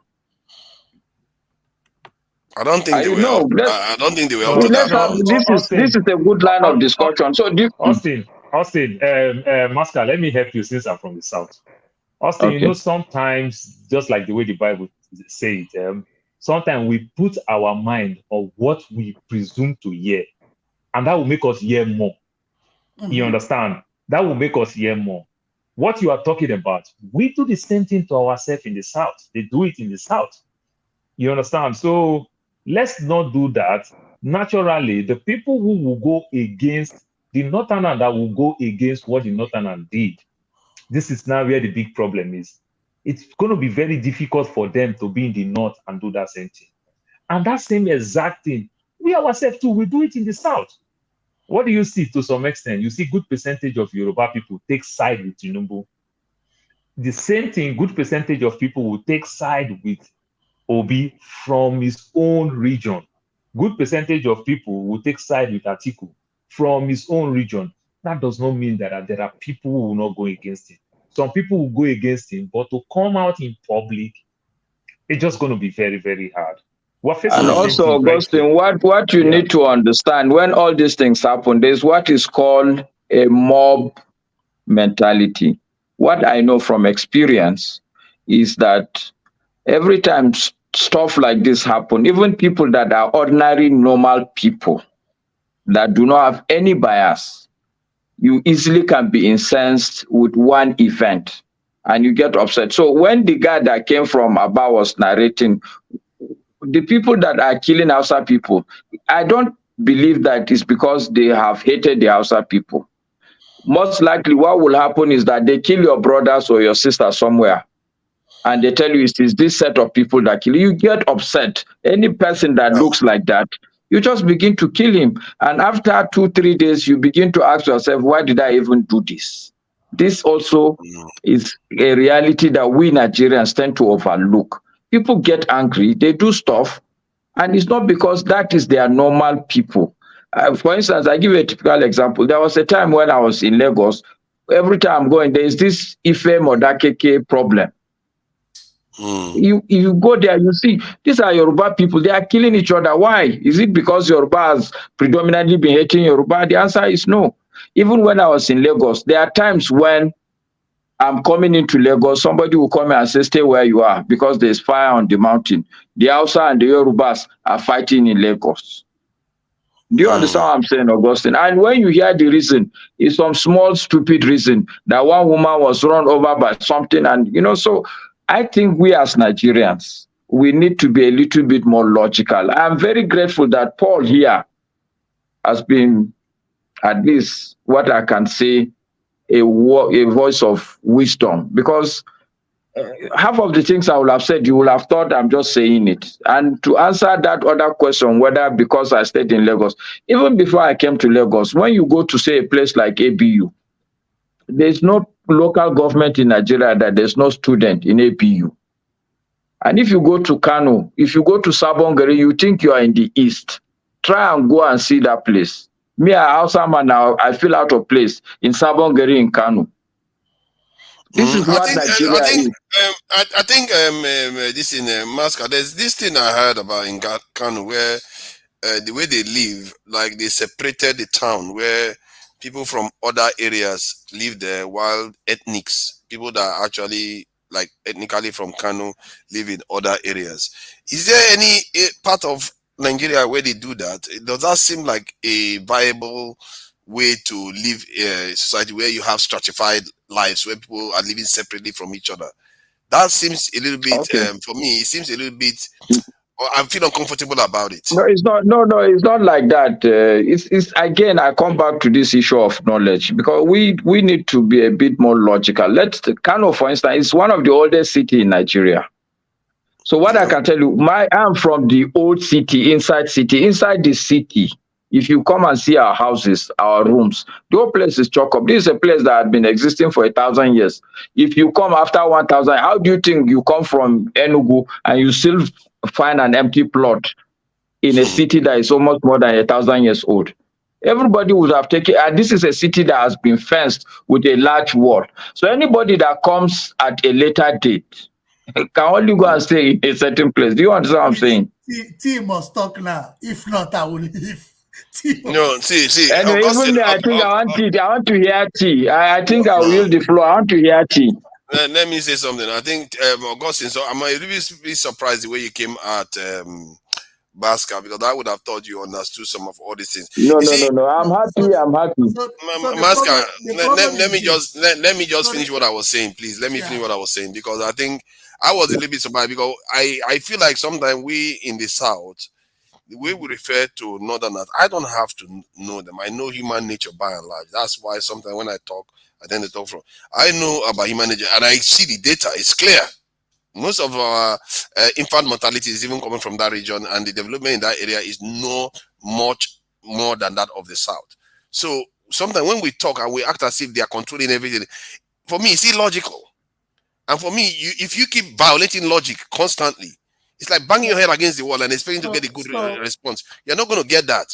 You have to go logical first, then before you can actually get to solving the problems. Because when you said earlier on that, oh, the Northerners set price of oil, I don't know how that is possible, because it's the market that sets the price of oil, and it's the Nigerian which state. market says the price See, of oil? hold on Who now. owns The the price oil? of No, you crude can't oil, just you who can't owns the set the oil? price of your crude oil. It's the market that sets the Who price of owns crude the oil. oil? Nigeria owns the oil. Do you know how many Northerners that have oil in Nigeria? I must talk about this oil. This is the second time. That's why I jumped in. I don't know how Hold you on, can say hold on, Northerners set the price of oil. slow down. Augustine, what oil are you talking about? Are you talking about PMS, or are you talking about crude? Which one are you I'm talking talking about? about the petroleum product, the crude oil. Okay, so now, Augustine, you are completely, like as Masca would say, completely ignorant. Nigeria is a member of OPEC. We all sell together in the international market. What we sell is what Saudi Arabia will sell, is what Iraq will sell, is what Libya will sell. We are OPEC member. We don't say this is what we want to sell. Did you see the comparison? No. Did you see the two things I brought out? So when people, so it has nothing to do with even Nigeria as an OPEC. See, we are member of OPEC. Like now, when we are having all this challenge, we couldn't meet our benchmark. So when the international market is going up, they need more. OPEC even increase our sales. Like now, Nigeria now can be able to meet 4 million tons, you understand, a day. But OPEC, they'll calculate it. OPEC can say, no, you can only do 2.1, 2.2. So at a time, we are doing 2.2, 2.5. Nigeria couldn't meet up 2.5 because of the tolling. At a time, we even fall up to 700. So Nigeria does not even make the market. That was what Master was saying the other time. No. When they put on in the global market, like, OPEC as OPEC member. So Go ahead. when we talk like this, I brought out two things. I said, why do you have the food you produce cheap in the north and the oil we produce in the south, the price is the same in the whole part of the country? That is another myth again. You lie on that one again. Maybe you don't really know. You lie. What do I mean by that? They produce this product in the north. Naturally, when I travel village, what do? We buy garri, we buy plantain because it's cheap and it's fresh over there. Hold on. Let's be generous. Sorry. I'm not going to interrupt you. I just want to say something. We need to be a bit more gentle. Some of the language. So this is the language you are using to describe. Okay. I'm sorry. Choice of words. Okay, I'm sorry. I'm sorry on that one. So what do I mean by that? When we travel to the north, because of they are into farming, we get it cheap over there. So the same thing now, the way you buy petrol for 300 naira per liter in Lagos, you buy it for 400 in Kano. You understand? Because it's coming from south to north. When? You understand? It's more expensive in the north. The things that they produce in the south. Paul, not only that, it's more expensive. Since I was a child in Kano, the level of fuel scarcity is not the same with that in Lagos. Exactly. There's less fuel in the north that is in the south. Sorry, that is shipped to north is more expensive in the north. Wait. I need to get this knowledge. So NNPC in Kaduna before now that they removed the subsidy, NNPC in Kaduna was selling different price from NNPC in Bayelsa. Yes. The answer is yes. The fact is that you will not even see fuel in Kaduna or Kano. You will not even see it. That's the thing. So do you know every filling station in Nigeria, every gas station in Nigeria, tell you the price of kerosene, but no filling station sell kerosene. No, I asked a straight question. So because They what paste you're it there, telling me, but no, you what can't get it. You understand? They paste it there, but you can't get it. That is the thing. So you see, this filling station will tell you kerosene 300 naira per liter, but no of the filling station have kerosene. You know Okay, why? Paul, Let, Because let they me tell buy you. kerosene, Let me tell no, you they buy kerosene. hold another on. thing that people T don't know. needs to talk. Oh, hold on. T needs to talk, Okay, and Paul please. hasn't even answered the so original just a question. minute, just a Uh, minute. Let me so Masca, let me just say one one thing. minute you've got. Yeah, Nobody should no, come back okay, yeah. I with won't do anything. it again. So why I use this opportunity, Masca, I did philosophy. I use this opportunity to let you because we hardly get northerners here. So I asked these questions so that we will hear from somebody from the northerners. And people that have listened to you this night must have gotten a knowledge from you. So I didn't just Mm. ask you because No, I'm I ignorant. understand, Paul. Honestly, I understand. I So I do didn't, look. most of my questions I, didn't come I have because it's not today, John. I've always listened to you, so I know that you are not. I can tell you the people. I'm telling you, you are not like Olumide, for instance. He's an extremist. yeah, Even he can hear me. He knows it, but you are so not. just So don't worry about me. I can see if I cannot take a pushback, then I should not be on this platform. it's okay. So Mm. I'm sorry that we've kept you. No, Paul hasn't answered the critical question. What would it take to put Nigeria first? So that just keep it brief, so that we can go to T. Oh, but I've already said it. I said love of a nation. You understand? Okay, We I don't. didn't catch that. Sorry. Oh yes, I said it. That's why I try to break down and everything because in every facet of our country, in our different ways, we all have failed the country. But the way Nigeria is going now, there's this thing that they said the people determine the government that they have. But in Nigeria has gone so bad that we must flip it around. The day we have good leadership, naturally good followership will follow. The way my father would talk, all the blessings, all the gain that he had going to school in Nigeria, all the benefits that they have, you understand, things were just working for them. So they don't even have any reason to steal because of my children have not eaten. They don't have any reason. They see where the system is giving to them. The system keep giving to them. Why do you want to steal from the system? That gives you a lot. But right now, the system is taking from us. So until we have that good leadership that will trickle these things down to followership. There's a news that broke out last week in the US. You understand, from the CIA and everything. They're discovering that the president in Mexico started giving people money, old people money, like their social security money and everything. It was like shocking. Why will he do that? You understand? Because these are the things they don't do. They practice very bad government. And the president is doing good things. Why is the government going through secret way to discuss all these things? Probably they are finding way to destabilize that government because if Mexico do well, it is going to be more expensive in America. Yeah, You that understand? makes sense. So, Yeah. yeah. Okay, thank you. Love of a nation, and that's a Paul, good one. T we'll has come been the back to most. you after T has tea. been very very patient with us today, and his I phone mean, has been jumping in and out. But I think he's got a very good phone now, Paul, and the color is popping, and everything. So and he has an it's a encyclopedia. color So TV now. How many minutes are you taking?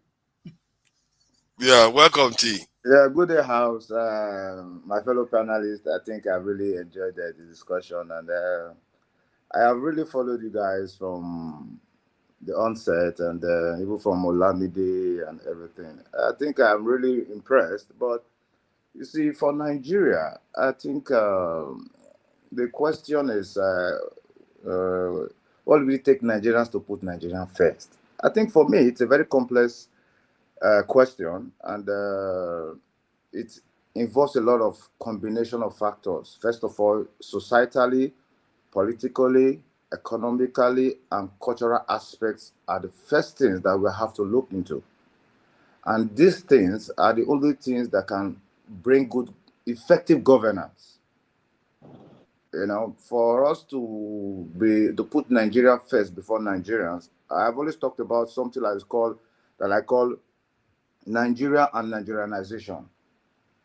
Okay, Nigeria is a country. Then there's a people that run the country. Okay, but if we want to put Nigeria first before Nigerians, I think it has to do with effective governance. It has to do with leadership.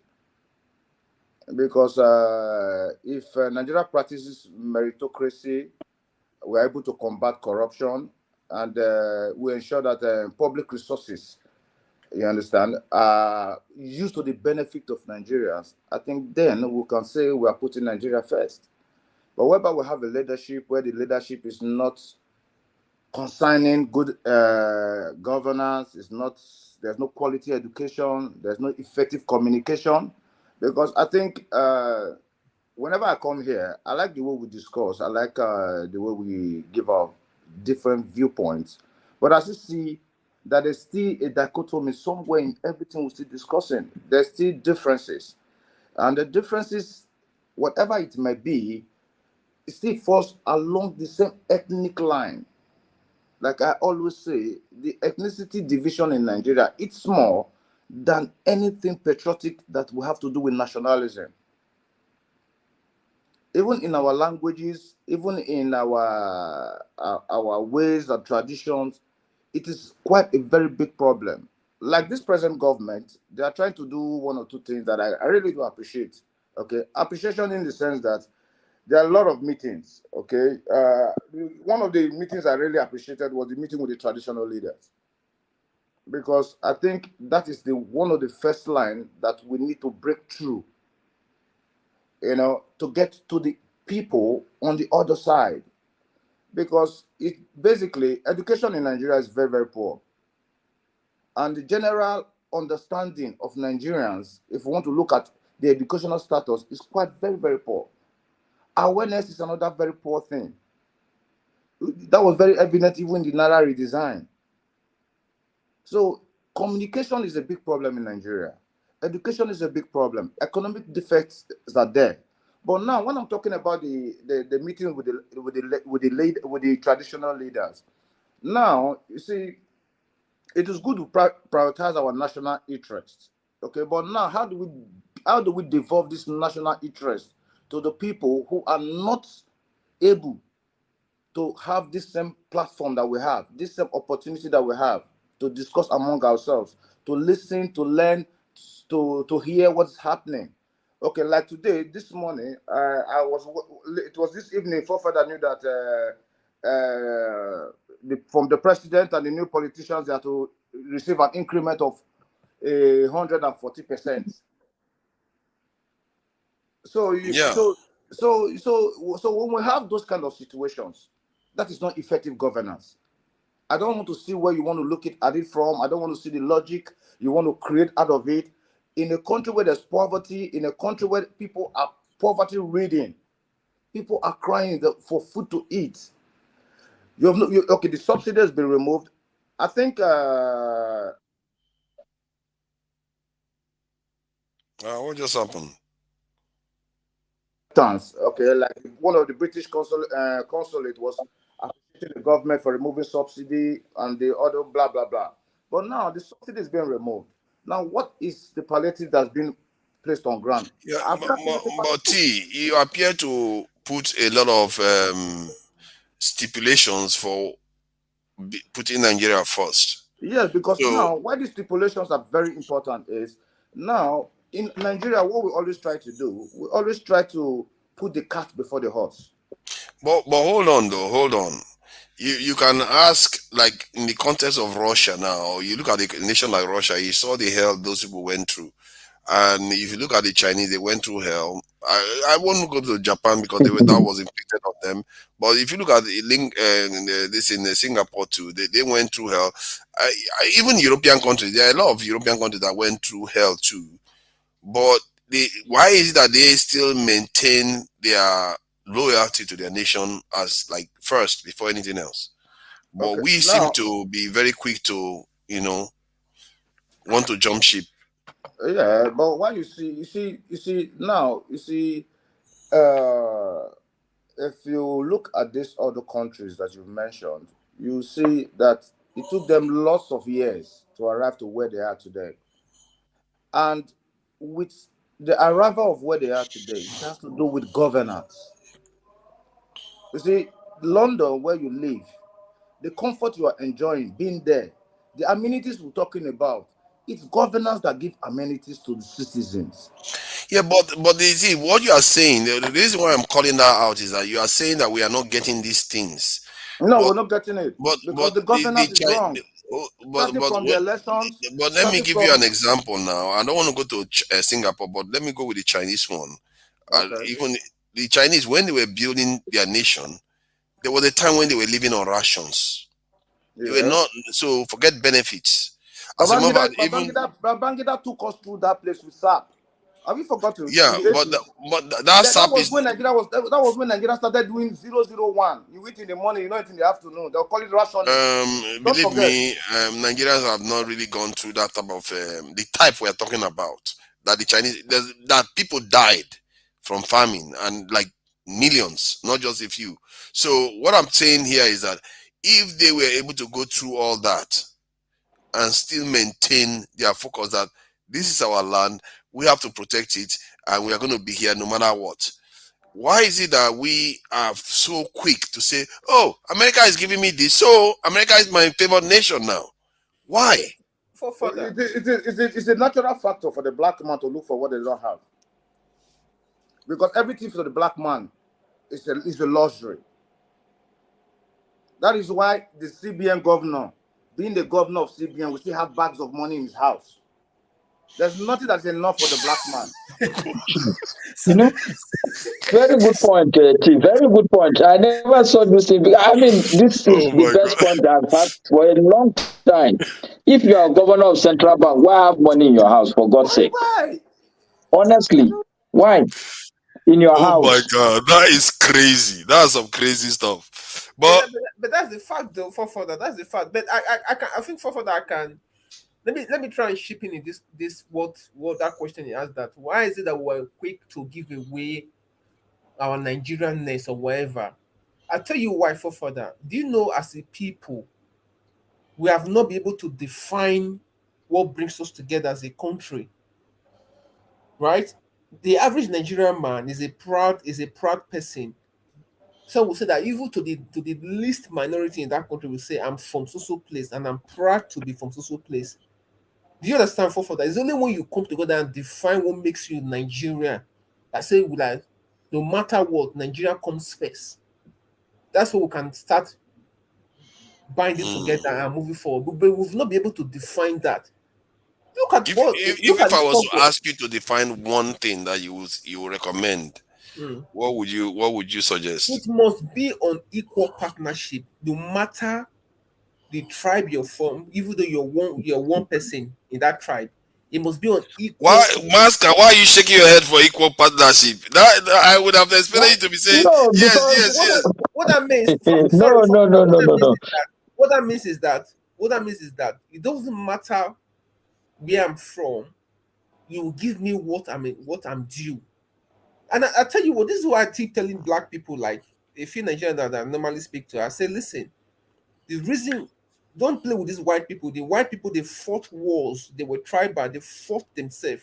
The Scottish, the Irish, the all of them, they fought themselves.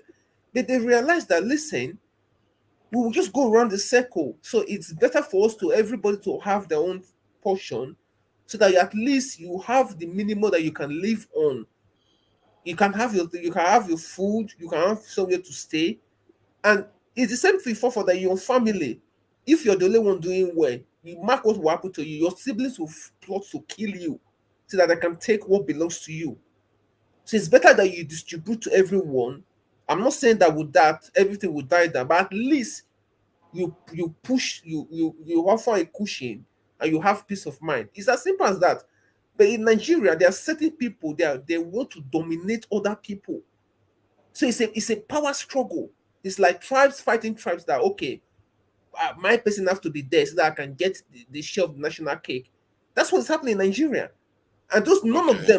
none of those people, they don't love Nigeria. They will use the tribal and religious thing to play politics. They don't really love themselves. The Mm. average Nigerian person does not love the next Nigeria person. They just pretend. Yeah, you see, now you've come to one point I always say, but I will leave it because a lot of people want to say something. Yeah. And the point you made there was that we should have a sense of fairness amongst everybody. And I think even in the UK, that's one thing they repeat very often: fairness among everybody. And but Masca may be mystified by why you were shaking your head when he said that. Okay, let me tell you, yeah, why were you shaking your head when they said fair?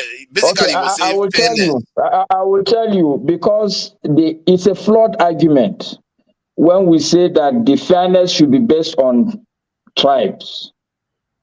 It's a flawed argument. I don't think he said that. I don't think he. No, I don't think he said that. The original one wasn't based on tribes. When in a country, okay, let me explain why that is the point he's making. When you say equal partnership, technically speaking, you are saying that all tribes should be equal. Is that not what you're saying, Victory?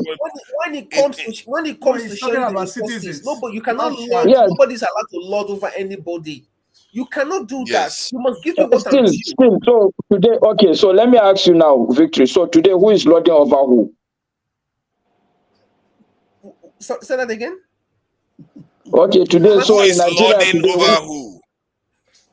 No, what I'm saying to you, there are tribes that are fighting for dominance because they want to take part of the national. What? So let's be open. Let's call a spade a spade. I don't want to be calling names because that. Okay, fantastic. So, but forefathers, it's on record that he said some tribes. Yeah, I get the point he's trying to dominate from other tribes. Okay. So, Masca, hold on. I think so. Let me make the point. Give me 15 seconds. No, I like when I start making my point. I like to learn first. You're not going to lose your 15 seconds. See, the point he was trying. I think he said tribes try to compete against each other. It doesn't necessarily mean that one side. When he said lording over the other, that's when he committed himself. But he didn't say. What I got from the argument was that we are always trying to get one over each other instead of having this. You asked me why I'm shaking my head. I'm saying that his argument is based on tribes equality, and I'm saying that any argument, whether of equality, whether of dominance, if a national argument is going to be based on tribes, as long as the argument is tribal, then it's a flawed argument. What we should ask for is for individual citizenship. As long as we go back to our tribes, we are going to have problems. Because I'm from Kanu, but if we go back to Kanu, I can tell you that people are going to start talking about their local governments. Yeah, I think you have a point there. And this is what I said at some point. When people start complaining about Lagos when they put that law, and I told people like Olumide who are saying that, no, I want to go back to, I'm saying that even if you go back to Oduduwa, Lagos will now carve out a place and say you have to be an indigene here. And it's an argument that will not take us anywhere. I have said it. Look at my skin. I'm black. Look at your skin. You're black. Any attempt to go further than that in terms of modern day nationhood is going to be a flawed argument. Yes. Okay. So Forefather, let me weigh in. I've never attended to that question, but I've just because I interrupted Masca, so I allowed people to go for it. So for me, the question should have been the other way, because Nigeria is addressed as a mother. So Nigeria needs to beget me first, nurse me, raise me. Then I will now in turn, like as a preacher, people will tell me they love God. I say, no, you can only respond to the love of God. God loves you first. So my country should love me first and lead me to the light. Then I will now in turn return that love to go to my country. And that is how you can get citizenship. You can only have citizenship. So your statement is instead of ask not what the country can do for you, ask what the country can do for you. Your statement is ask what the country can do for you. Ask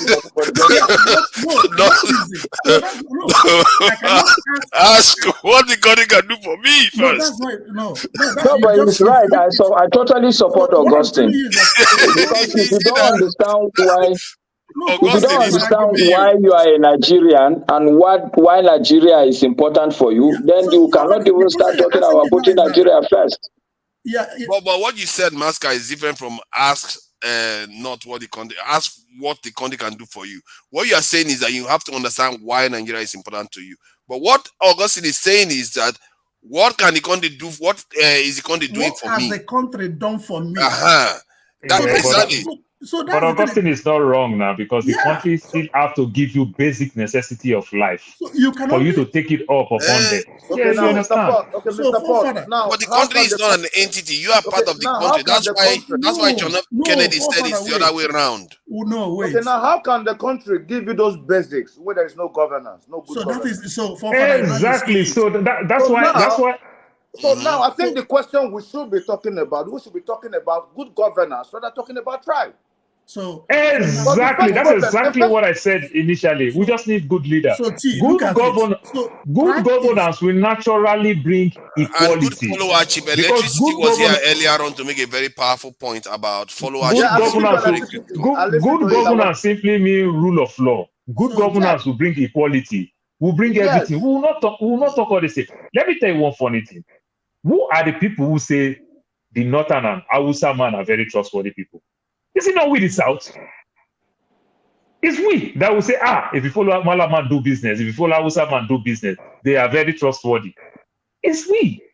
So somewhere along the line, where did we get it wrong? Again, you understand? So we just need good leaders that will transform those things. When, just like I said, the things that my father benefit going to school was so much enormous for him. good. You understand? So if my father want to talk, my father will be saying too many good things. My father will look like a Dele Alake today. Who will try to even defend the country. So Because he grew up, the country gave him a lot.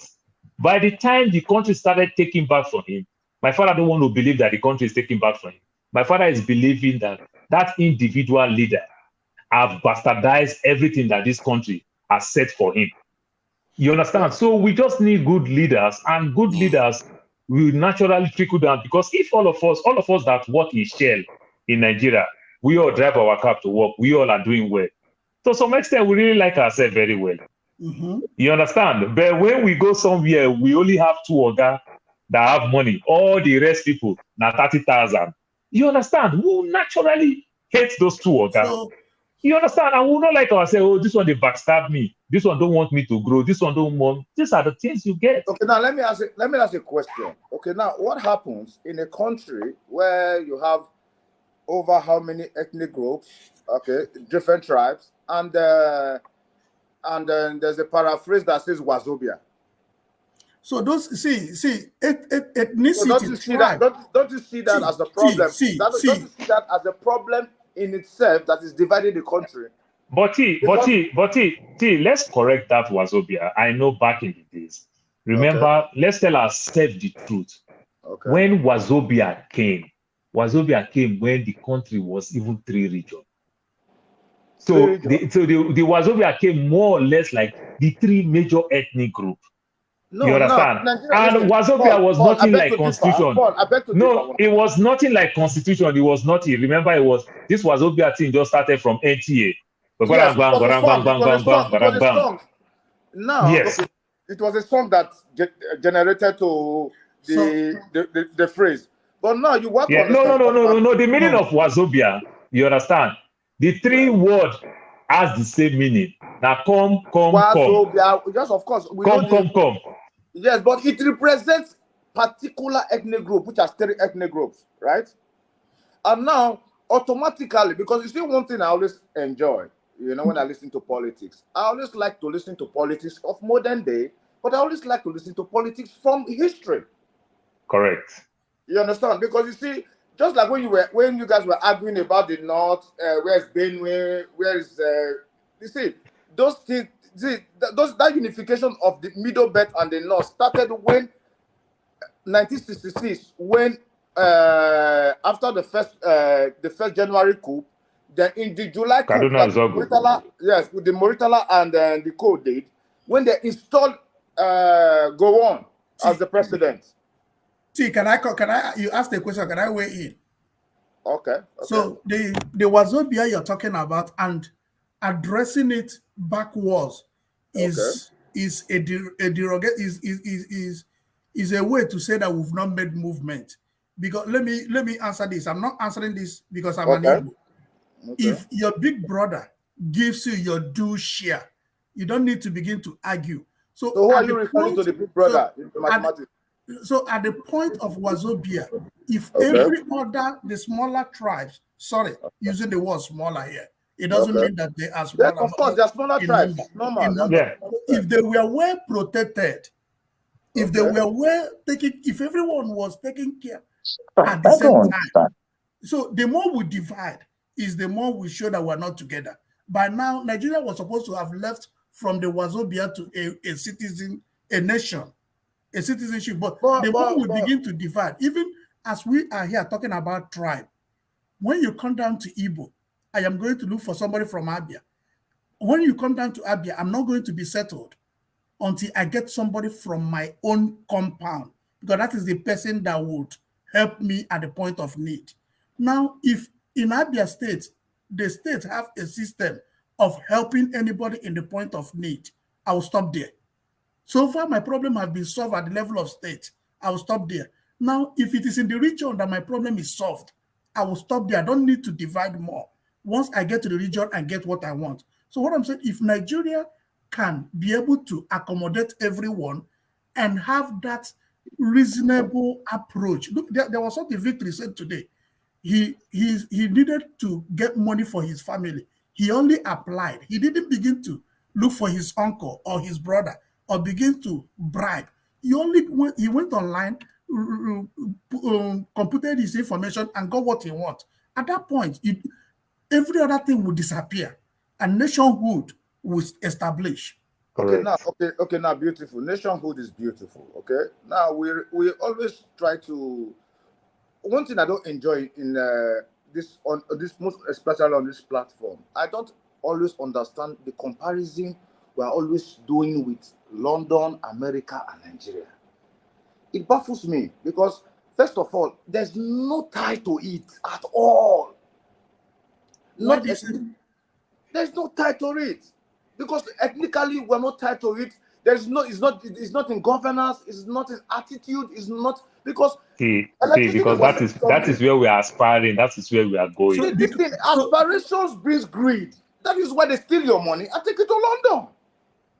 Because now Nigerians has to start working from individuality. When Masca was saying something, was talking about when it was being asked what is the meaning of corruption. Then he used the word personality. And somebody was trying to refer him to use the word individual. Then he now used his mom as a case study. Okay. Now, you see, I think Nigerians will have to start individually working on ourselves. Because you see, Nigerians is not the problem. For me, okay, my own perspective is, you see, the entity called Nigeria, the society called Nigeria, that is where the problem is. Because it is not, at times, it's not like the individual might be corrupt. Okay? Now, but when you get to the like when he said one word, like Buhari was not corrupt. Electricity, what was why electricity asked him what was the meaning of corruption. Now, when you get to the hands of affairs, okay? Now, because we live in a destroyed society, okay? Now you tend to tilt to where the society takes you to. Now, taking us back to history, when the British came to Nigeria, okay? Now, they amalgamated the North and the South, okay? Now, after 1914, it was the same our colonizers who came and made us understand that, okay, now we have to share it between three different ethnic groups, which was the Hausas, the Hausa Fulani, Yorubas, then the Igbos. Okay. Then now, surpassing that, now they recarved it again and now created the Midwest. Now, if regions were good, if regions were our solution, so why did Abu Yeronsi break it into states? I would start down to think about that. Yeah, If regions, fair enough. if the regions and the ethnicity that were claving to, Victory, take it easy. you understand? Because we're claving to it. Because the first thing, if you ask me now, the first thing I will say, my name is this is where I come from. Okay? Rather than I will say where I come from before I say I'm a Nigerian. Okay? But if you ask other people who believe in nationalism, because for my own understanding, reading Nigerian history, our colonizers never sold nationalism to us. So can't we create it? Now, why can you create what you don't? Okay. Now somebody has planted a mango tree. Okay, then now you want to turn the mango tree to a cashew tree. It's not possible. So, Oh, Okay, it's now possible, even the it's Bible, even the possible. Bible, if you are a Christian, even the Bible It's not says even train a child about in the way it should grow. T, where do you live? I live in Europe. Okay. Now I have never seen you before. You've Yes. never seen me before. Absolutely. I have never seen anybody on this platform before. Okay. But education has given us I'm the seeing you privilege. today now. Austin, what are you talking about? Okay. Okay, Education has physically. given us what? Physically. We've never seen any of us physically. But Okay. we have assembled here Yes. and we are discussing a nation. Yes. A nation we are claiming that was given to us. So what Yes. education does is that let us leave every other thing and establish how we want to be. That was how the rule of this platform came about. You see, On how we will exist here. education without a conscience makes you a brilliant devil. Okay? You see, 100%. education without T. Yeah. What I want to just say, a lot of your arguments I like, but the idea that we cannot create nationalism, I think Yeah. I may not buy it. And my reason is very simple. I try to see myself as a student of Nigeria. philosophy. No, I mean, as a student of philosophy. And what I do understand is even the analogy of mango that you gave, even if somebody has planted mango, these things are out of necessity. If hunger were me, I should begin to say, okay, this person has mango in his house, and anytime we are hungry, he climb and eat mango. Me, I'm perpetually hungry. I have to find out how I'm going to plant mango, whether I have mango or I don't have mango, whether I have the seed or I don't have the seed. The onus is on us, like Augustine is saying. The onus is on us now to either dig, manufacture, or create mango from anywhere we can create mango. We have to be nationalistic. And for me, one simple reason that I always give is the fact that, look, at the tail end of the day, if you are in Canada and you are not originally a Canadian, at the end of the day, people will ask you, where are you from? And you will say you are from Nigeria. Okay. Which means that if you are a sensible person, then you should look back at that Nigeria, even if you are not inside Nigeria, should look back at that Nigeria and to make sure that, one, if anything happens to you in Canada, one day you should be able to go back to that Nigeria. Absolutely. Okay? Two, if truly you are a Nigerian, that means there are other Nigerians also. And as a good person, even if you are doing well now, it is only logical that you should look back. Okay, if we are all Nigerians, how are other Nigerians doing? If we are on a boat, for instance, we are trying to cross to Europe, and something happened to the boat, we are 30 or 40. If you are a good person, even if you escape and you are ashore, the first thing you ask yourself is, how are the other people that were together on that boat? Isn't it? That is because you. For me, these are the fundamentals why we should really, whether we like it or not, it's not because whether you're comfortable or not. These are some of the reasons why we must make Nigeria work. I am not saying that it has to be a Nigeria as it is today, but I'm just saying that at least we should be more concerned about creating nationalism. Yeah. Creating nationalism. Mosca, can I just say something quickly? I like what you're saying, but at the moment there are people that are head bent of not moving. They don't want to talk. Simple. Right? That is the problem. they are sticking to that point, and I'm saying this because I've had a lot of discussion with many people from different regions, right? People, a lot of people now say What I can respond to you, Victory, eh? Masca, sorry, I'm still. Let me just finish. I see a lot of people that they've come to Okay. the conclusion that Nigeria is a scam. That no matter what you do, you just go around 360 and there's no solution, right? And that's what people say they've had enough, right? I personally, I've had enough of that place because I've given, I'm somebody that I do deep thinking and a deep analysis, and I'm thinking to myself that this thing, I don't see any way out of this quagmire. Because I tell you what, that's why I use the word of impunity. That the way we behave, the way the average Nigerian person behave, That is I don't think that you see that anywhere in the world. People don't behave like that. They will tell you that I will come and take your stuff, and what can you do? They will even look at you. If you talk too much, I will silence you. That would be the worst that will end it, and that's it. We'll move on. And that's why I said to you that what Can I respond to you now, Victory? yeah, go on. All right. So this impunity, you said it like 3 times. Now I'll give you the story of what has happened in Kano State in 2019. Okay. In 2019, when the elections were happening, we all know that the people in the state wanted Kwankwaso's party to become the party that will put the governor. That 2019 was the sentiment. 2019. Okay. Yes. 2019. So as the results were, the election was being conducted, and I think it was clear to APC that Ganduje will not win. His deputy, that's deputy governor and 1 commissioner, they went to a local government and disturbed the whole electioneering process. And the election was declared inconclusive. Go and check the record. That is what happened. Yeah. Actually, the story was that the people on ground even arrested this deputy governor and the commissioner. There were pictures that even the commissioner, his trouser was removed. Okay? But at the end of the day, what happened? The rerun was done.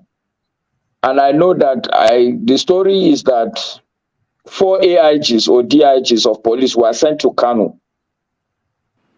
And this is not proven. This is a public platform, so I cannot say what I cannot substantiate. I don't want anybody to come and call me and ask me. This is a story I hear on the streets. Okay, so don't take what I'm saying for what it is. But I'm just telling you, I'm building up to the main point that I want to make.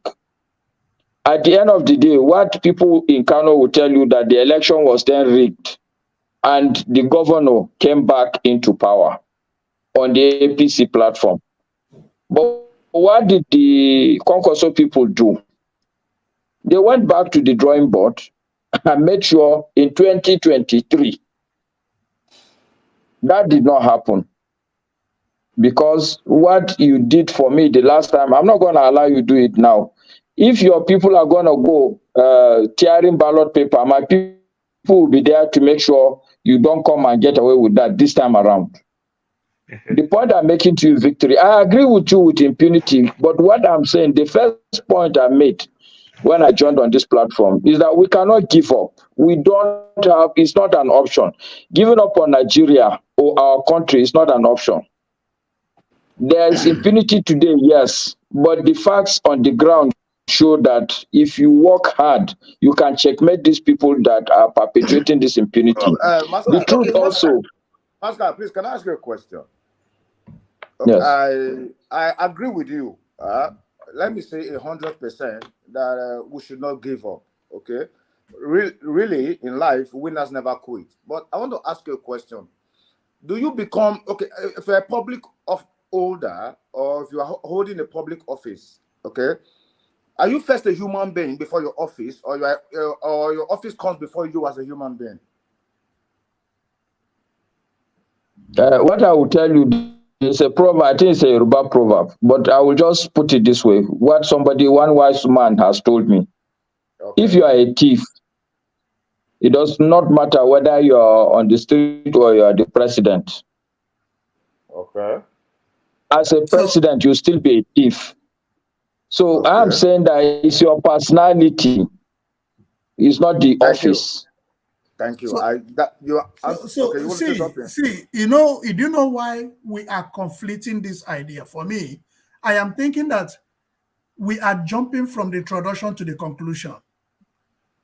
If we can establish what we need first, now the next question would be, how would you be able to do this? Because when people are telling you they are fed up of Nigeria, unless you establish this and try it as a Nigeria as general, if it fails, if you divide Nigeria without this conversation, the 2050 country you're going to create will still have problems. Also fail. It will have. I agree with you totally. So for me is that if we all establish that this is the way to go, now the question would be, who are those that are going to handle this? This is where we're going to have problems. That is why I'm asking the question. And that is where what all of comes us are first? looking Is it at. the office or the personality? Because when we talk about, if you are talking what you're saying right now, it's a good point. You see one beautiful thing about education, it allows you to air your mind. It doesn't mean it's going to be imputed. So like the problem we have is that the corrupt politician in the South is not different from the corrupt politician in the North. That is why I asked the question. Does the office come before the person, or the person comes before the office? But again, the office should come. But again, that's why I went back. That's why I went back to the previous point that says that at the moment there are certain people that don't want to have the conversation, and we all know the reason why. That is right. It. For me, I don't care about no resources. Victory. I believe in all. Victory. Make mention of these certain people. I want to go somewhere with it. I don't want to pin down anybody. I'm saying that when I say these certain people, they are from all the ethnic group, the elite. Put it that way. It's the elite, right? It's how you are benefiting from the system. That's how you want to protect what you're benefiting. So, but there are certain people, right? Certain elites in the society that don't want this conversation to happen. And if you don't have that conversation, it's only a matter of time before people will realize that, hang on, no. How could somebody be telling me that, oh, Nigeria will be better and I'm not 40 years and there's nothing for me?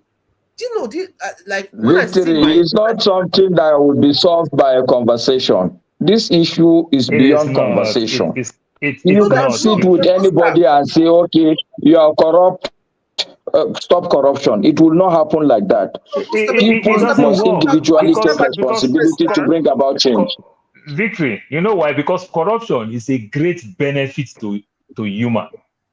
You understand? So if you say, let us sit down together, to the people, the elite of the people, let us sit down together and stop corruption, it will not work. For example, Paul, let me even make a small point. Let me even make a small point to Victory. Victory, do you know that the fact that you're sitting outside, are you outside the country? Yes. Okay, I can put it to all of you on this panel that are out of the country. Okay, the fact that you see the one of the first success of these people is that they have succeeded in sending out the good people of the country out first already. This is the first price that the country is paying for corruption. It's not the money people steal. Masca, I beg to differ on that, because you see, most of the leaders we have in Nigeria today, even the so-called people we call the founding fathers, they all schooled abroad. They all schooled in England. It's not schooling is one thing. No, excuse me. The only difference is now they were able to come back home because they had a home to come back to. But now most people living in Nigeria don't have anywhere to come back to. That's the problem. What you're saying is different from what he said.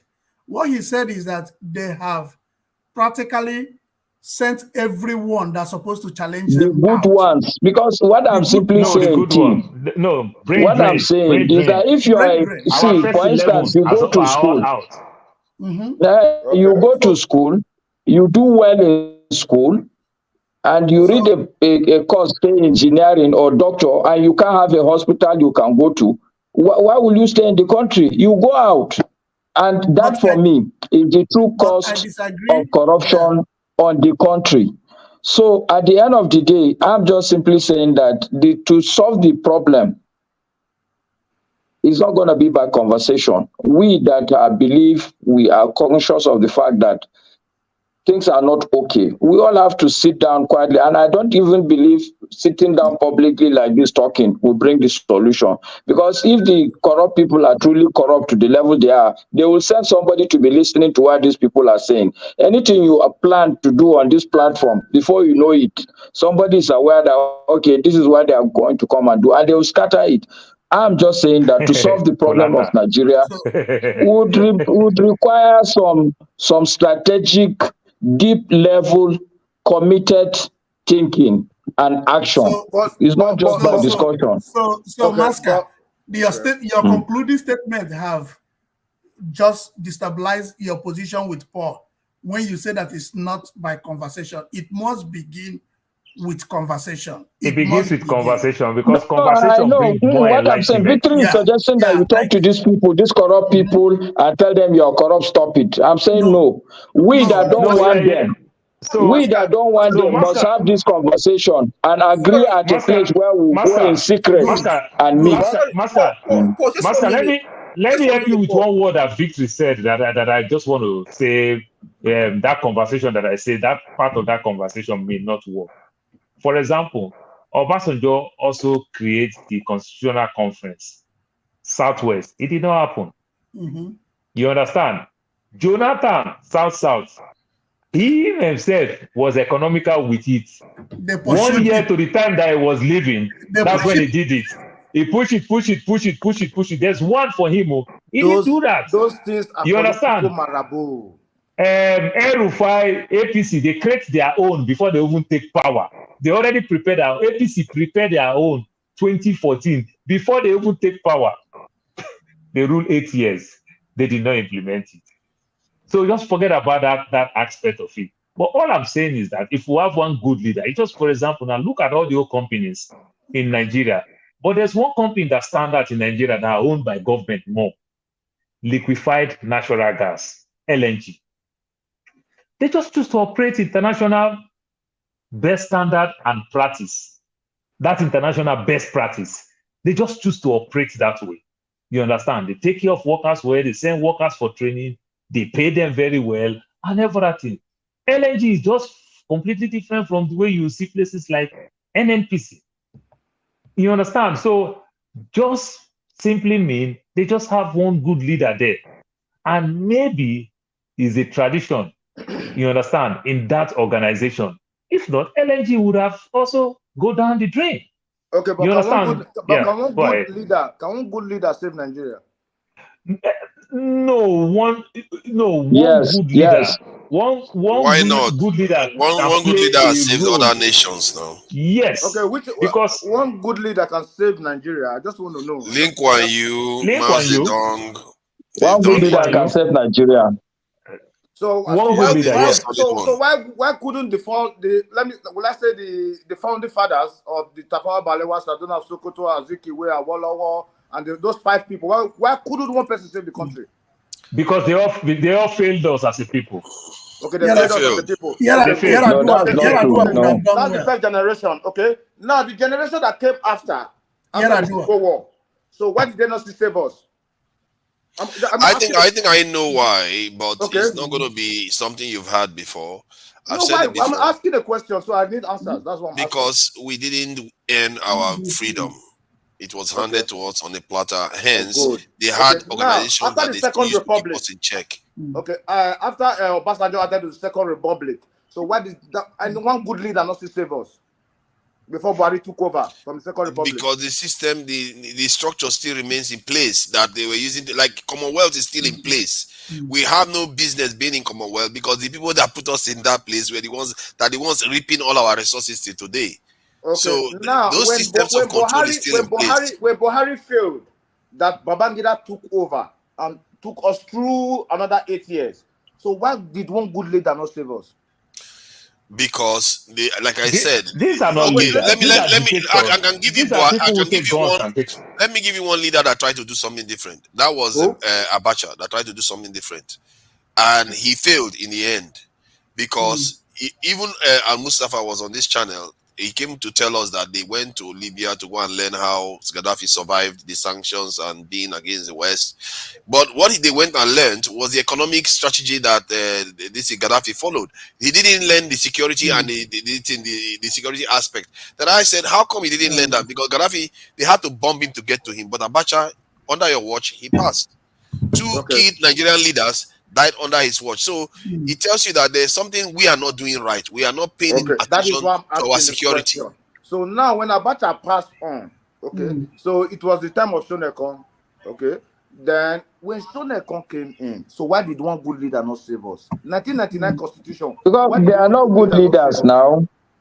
They are not good leaders. I They think have not had a good leader. Beautiful. Okay, now beautiful. I like that answer from Asker that there's no good leader. That's why we're not being helped. Okay. Now, from the present crop of, let's say, this next generation, because now we're always complaining that the old leaders are old. They are old. They should go one young leaders, one young people to take aims of affairs.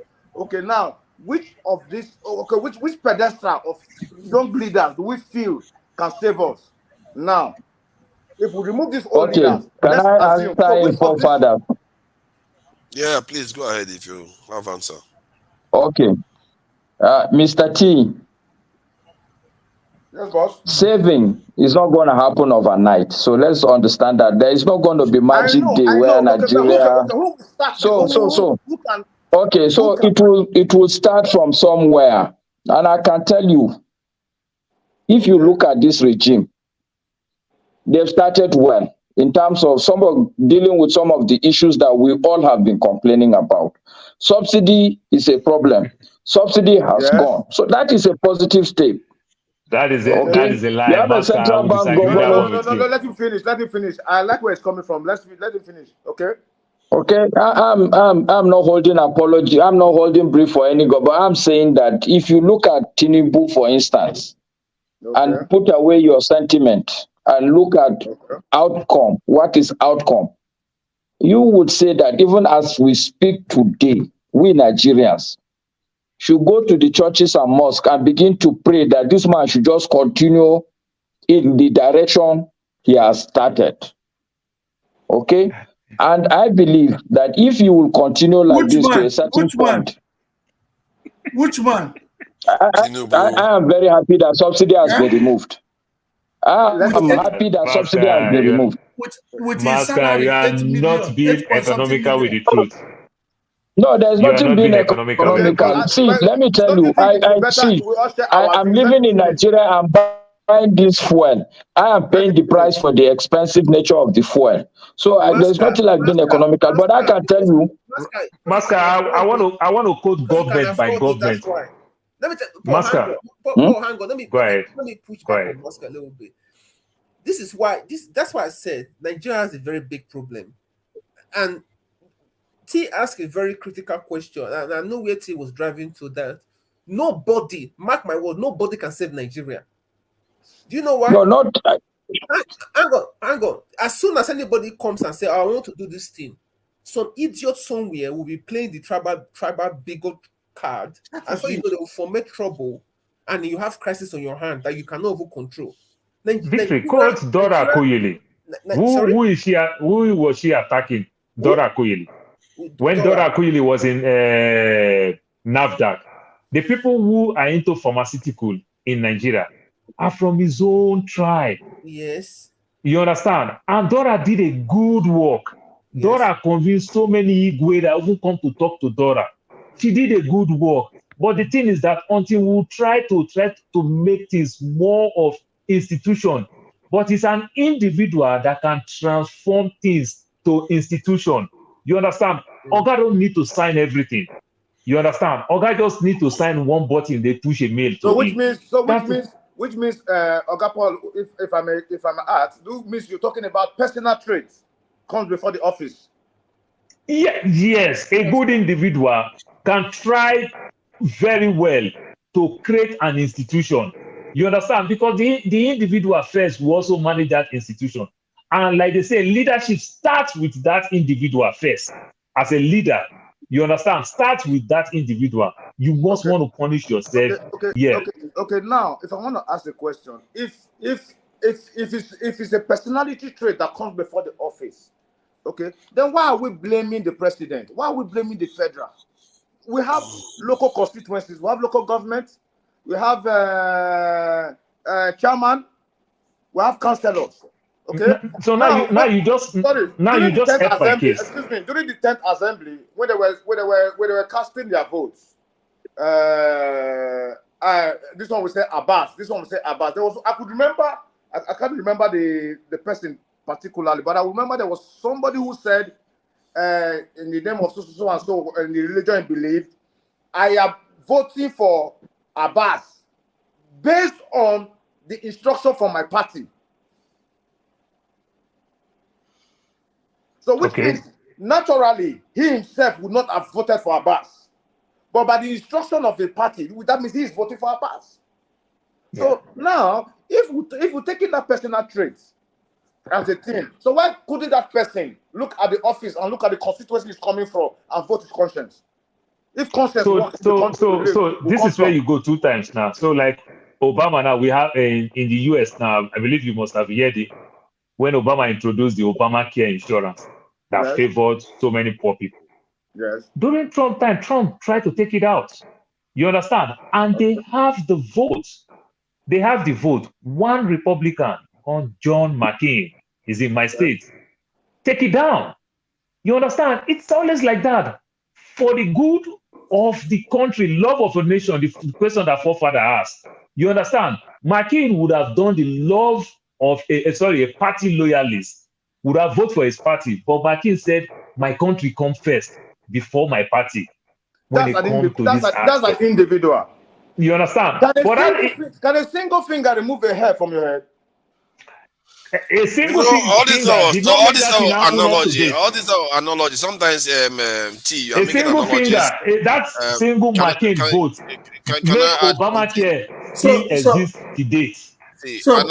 Analogies. Hold on, Augustine. Analogies need to be tied to the subject matter. Sometimes we make abstract analogies that are not related to the subject matter. I guess you have not been here. I've been listening to some of this analogy. See, for me, the reason why you are not going to have one leader that is going to change this stuff is because the people are not ready to face some of the things that needs to be done to fix the country. Some people say if you have the leader and the leader sets a good example, people are willing to do the hard work to get there. The heavy lifting. Where Nigeria is right now is a terrible state, and to get Nigeria out of that place, if people truly understand the work that is required, they will not sign up for it. Many Nigerians today, if you told them what is going to be required, they're not going to sign up for it. And that is the problem with our situation right now, except we are forced into it. I've said it before, my own analysis from what I've seen in the world, where people, that a country that has been in the kind of state that Nigeria has been in, to get out of it, you have often had to be put through a lot of hell, whereby the people that went through that hell are still alive. The people that went through the hell in Nigeria are not alive. Like the Obaronwens or King Jaja of Opopo, Southern of Sokoto, all those ones that went through the hell of being conquered and being ruled over, they are not there. But the Chinese ones are still there. Like Mao Zedong was around when they were invaded by the Japanese, and it was a brutal invasion. The same thing, King Jong-un, this is North Korea. They were there when Americans invaded, and look at what they did with that stuff. They are one of the one of the strongest countries in the world right now. And if you look at Japan, even Japan that was nuked twice, look at what they did for themselves today. So it tells you that what makes people grow is not necessarily the kind of stuff we think. It's stuff that the entire population signs up to. That they will realize that, you know what, we need to fix ourselves. Otherwise, people are going to visit this type of trauma on us. Hence, they put their differences aside and are willing to work together. The Europeans did the same thing after the Second World War. Look at them. They went immediately to form the European Union. Immediately, it's not because they said, you killed my forefathers or you killed my grandfather. No, you killed my father, you killed my uncle. This one, we had millions of people that died. And yes, they still went on the same table and formed the European Union. How did they manage to do that? Because they realized that look at what we've done. And everybody knew. But the problem with Nigeria is that we don't know that. Because the kind of stuff we experience is the only people we see that is our problem is our own tribes. And when we keep fighting each other, we forget that all our money is being stolen away. And that for me, the good news is that there are a lot of very good people in Nigeria. Somebody said, and I think you are the one that said you have to be forced. There are a lot of good people, and when you say good people, not just somebody who has good heart, somebody with enough brain power, with enough understanding of global dialectics and what is happening. And there are a lot of good people, and I believe we are going towards that place. Somebody like Peter is a classic example. I think this area, I feel very strongly about it because the problem we face is that, look at Germany. Hitler was very popular in Germany. He was doing great stuff. But yet, Hitler needed to create a false flag operation to attack his own country to get people ready. Use propaganda. Out of it. It's propaganda. Hold on now. It's not only propaganda he used. He actually did some things. What did he do? What did Hitler do? I just told you now. What are you just don't bring this on this platform now. Can't you find another example? The point I'm making is that it's dispassionate of the individual, because what I'm trying to let you understand is that even when not only Hitler has done it, I think the Japanese or the Chinese did the same thing. No, the Japanese did it to China, to their own people, so that they can be able to attack China. They claim that China did it, but it wasn't China that did it. How do we compare a communist nation and a democratic nation? Oh my goodness. Human nature. You see, that's the thing you do. That I find it hold on, let me make a point. And can you address what T is doing? Hold on. There are certain things that are universal. I think you need to hear that. It's not like certain things are universal. Of course, I know that. When you start saying communist system, they also do things similar. Like when they go to war, war is universal. John F. Kennedy would have accepted when Cuba wanted to be communist society. Why did he accept it? If it's normal, if they're generally accepted things in the world, John F. Kennedy would have accepted the nuke behind in Cuba. No. I think this is what I mean by analogy. The context you are bringing the argument. What I'm trying to say you have to listen to forefathers. Let him land. You can't have it because most of the democratic nations that you have today, they are based on the Western system.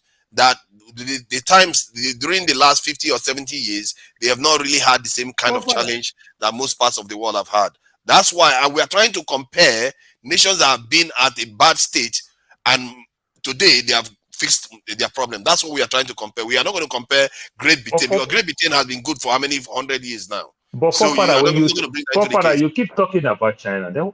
Was there a time that China was doing very well and they lost it?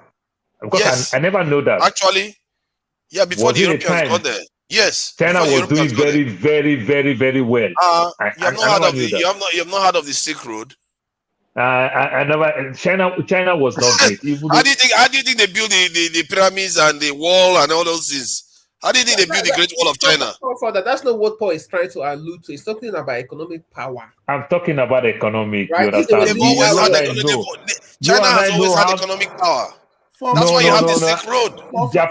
Japan could control China for a very long time. No, Japan controlled China. Hold on. When did Japan control China? Japan controlled China for a very long time. When? For a very, very long time. See, Japan, it's not telling you when. It's just the last century. Japan has been dominating China. No. You understand? Where did you get that from? Where did you get that kind of? Where did you get? No. Where did you get that stuff from? It's just the last century. It's just the last century. It's just the last century. Japan invaded China. No, Godfather, can I weigh in? you are talking about invade around that area. Japan has been a big brother over China. Oh my God! I think you have Yes. got that Go completely and check your upside down. history very well. You flipped it completely upside down. No, that's not No, go true. and But check why your are we history very talking well. China and Japan? Godfather, That can is I what weigh I'm Because in? saying. I wanted to hold That tell on, is you. why I said this Augustine. analysis is going to get Sorry, us wrong. Okay, no, hold on. I will clear Godfather, it. No matter how much you try to muck it up, Mr. Godfather, T. I wanted to speak I to just Augustine, want go to make a ahead. statement. Oscar. So the statement I wanted us to make is that we are 5 on this platform. So it is only T that have a different view. We are 6. Oh, are we? Oh. You people are excluding me again. It's okay. I'm not a Nigerian. Oscar, that's not true. That's not You true. don't know who he excluded. Maybe he excluded himself. I said we are 5. I will not. Austin, your right side man. Let me Your right finish. hand man, oh, Austin. Your right hand Wait. man. You Only exclude them. T. So what? Only T is the different person. That's what I mean. We are 5 on one part. T, the 6th person, has a different view on your topic. So Okay, what do you think my view is? Eh? What do you think my view is? Because we are not the same as China. No, from your conversation, you are not seeing Nigeria as buildable. No, that is, you are getting it wrong. So why have we been then you would have asked me directly. So that's the question I want, because all of us have always been profiling solution towards making it better. So you are the only one that have kept us in a different view for a very long time. So I wanted you to establish. I wanted you to establish what you think we need to do by addressing the question. Then, if it falls to, so that we can build on it. You see, I agree with what you're saying. You see, Nigeria is buildable. There's nothing that's not rebuildable.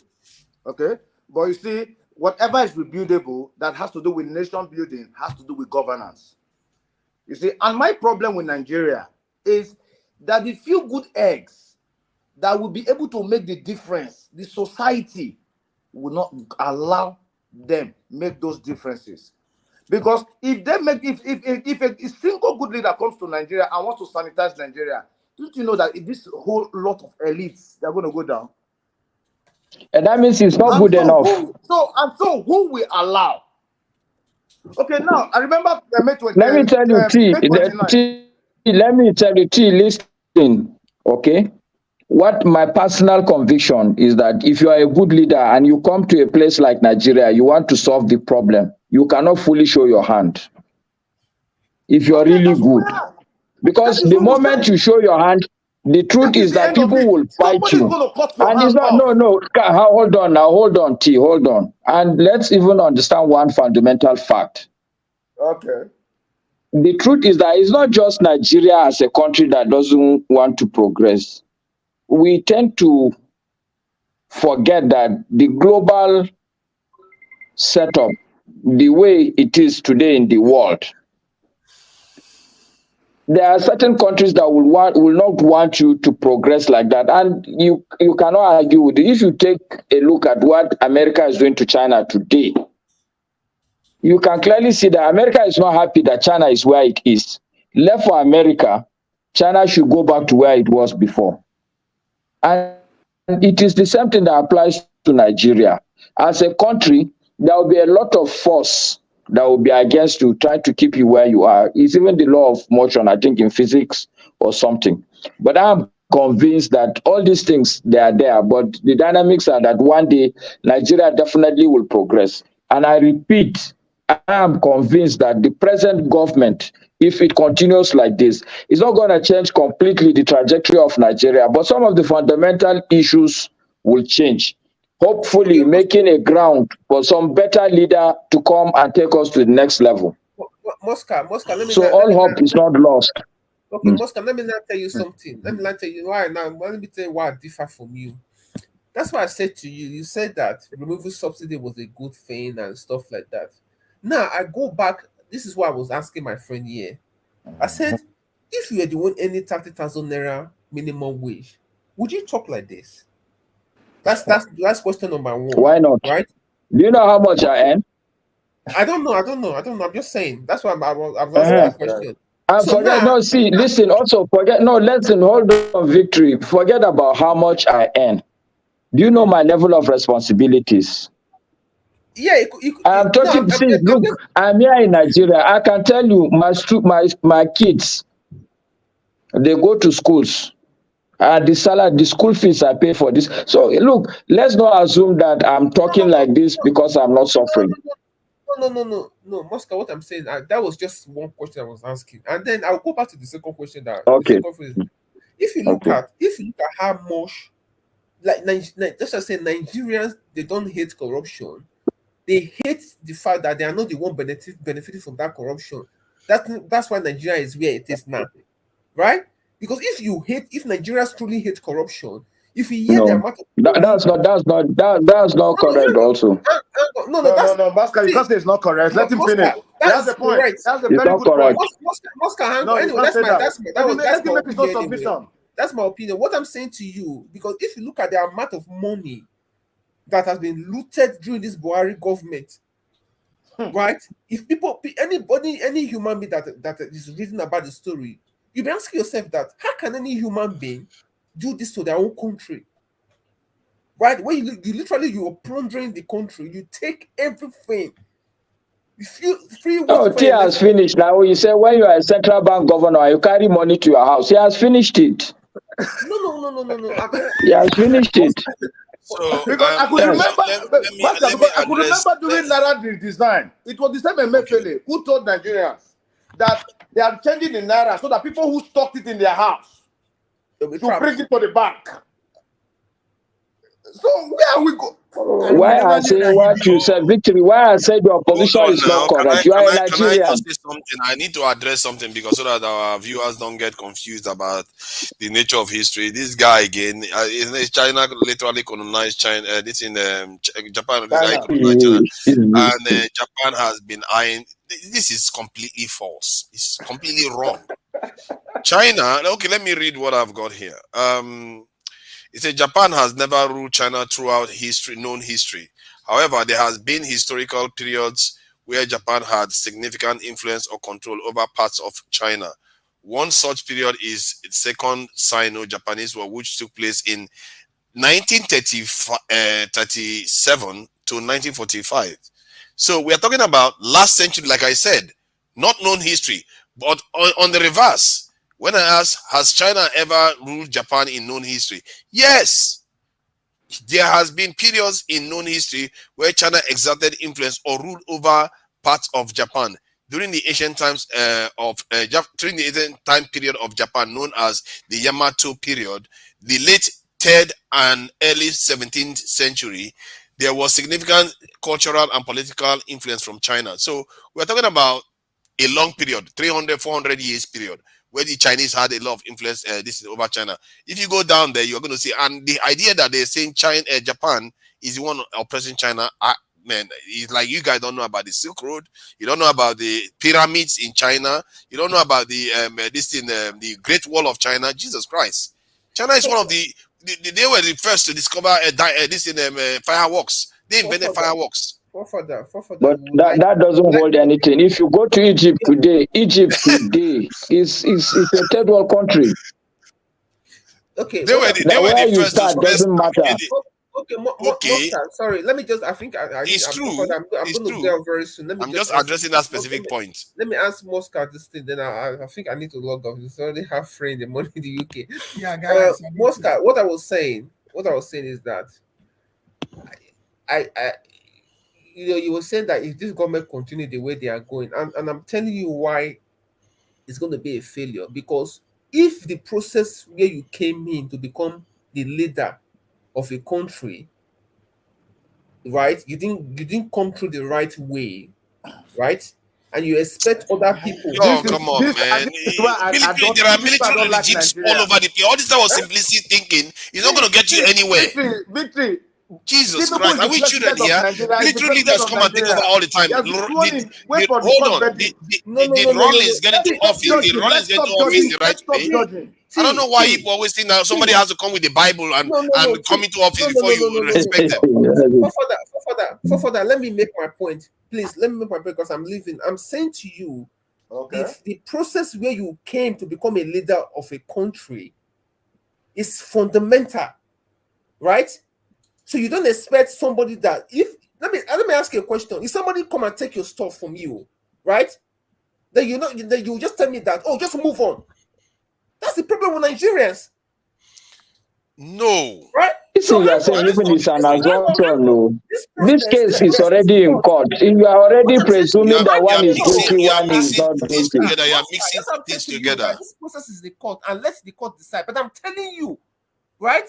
If they release the result, that's what people are saying to you. I'm not telling you any other thing. I'm saying to you, release the result so that we know who wins this, we know who won the election. So we Isn't can that move what they on. are in court doing right now? That's what I'm saying to you for that. You can see what is going on. This is where I have issues with Nigerians. Nigerians they are terrible people. What is the issue now? What's your issue now, Victory? What I'm saying to you, you will see what they will see white and they will call it black. And they know that.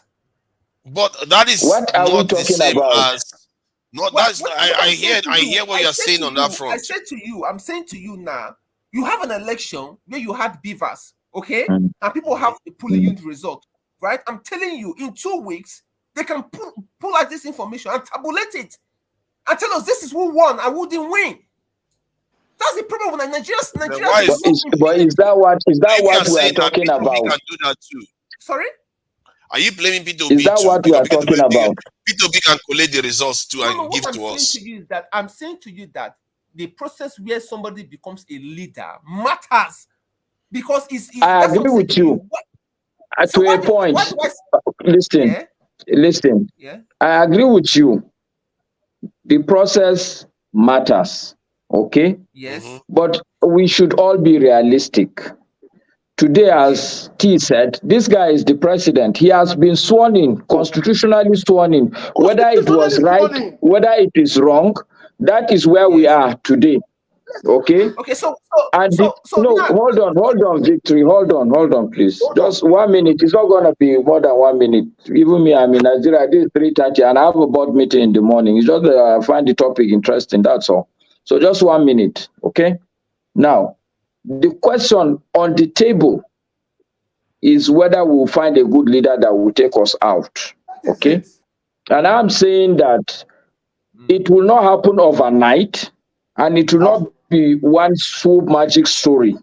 It is a kind of story that you may not even like. The leader that will come and take us out, we may not like him. He may just have to drag us. Okay? Yeah. This is what I was responding to T. And I'm saying that if you ask me, honestly speaking, I may not like Tinubu, okay? But as a realist, as an economist, I know that there is no way this country can survive the kind of subsidy program we're having. It doesn't make sense, okay? We cannot survive the dual exchange rate we're having. It does not make sense. A leader that will come, knowing that these things are not popular things, and still do it within 1 or 2 weeks. I am saying that I am seeing signs that if he continues like this, the result, the product, the outcome will be a positive outcome. We may like the person, we may not like the person. And no, let me land. So let me land. Once I land, I will tell you I've landed. Once I land, I'll tell you I've landed. I'm saying that what he's going to do, it's just some basic house cleaning for the leader, perhaps, that will come and clear this country into a right direction. He may not do anything fundamental. Maybe he's just going to do, but to clear these things, the fact that he has removed oil subsidy, which will be a political albatross for a lot of regimes. The fact that he has sorted out this exchange rate, what I say means sort is like at least he has started the groundwork. I think it is a positive sign for me that all hope is not lost on Nigeria. And I am saying that on top of that, I know that there are a lot of good people, very good people, very smart people. The smartest people in this world are all Nigerians. And I believe that once we do small housekeeping, a lot of these people will come back and solve some of these problems in this country. I've said when I started that forefather said something that I found profound. I think it's a fundamental solution. If Nigerians can take it to heart, that come next election, everybody will wear this yellow vest and assume on his own a sense of responsibility. This election, I'm going to be a policeman for this election without pay. I believe things will be different. Things will be positive in the right direction. We have the good people. The system just doesn't give them chance. I have landed victory. Okay, Mosca. Okay, because anyone need to go anywhere. As I was saying to you, right? It's like you're telling certain people to like, oh, they've removed subsidy. I'm glad that you can afford to buy the petrol. I don't know your responsibility and all that. That's good for you. How about the millions of people that have been plunged into hardship and poverty, right? And at the same time, 3 weeks before Buhari left office, right, they signed 22 trillion naira that the CBN was printing to them. So there are people, there are Nigerians like that looks like me and you, working with trillions of naira in their pockets, and then you're asking a civil servant that is earning 30,000 naira to bear that it will make the Nigeria better. And I'm not seeing any sign of you going after people that's walked away with trillions of naira in their pocket, right? I will stop at that point. And then the next point I was going to say to you, the issue of about this currency thing, Musk can mark it down, right? This is my area specialty. I'm telling you, anyone telling you that they will get rid of the dual exchange rate, they are just fooling themselves, right? Because I've been in that sector for a long time, and I'm speaking from experience. You cannot get rid of the dual exchange rate. The only two ways you can do it is either you ramp up production and you sell more to the outside world and you earn forex to meet up Nigeria demand. Nigeria people, they like good things. They want to drive Mercedes Benz. They want to use iPhone. Everybody wants dollar, right? That's the only way you can bridge that gap. You literally need to produce more and sell more to the outside world and get forex. The other way, which is what Nigeria was trying to do before, they did a trade swap with China where they can swap naira and yuan, right? And the IMF came up with that nonsense. That deal did not see the light of day, right? That's the two ways Nigeria can get rid of that dual exchange rate. The way you address it, this last point you made about the this in the naira, this in dual exchange rate, the issue with it that we can't get rid of it while the demand for dollar is higher than what is available in Nigeria, because what you will get is that the dollar will keep going higher. But I think they've removed it now. The dollar is not exploding. That they have not removed it. That's why this thing. They have not. They not removed it. I thought they said they cancelled it already for immediate effect. I'm telling you, even Moscow, I don't know where you work. I will pay you money. Yeah, I want to buy goods. I want to bring my naira from Nigeria to the UK. Send the money for me. Tell me how long. I will send you the money. I will put the naira to your account. Send the money back to the UK. Victory. Look, see, okay. I'm an economist by training. I have worked in banks all my life. At some point, I was a country head of Citibank. I was the country head for Citibank in Democratic Republic of Congo. I've worked in London. I've worked in New York. I am a knowledgeable. In fact, last 2 weeks, I spoke on NTA on this same foreign exchange issue. Okay? So it's something I know. Yes, you're right. The fundamentals are not yet addressed. But what the government has done, whether we like it or not, is to say, okay, before you take this dollar, you take this dollar. This government is saying, no, we are not going to allocate this thing. This thing is going to, every money Nigeria has will go to one single market. Everybody go there and bid for it. How can we see anything wrong with that? We like to bash our country. Even when the things are positive, we will bash it. You said something that we should go and bid for what? What did you say? Say that again. What the policy now, what they have done. Yes, they are not going to remove the disparity between what is supposed to be official exchange rate and black market. They haven't done that. But what essentially they have done is to move from a position before now, which is if you need any amount of dollar, you go to the CBN.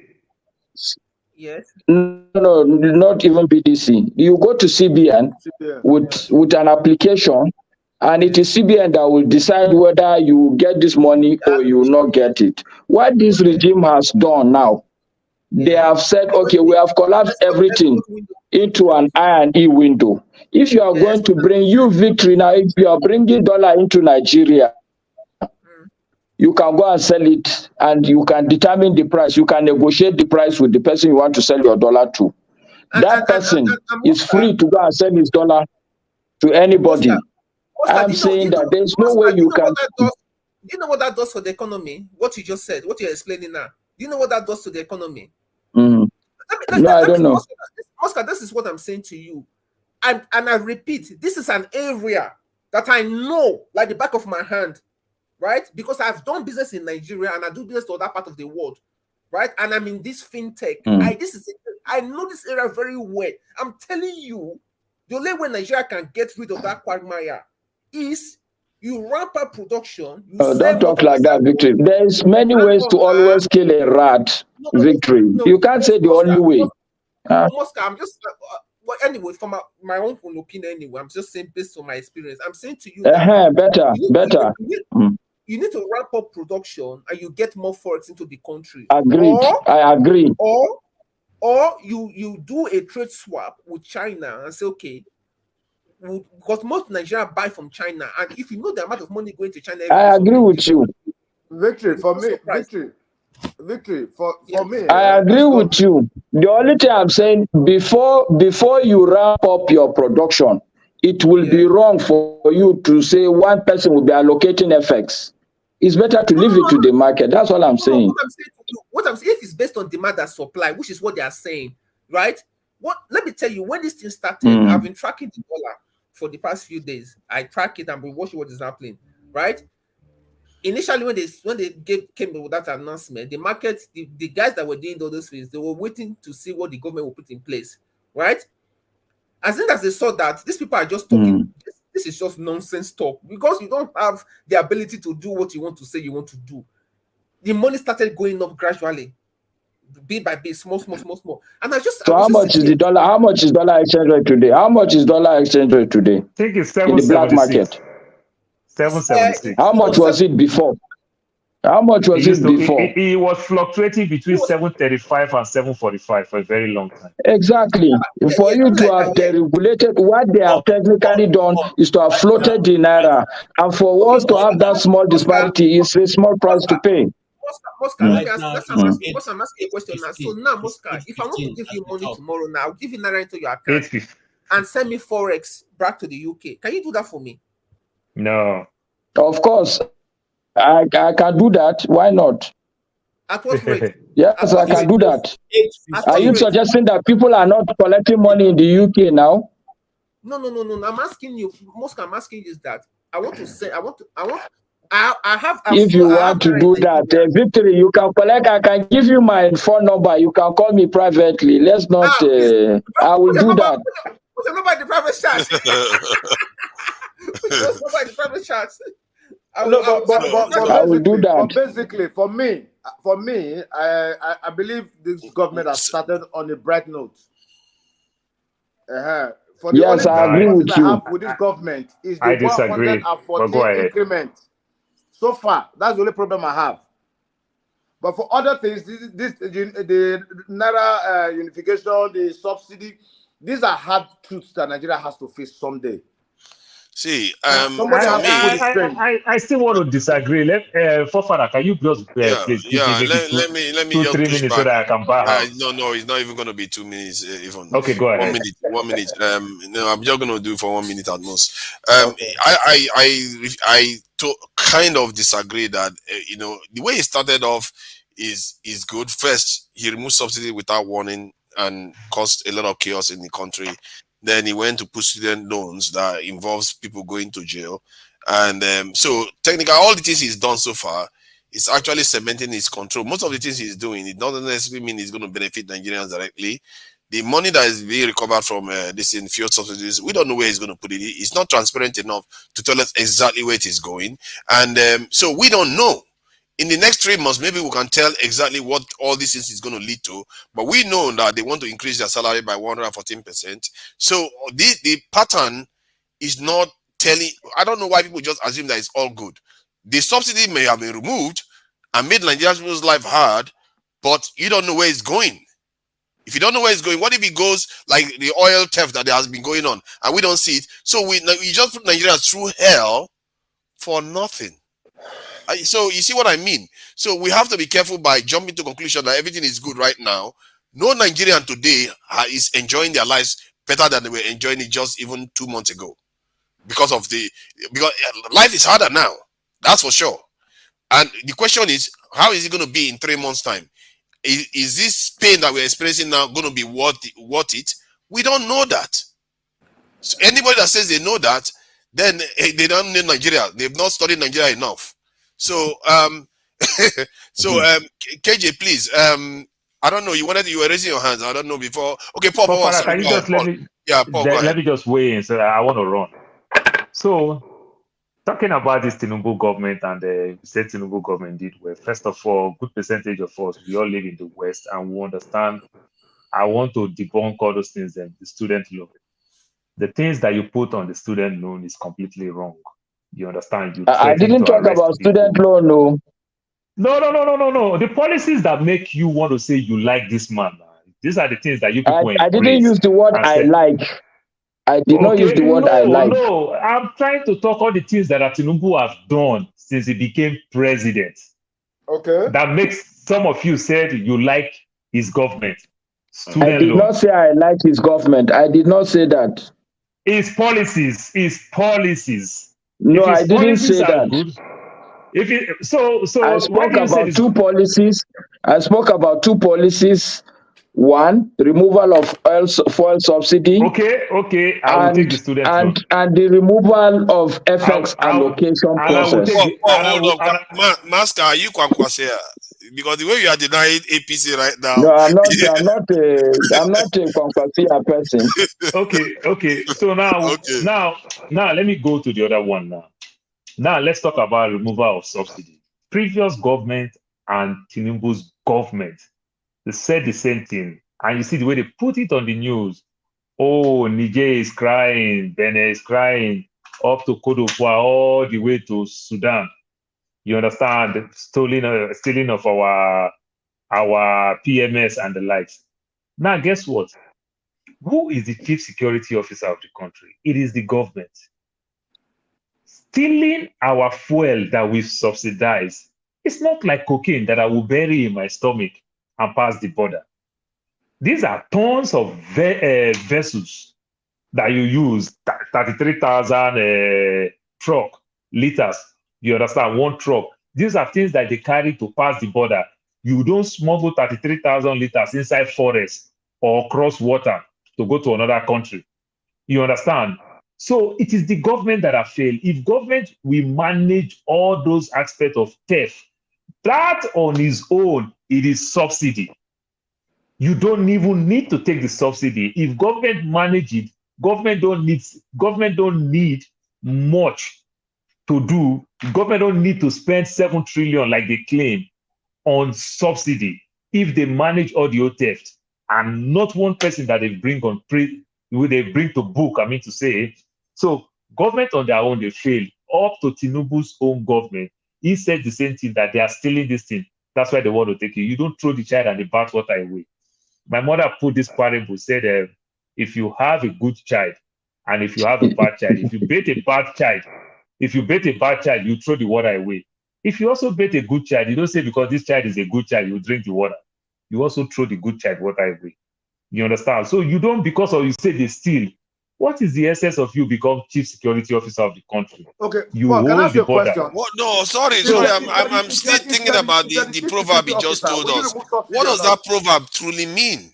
I don't understand. I'm still confused. They wash the baby with the bad child.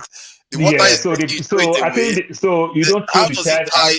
Yeah, how does it tie So to the? what does it tie to be that now? I use the word now. If you had a bad kid, if you bait that bad kid because of the child is bad, so you throw the water away. If the child is a good child, will you drink the water? You also No. throw the water away. You So what does understand? that mean? So what does that mean? That if you say subsidy, government all over the world, in the UK, in the US, they subsidize transportation, they subsidize food, they subsidize everything. If government Paul, sorry. if Let me government correct come that the your proverb. level, It's not the proverb you use is not correct, oh. But let's see. I said my mother. I did not say The the way it British. is. He's The trying to British flesh say it you out don't now. throw the child and the bath water No, away. And I I use really I use want my to own understand mother. what he's saying So there. you need to let. So okay, let me listen. Since it look like you guys like that proverb very well. No, I like to If you understand how proverb tied to reality so and what you're explaining. if you have a bad child, because the child is a bad child, if you bait the child, you say, oh, this child is a bad child, then you throw the water that you bait the child away.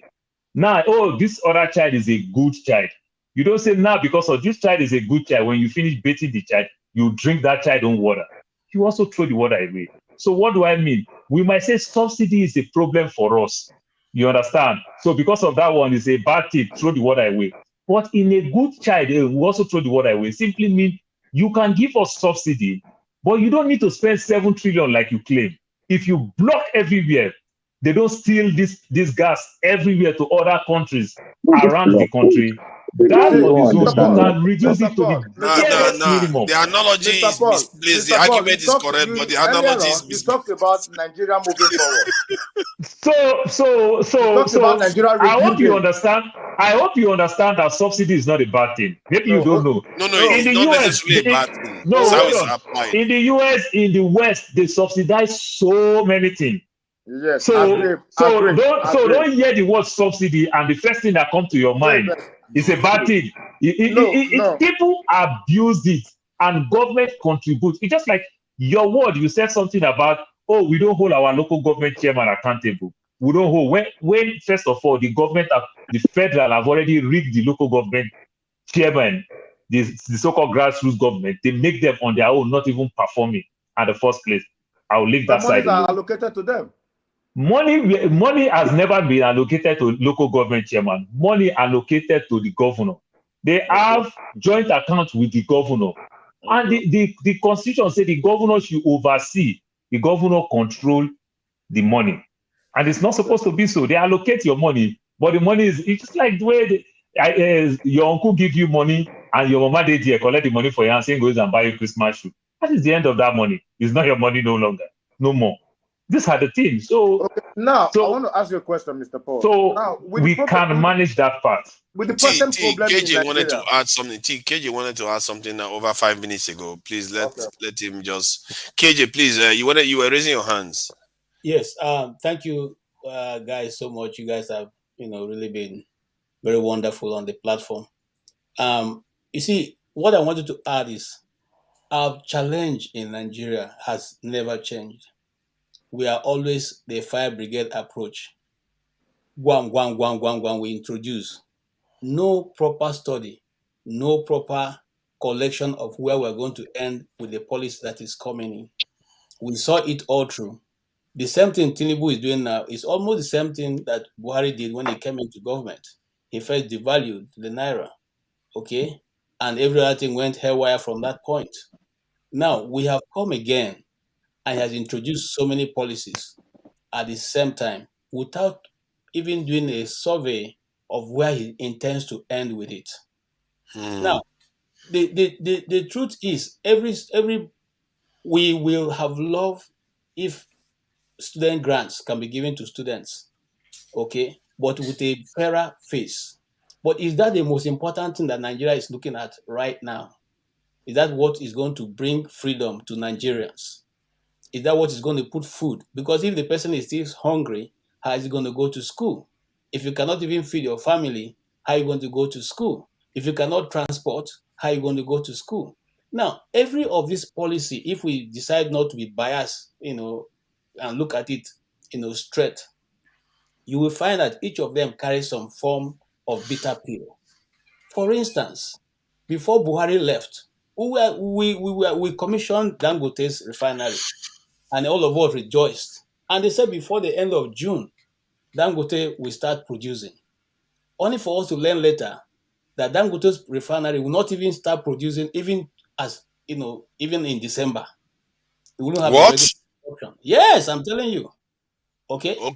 Do you have any evidence for this, please? Because when you start making some of all these huge claims, Dangote was given a importing license to import fuel. He was even no, that's not correct. No, that's not correct. That has been corrected. We shouldn't be. why doing do we this where kind do of we get thing. all this information from? Then it really bothers me Hold sometimes. on. Nigerians Yes. Nigerians just bring out weird information from nowhere like Well, that. no people, we like to just say Where are we things. getting all these things from? um, Eh? It's like there are people out there manufacturing false information hold and on just now. Oh, pumping bros, it hold out. on. Hold on. You see, the problem is this. We think that there's always smoke without fire. It's not true. Even now, the 100 We Africa, we like proverb a lot. How does that relate? Which one smoke without fire? Throwing baby with the bathwater. And I have my time to speak. You spoke. Let me.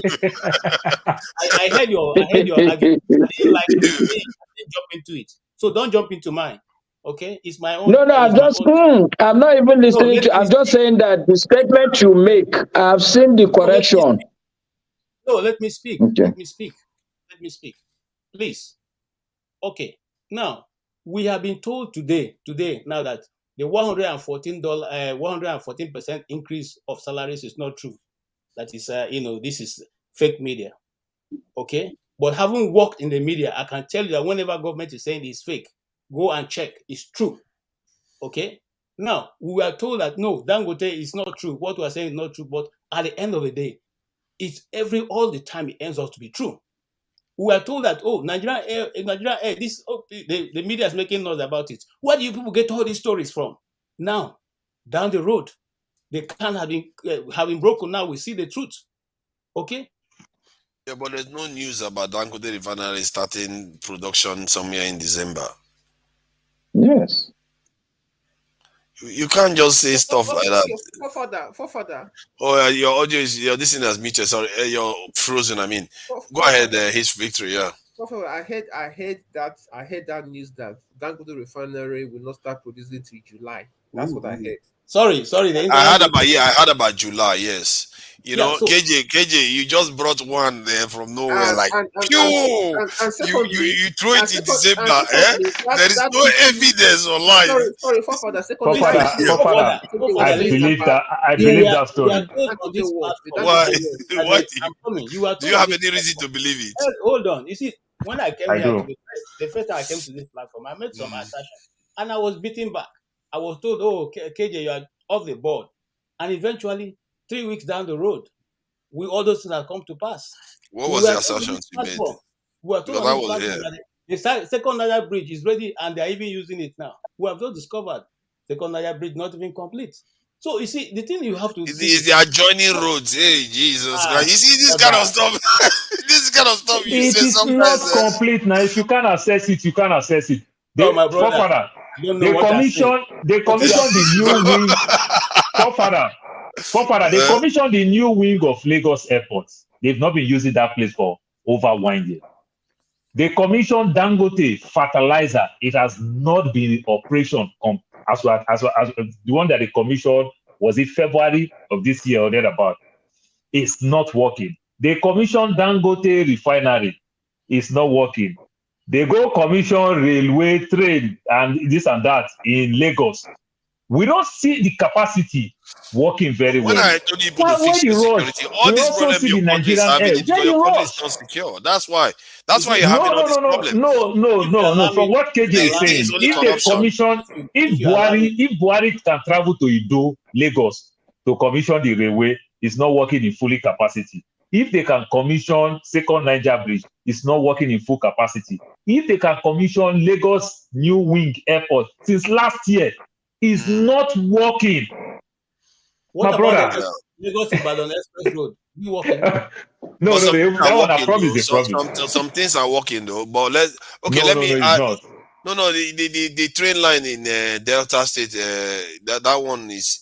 I say Ido, Lagos. You people have disrupted KJ. You wanted to speak. You people disrupted KJ. Okay, KJ. Just what KJ was saying. What KJ was saying about the Dangote thing. Did you not see the lawmaker that raised the issue in the House of Rep? I started debunked as fake news. He raised that emotion. Did you see that? Yes, that's what I'm telling you. No, I have seen it. It was because he raised it that they came out to debunk it. Who debunked it? The guy himself? So you didn't check the debunking, but you checked the one that the accusation was made. So You know, you can check both. forefather, I I didn't didn't hear. That's say what I'm saying. I You, saw, you know, what you guys when you said check the in accusation, you hand. can also check the debunking. I'm Eh? asking, Master, You can't just you Tango, can't I'm just check asking only the Master, accusation. was it the guy himself that debunked me where am I again? going, forefather, with all this? What I'm trying to tell you guys is, you see, there's no smoke without fire. We have dealt with this system for so long, and we know that these things are perpetually, manufactured to keep the Nigerian people on a hype while they are doing what they want to do. And I'm not First saying hope. it's just a particular person. It's a whole government setup. It's a gamut of people, individuals working under and doing whatever they want to do. They tell you what they want, and that's why you see they tell you any news you don't hear from NTA is not a correct news, because NTA will perpetuate whatever they want to say, and they will carry it and make it. Unfortunately, God has helped us.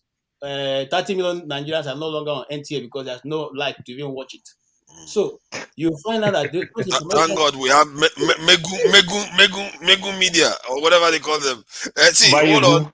Yeah, Mayegu is there. See, 30 we million have Nigerians we have no all of them longer, on there. they no longer Can, have can, the we radio have channel. Dr. Damages, we have all of them doing their own thing. We are all throwing accusation left and right. So Whether what I'm saying, evidence be damned. what Hold I on, said, hold on. The original question of the program was, what will it take for Nigerians to put Nigeria first? So you are one of those Nigerians. What would it take you? What would Nigeria represent to you for you to say, okay, you know what, Nigeria first? Even if you offer me the US, you offer me everything, Nigeria first. awesome. First and foremost, okay, you stand on the pedestal and tell the whole world that a Nigerian's life is what is not valued by money.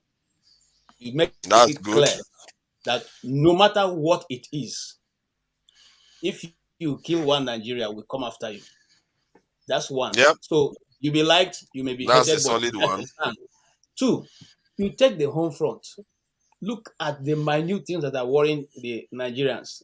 Poverty. You cannot have just how many people in the National Assembly that is taking almost how many billion out of the national wealth. So you know what? You revalue work ethics in Nigeria. You reduce the salaries of the political class. You reduce their government expenses. You remove all the garments of, for instance, Tinubu's convoy is almost 100 cars. You cut all that to maybe 10. You remove that You of the want them to convoy. come and kill him? Yeah? Okay, You know for how what? many If people he's want doing him? good, will You they want kill you him? know how many people want him gone? If he's doing good, will they kill him? Listen, you ask me what will it take? I'm telling you. So you Okay. cut down the cost of governance. You take that money I've cut down from the cost of governance, you move it to the economy of Nigeria. Now, you look at how you can bring down the cost of living. First of all, rent. Second, food. Third, education. Now, you make sure, and how do you achieve all that? You can achieve that in one go. Get someone or a company, I don't know how, I don't care how you're going to do it, but get a company that can give you light in Nigeria within the next 6 to 8 months. Something running. And Abacha did it. The government of the military did it. There was a time if you lived in Abuja earlier on, you will see that there was, if you come to where they call beggar roundabout, there were more than 50 generators that was there stationed, okay, and they worked almost 24 hours. So at that time when we were in Abuja, you light don't blink. All the light going to the airport, all the way to the airport, you can put off your light and drive your car So you through, had 50 generators there, 50 large generators, you mean? more than 50.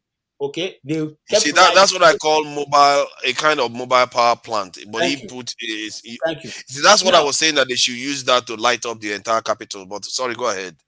Now, when you've done that, you see, you are going to bring back work like barbering salon, hair salon, all those small welders and this that we use this thing. So you're already creating some form of what of economy. Now you go to the education section. When we are growing up, we had friends who were going to technical schools. Those technical schools are no longer available. Recreate the technical schools.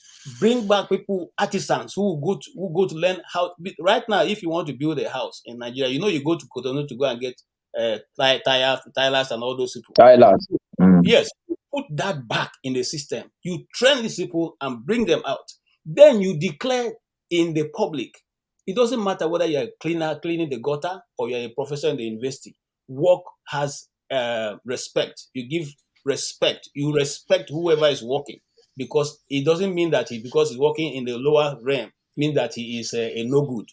When you have created that, you see, there'll be you start balancing So, out. so when you create this system, before you put Nigeria first,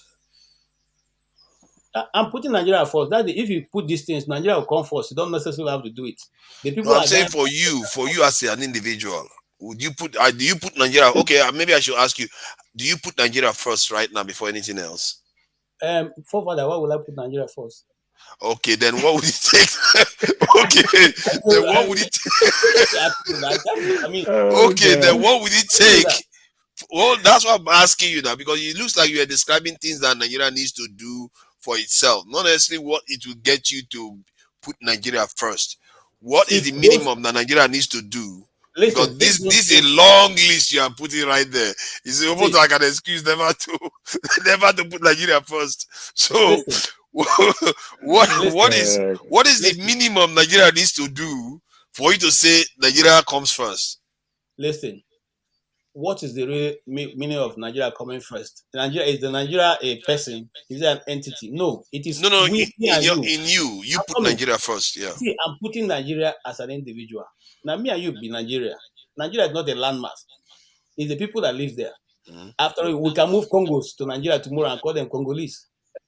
Okay? So it is we that are the Nigerians.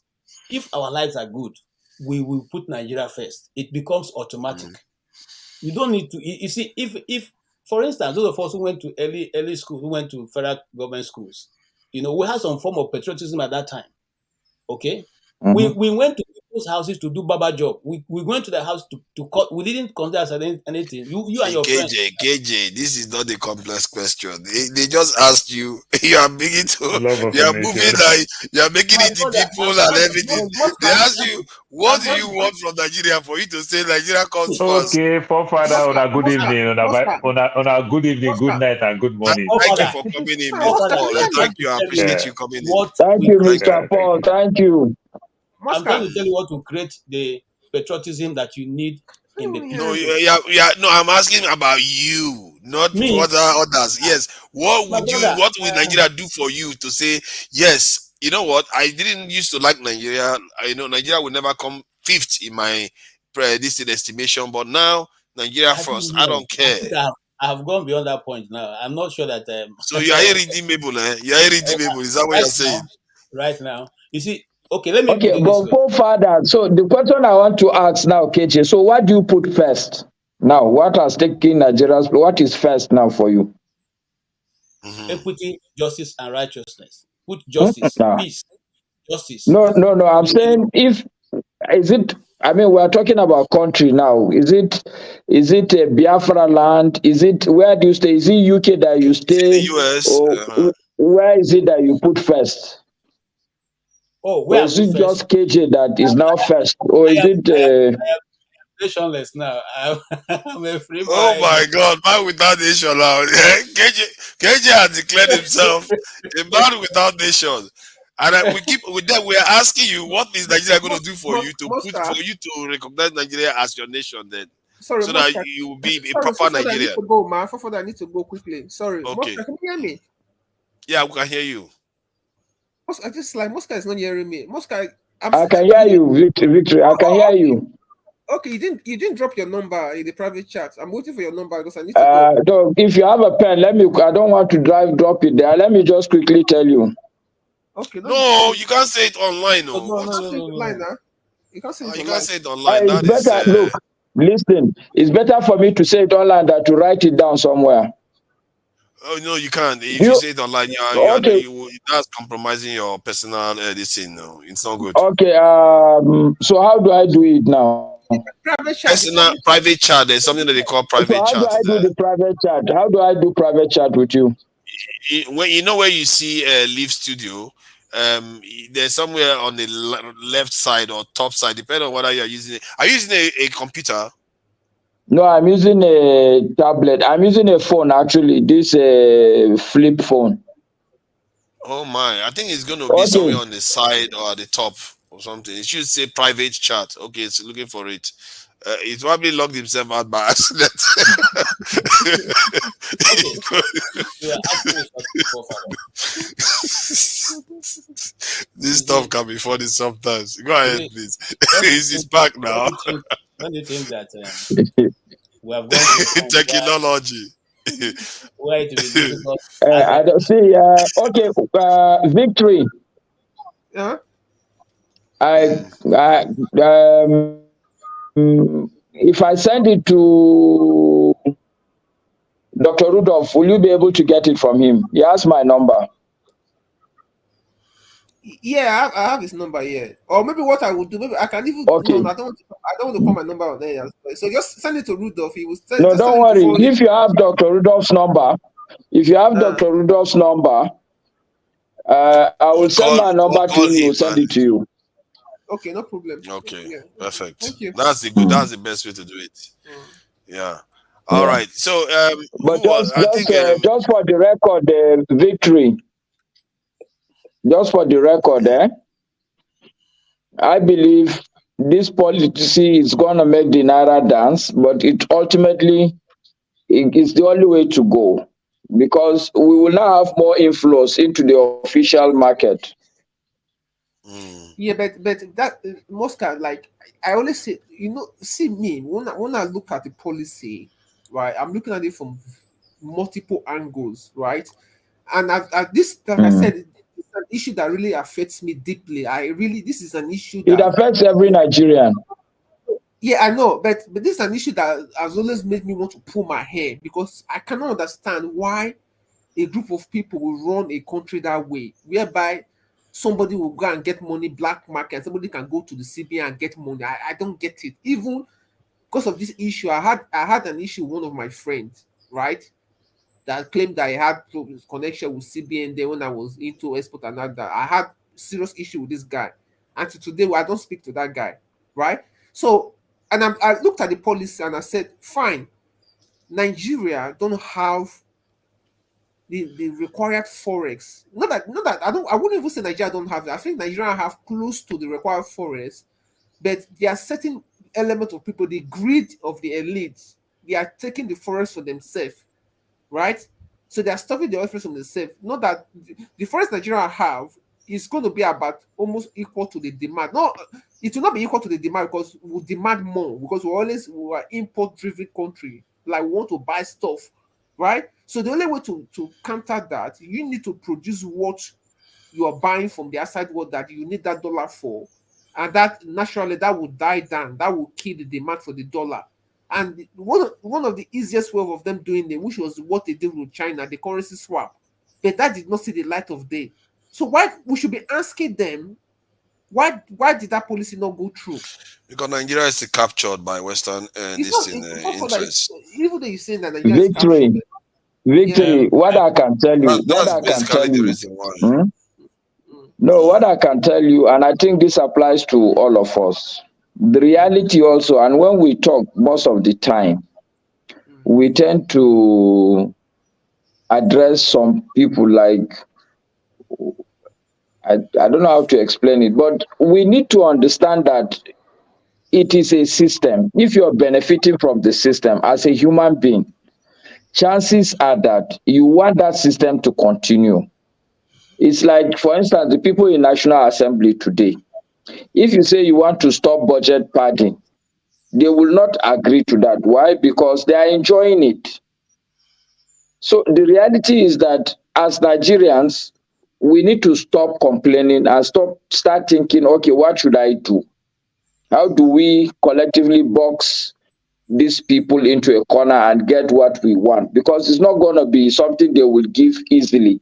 The same thing with the FX. If you are the governor of central bank and you know that, okay, the official rate is 460 and the black market is 750, and as governor of central bank I can allocate 1 million to you now, Victory, and you go and sell it, that would be like 350 million naira in your pocket, and you forever be grateful for me.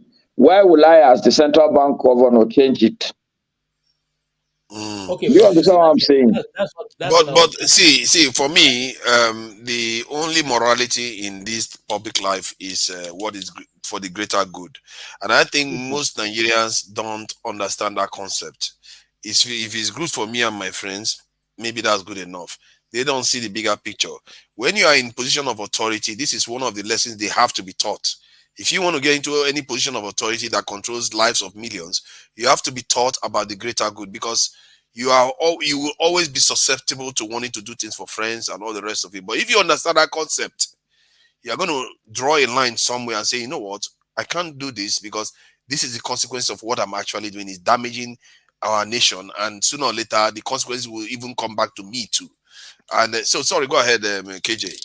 Okay, earlier on I was talking about something, and I just want to also lay emphasis on what you're saying.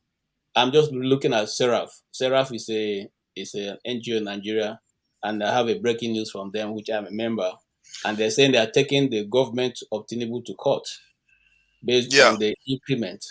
Okay, but I said that here, and someone was saying it's fake news.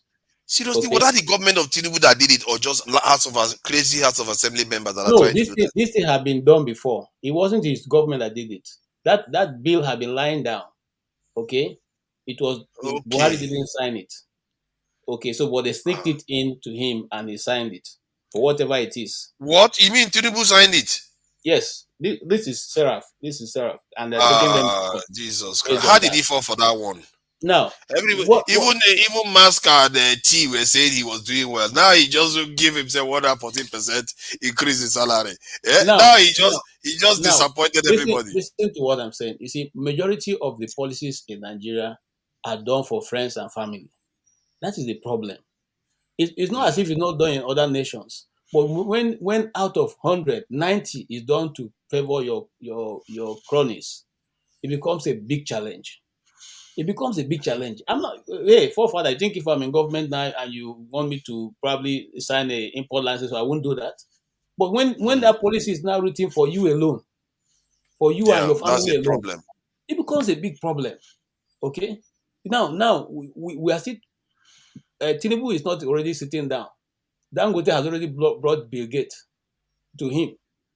Okay, the man is not settled Mm. yet. They're already making him make big commitments. He may not be able to leave, or before he even understand what it is. Half of Yeah, Nigeria now before you is know it, in it debt. was yeah, and Dangote is trying to help Bill Gates. I am telling you, our people. Why did you think I said captured? Do you see them with Chinese people? Do you see them with No, Indians? No, no. they are only with the people that enslaved and colonized our forefathers, and those are the ones that they are palling with day in day out. I don't Mhm. see when the Chinese were trying to build their country, they were working with the Russians.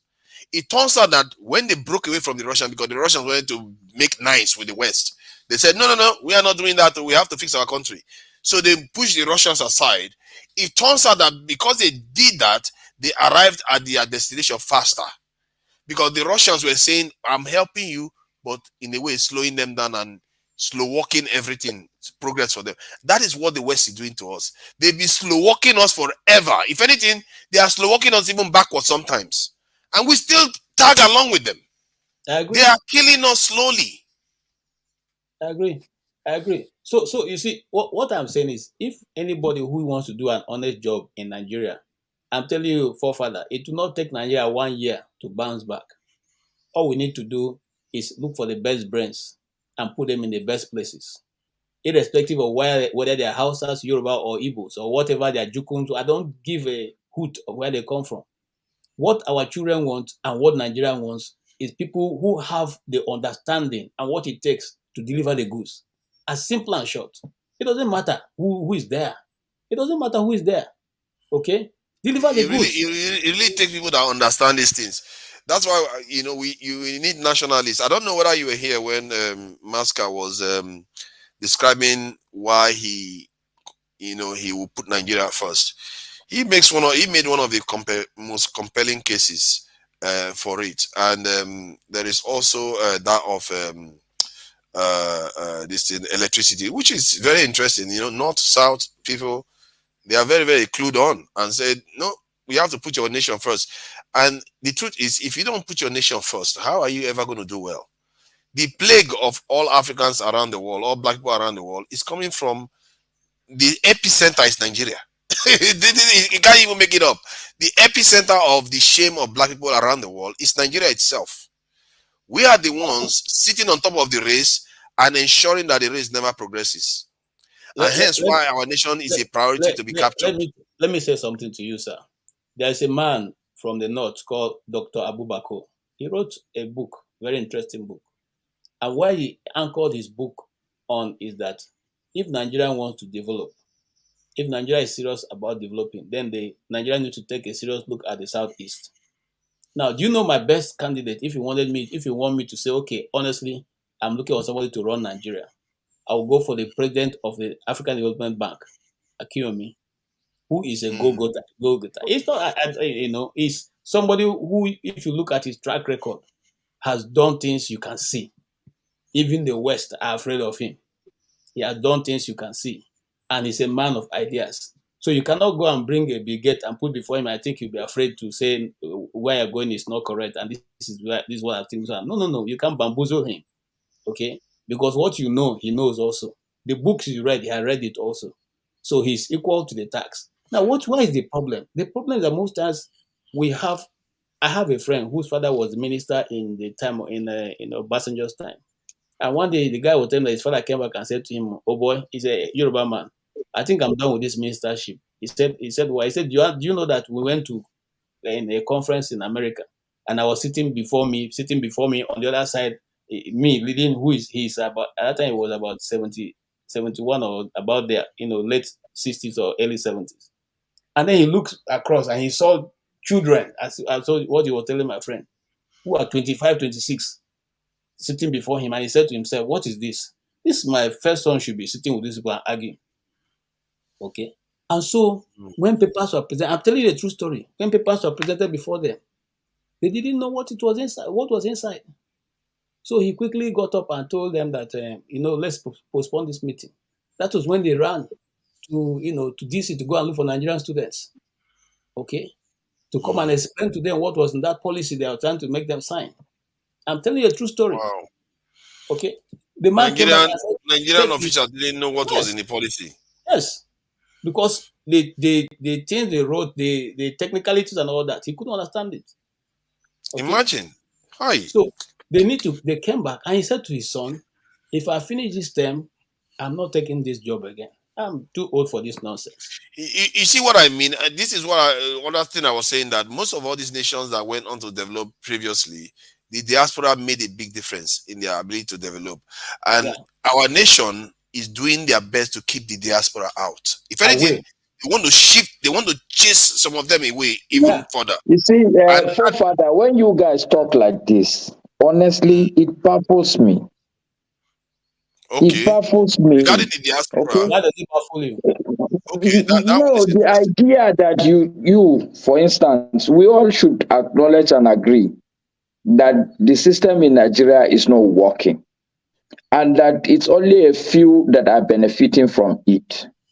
And those few that are benefiting from it are not going to be happy with people or group of people they know are also going to work against them. So the Yes. idea that Nigeria is keeping the diasporans out, of course, what do you expect? What are you But expecting? That like okay. You know the what? people? You know what? No, You wait. know what? That's a Let me fair make point. But no. Let me why make though? my point. Let me make my point. The point I'm trying to make is that the diasporans should understand that people are trying to keep them out, and that because you are trying to keep me out should not keep me out. It's there naturally going to be a battle. So how going to do The that, sir? diasporans should understand that, okay, it is not in the interest of the people who are enjoying the faulted or the flawed system that we have today. It is in the interest of the Nigerian poor people that the diasporans will understand that this person is trying to keep me out. So I must find a way of checkmating him. I should find a way of always. And the truth is, like, the beauty is the people in Nigeria today, almost everybody is poor. If you have small money that you are giving people, they will have to listen to you. So I'm saying that the diasporans have their own weapon, they have their power and they should begin to look for how to leverage on their powers to make sure that they affect things. If they continue to complain and say, oh, these people are keeping us out, what do you expect? That is No, how it is. to be Nobody fair, is going to come. hold on. To be fair, I get what you are saying. I was saying it in the context of already. Me, I'm one of those who are advocating that the diaspora needs to start acting. They can't wait for these people. As a matter of fact, a lot of people were insulting me that I was saying that we should be trying to do something on the ground. The context I was saying it earlier on was that they are putting pressure instead of them, because the context was that they are not fixing things in Nigeria. I said instead of them to be doing everything to fix it, they are doing everything to push everybody out. Because for me, the logic is that even in the West, they are corrupt too. They are corrupt, but they are corrupt because but they want their people to be doing well so that they can make more money. You don't have a livestock farm and you starve the livestock. You want them to be fat, big, and so that you can make more money out of it. But in the Nigerian context, that tells you that something unnatural is going on. In the Nigerian context, the leaders don't do anything to try to fatten the Nigerian state. They do everything to cripple it as much as possible. Not because they are not going to make profit. Believe you me, there are elites in the West too. They are doing it because they have been compromised. That is the difference between them and many other nations around the world. Because most of our wealth ends up in Western accounts. That is the problem. If that wasn't the case, no matter how corrupt they are, you will see that Nigerians won't even care. Nigeria will be doing just fine because most of the money is spent in the country and all their work. If you steal money, what are you going to do with the money? Are you going to chew the money? So you have to pay somebody to do work with the money. You pay carpenter, you pay builders, you pay drivers, you pay. By the time you finish paying, the economy goes around.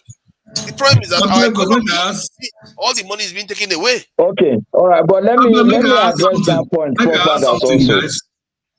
Okay. Jude, don't worry, you can go. Let Moscow respond first.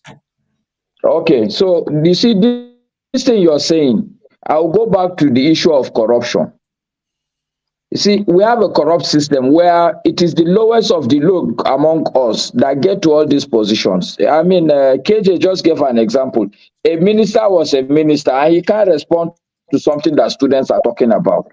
So these are the price of corruption, for instance. All these people, the thinking that you are assuming, what I always tell people is that even the America you're talking about, I'm telling you, there are a lot of dumbheads in that place. If you allow them to get to a position of authority, you see the rubbish they will do.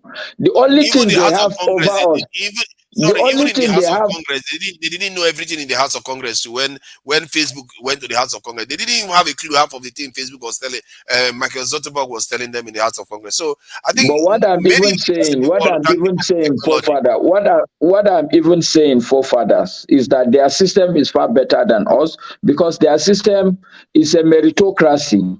It promotes.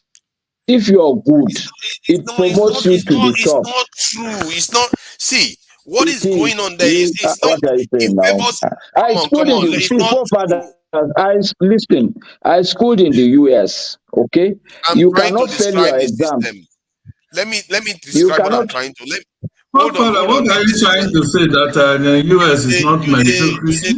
JJ, let me talk now, please. Let me talk. I think this point is very, very interesting because it's a meritocracy because of the lack of bleeding of wealth out of their country.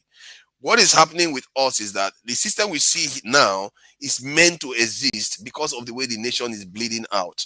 See, it's not because they are not corrupt. If you look at the stratification in that country in terms of the gap between the rich and the poorest ones, it's almost similar to that of Nigeria. I think they said the top 8 people in the world own as much wealth as the bottom 3.6 billion. How do you think that happens? You think that happens because they were just being nice? They are also very stratified. The difference is that their wealth is not being hemorrhaged. No, who are the richest? For instance, who are the richest people in the US? Go and do the analysis. Merit. They merit to be rich people. That's the difference. No. See, come on. No, let's list it now. Who is the richest person in the US today? No, let's do it. The richest people in the US belong to certain families. We all know the family names of the families. No, Mark Zuckerberg. Which family does Mark Zuckerberg belongs to?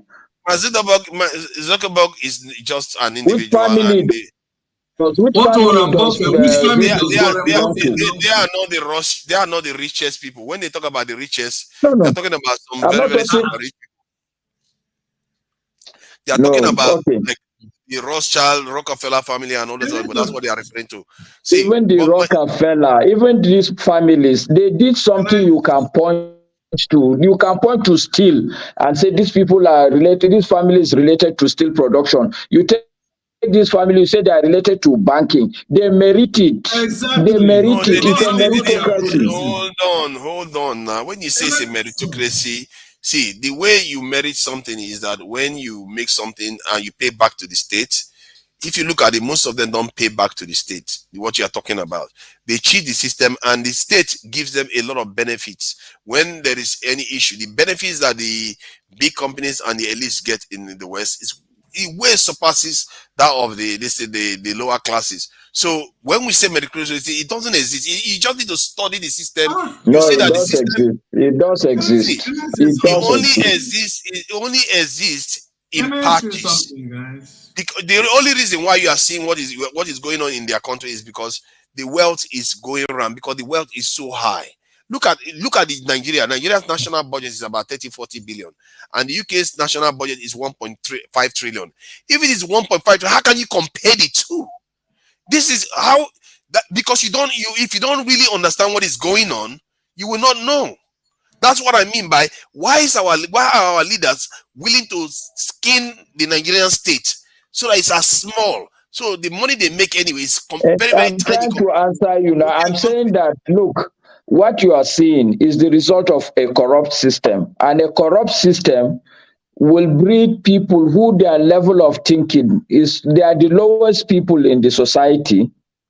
And then the system, because it's corrupt, what it will do, it will push them up, and they will be taking decision on behalf of more intelligent people. And these are the lowest of our low. In Nigeria, Why, an okay, Agbero, okay. Let me ask you that. Why does the system push them up? How does that happen?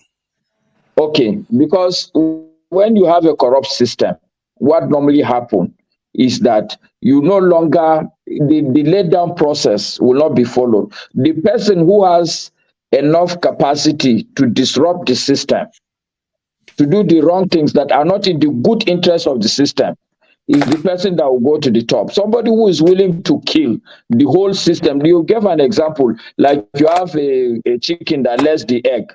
In Nigeria, the guy who is senseless enough to kill the chicken, not That minding lays the the egg, golden egg. is the guy that will take the day. Why That do is we why a always lot of think the, that let me Nigerian give, people are not okay, let me smart? give you, see, let me give you an example, analogy with what is happening today in the political scene.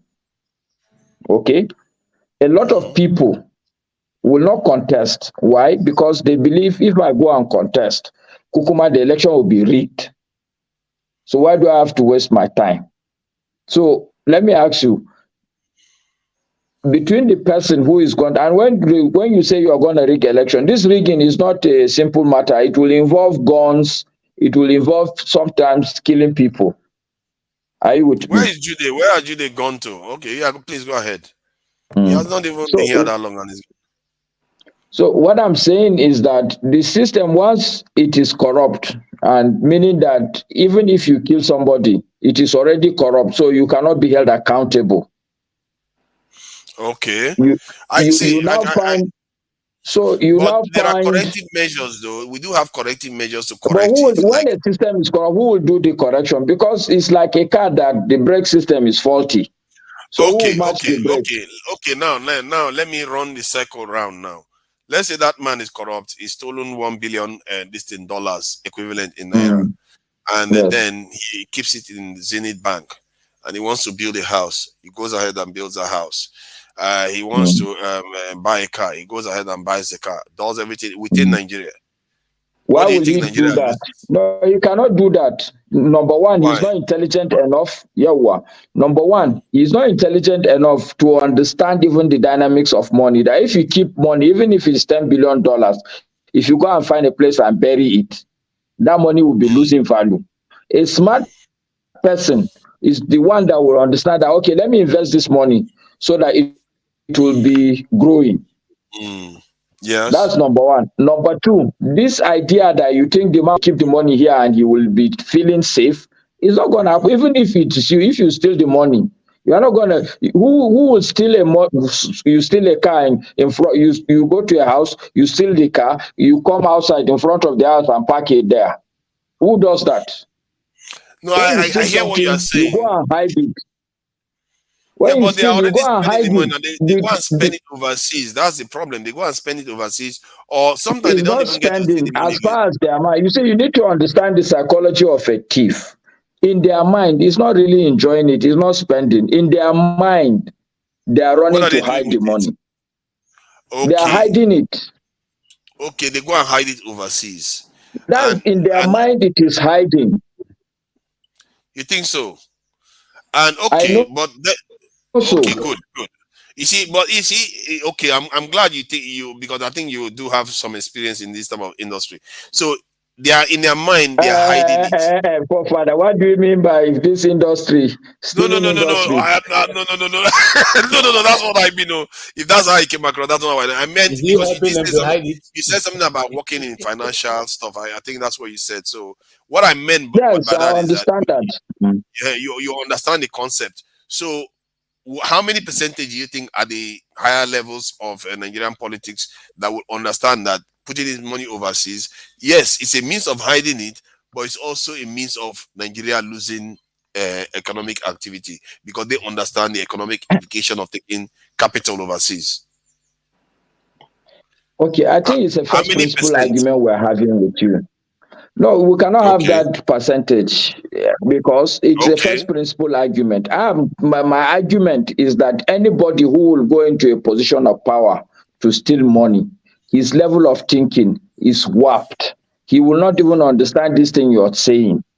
Because if you understand that if you steal money from coffers of the government, it is not in the interest of your own community and by extension your children and every other person. The idea that you can steal enough is not a smart level of thinking. So to even start calculating the percentage of somebody who will steal money and say, okay, let me invest it here, I think it's an aberration. If you're going to be a thief, you will steal it, and the first thing you would want to do is just go and hide it. You are no longer interested in the people. You cannot steal the money and say you are still interested in the people. Yeah, there are some You small arm see, robbers that they will rob Sorry, you and say, okay, sorry. let me give you transport money to go home. But I Yes, don't think that is the major concern of an arm robber.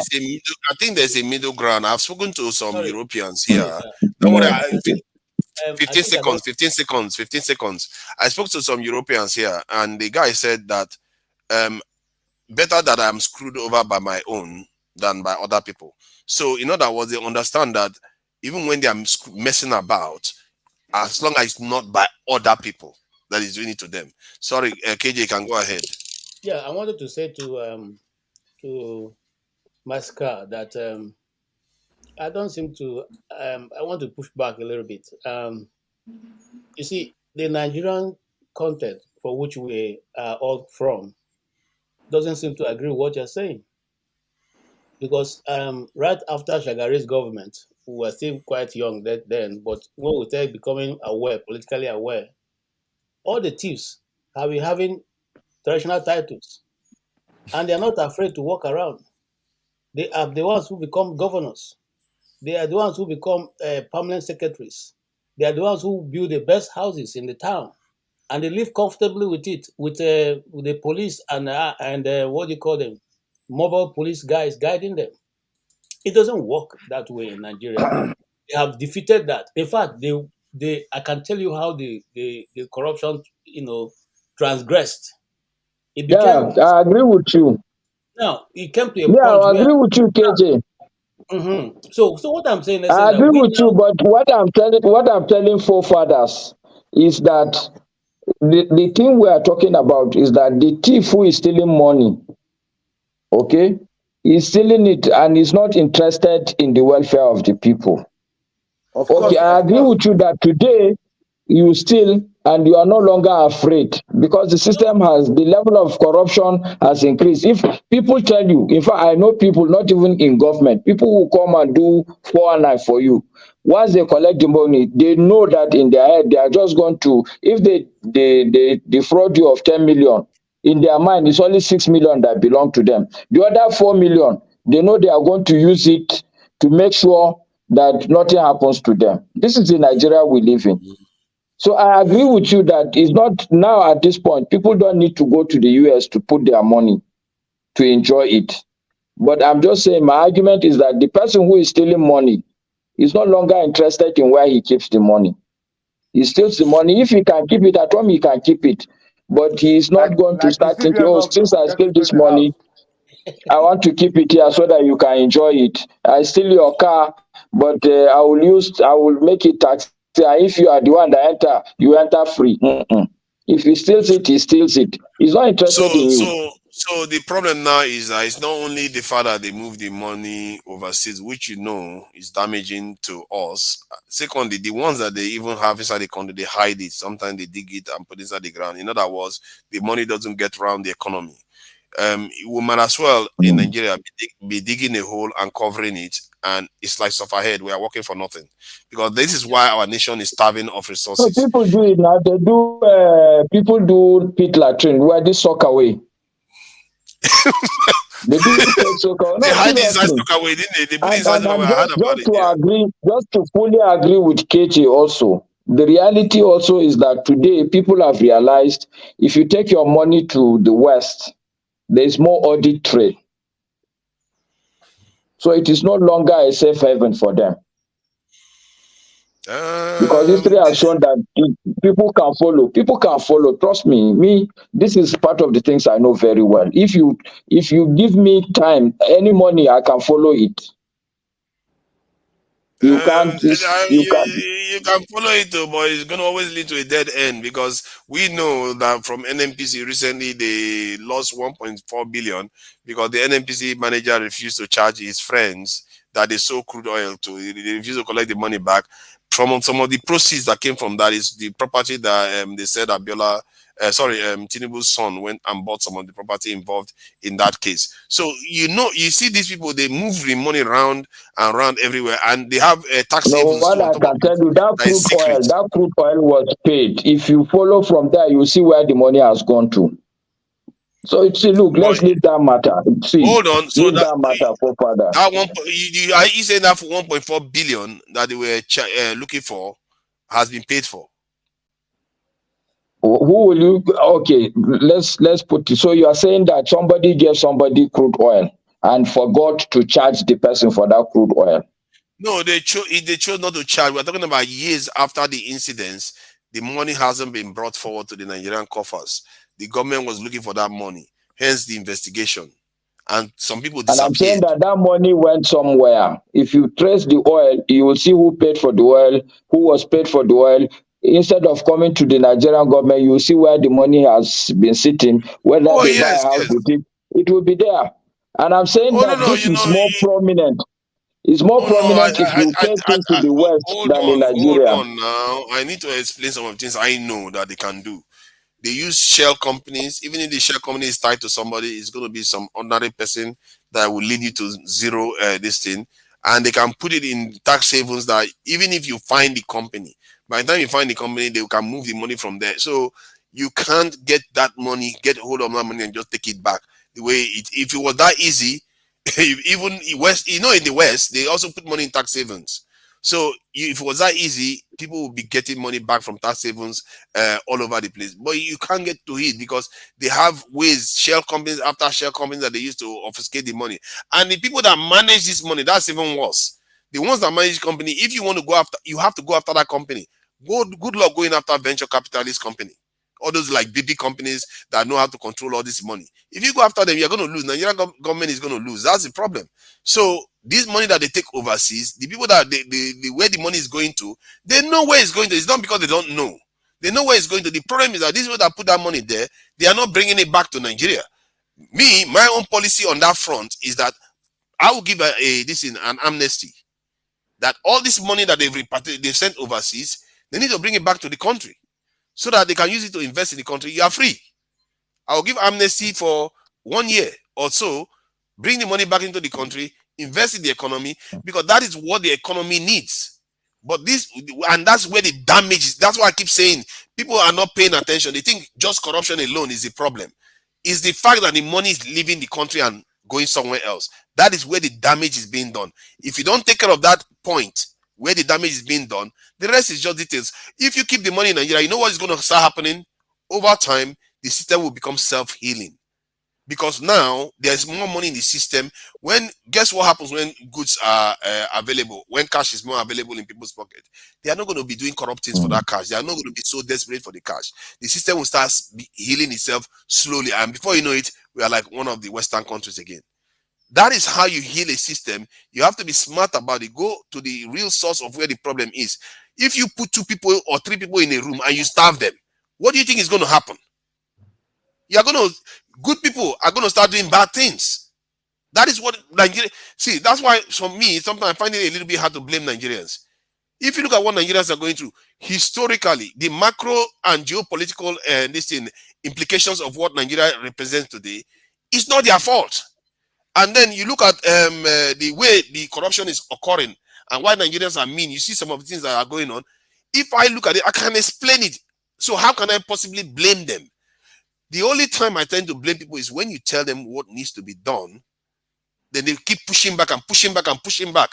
Like when he says, okay, let's find a way to stop these people from moving our money overseas, they push back. That's the one that pains. Or you say, these people, all these Oyibo people, you are saying that you're your friend. They are not your friends, so they are your rivals or maybe downright enemies. And Nigerians keep pushing back on that. That is the one that frustrates, because you are never going to get to the solution if they keep pushing back at that kind of argument. That is the one that frustrates me. I don't Anyway, blame them. gentlemen, it has been a wonderful evening with you guys. It's almost 5 a.m. here. I have a serious meeting tomorrow, so I thank you for your time, and thank you guys for the platform. I want to close by saying that I still firmly believe in Nigeria, and I'm very positive that, inshallah, things will get better. And good night to everybody.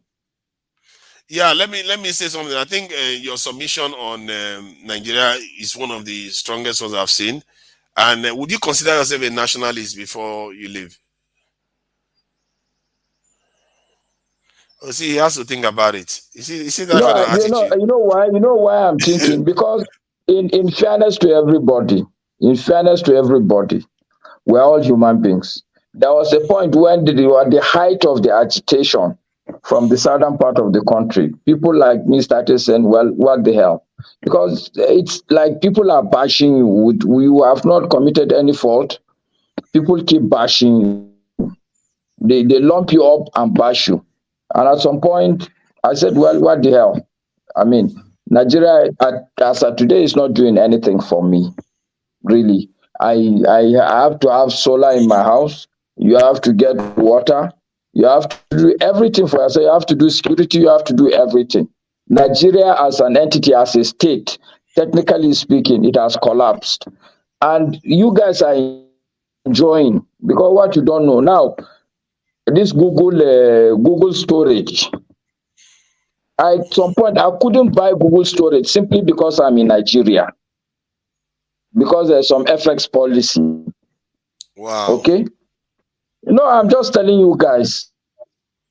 So when you say nationalist, one has to think through, not just only Google storage.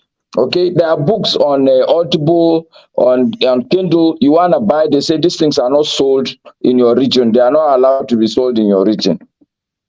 It's a terrible place. It's a difficult place. I'm not talking about, I mean, you drive, police would sometimes they will annoy you, they will insult you. This is just a difficult environment. The state has collapsed.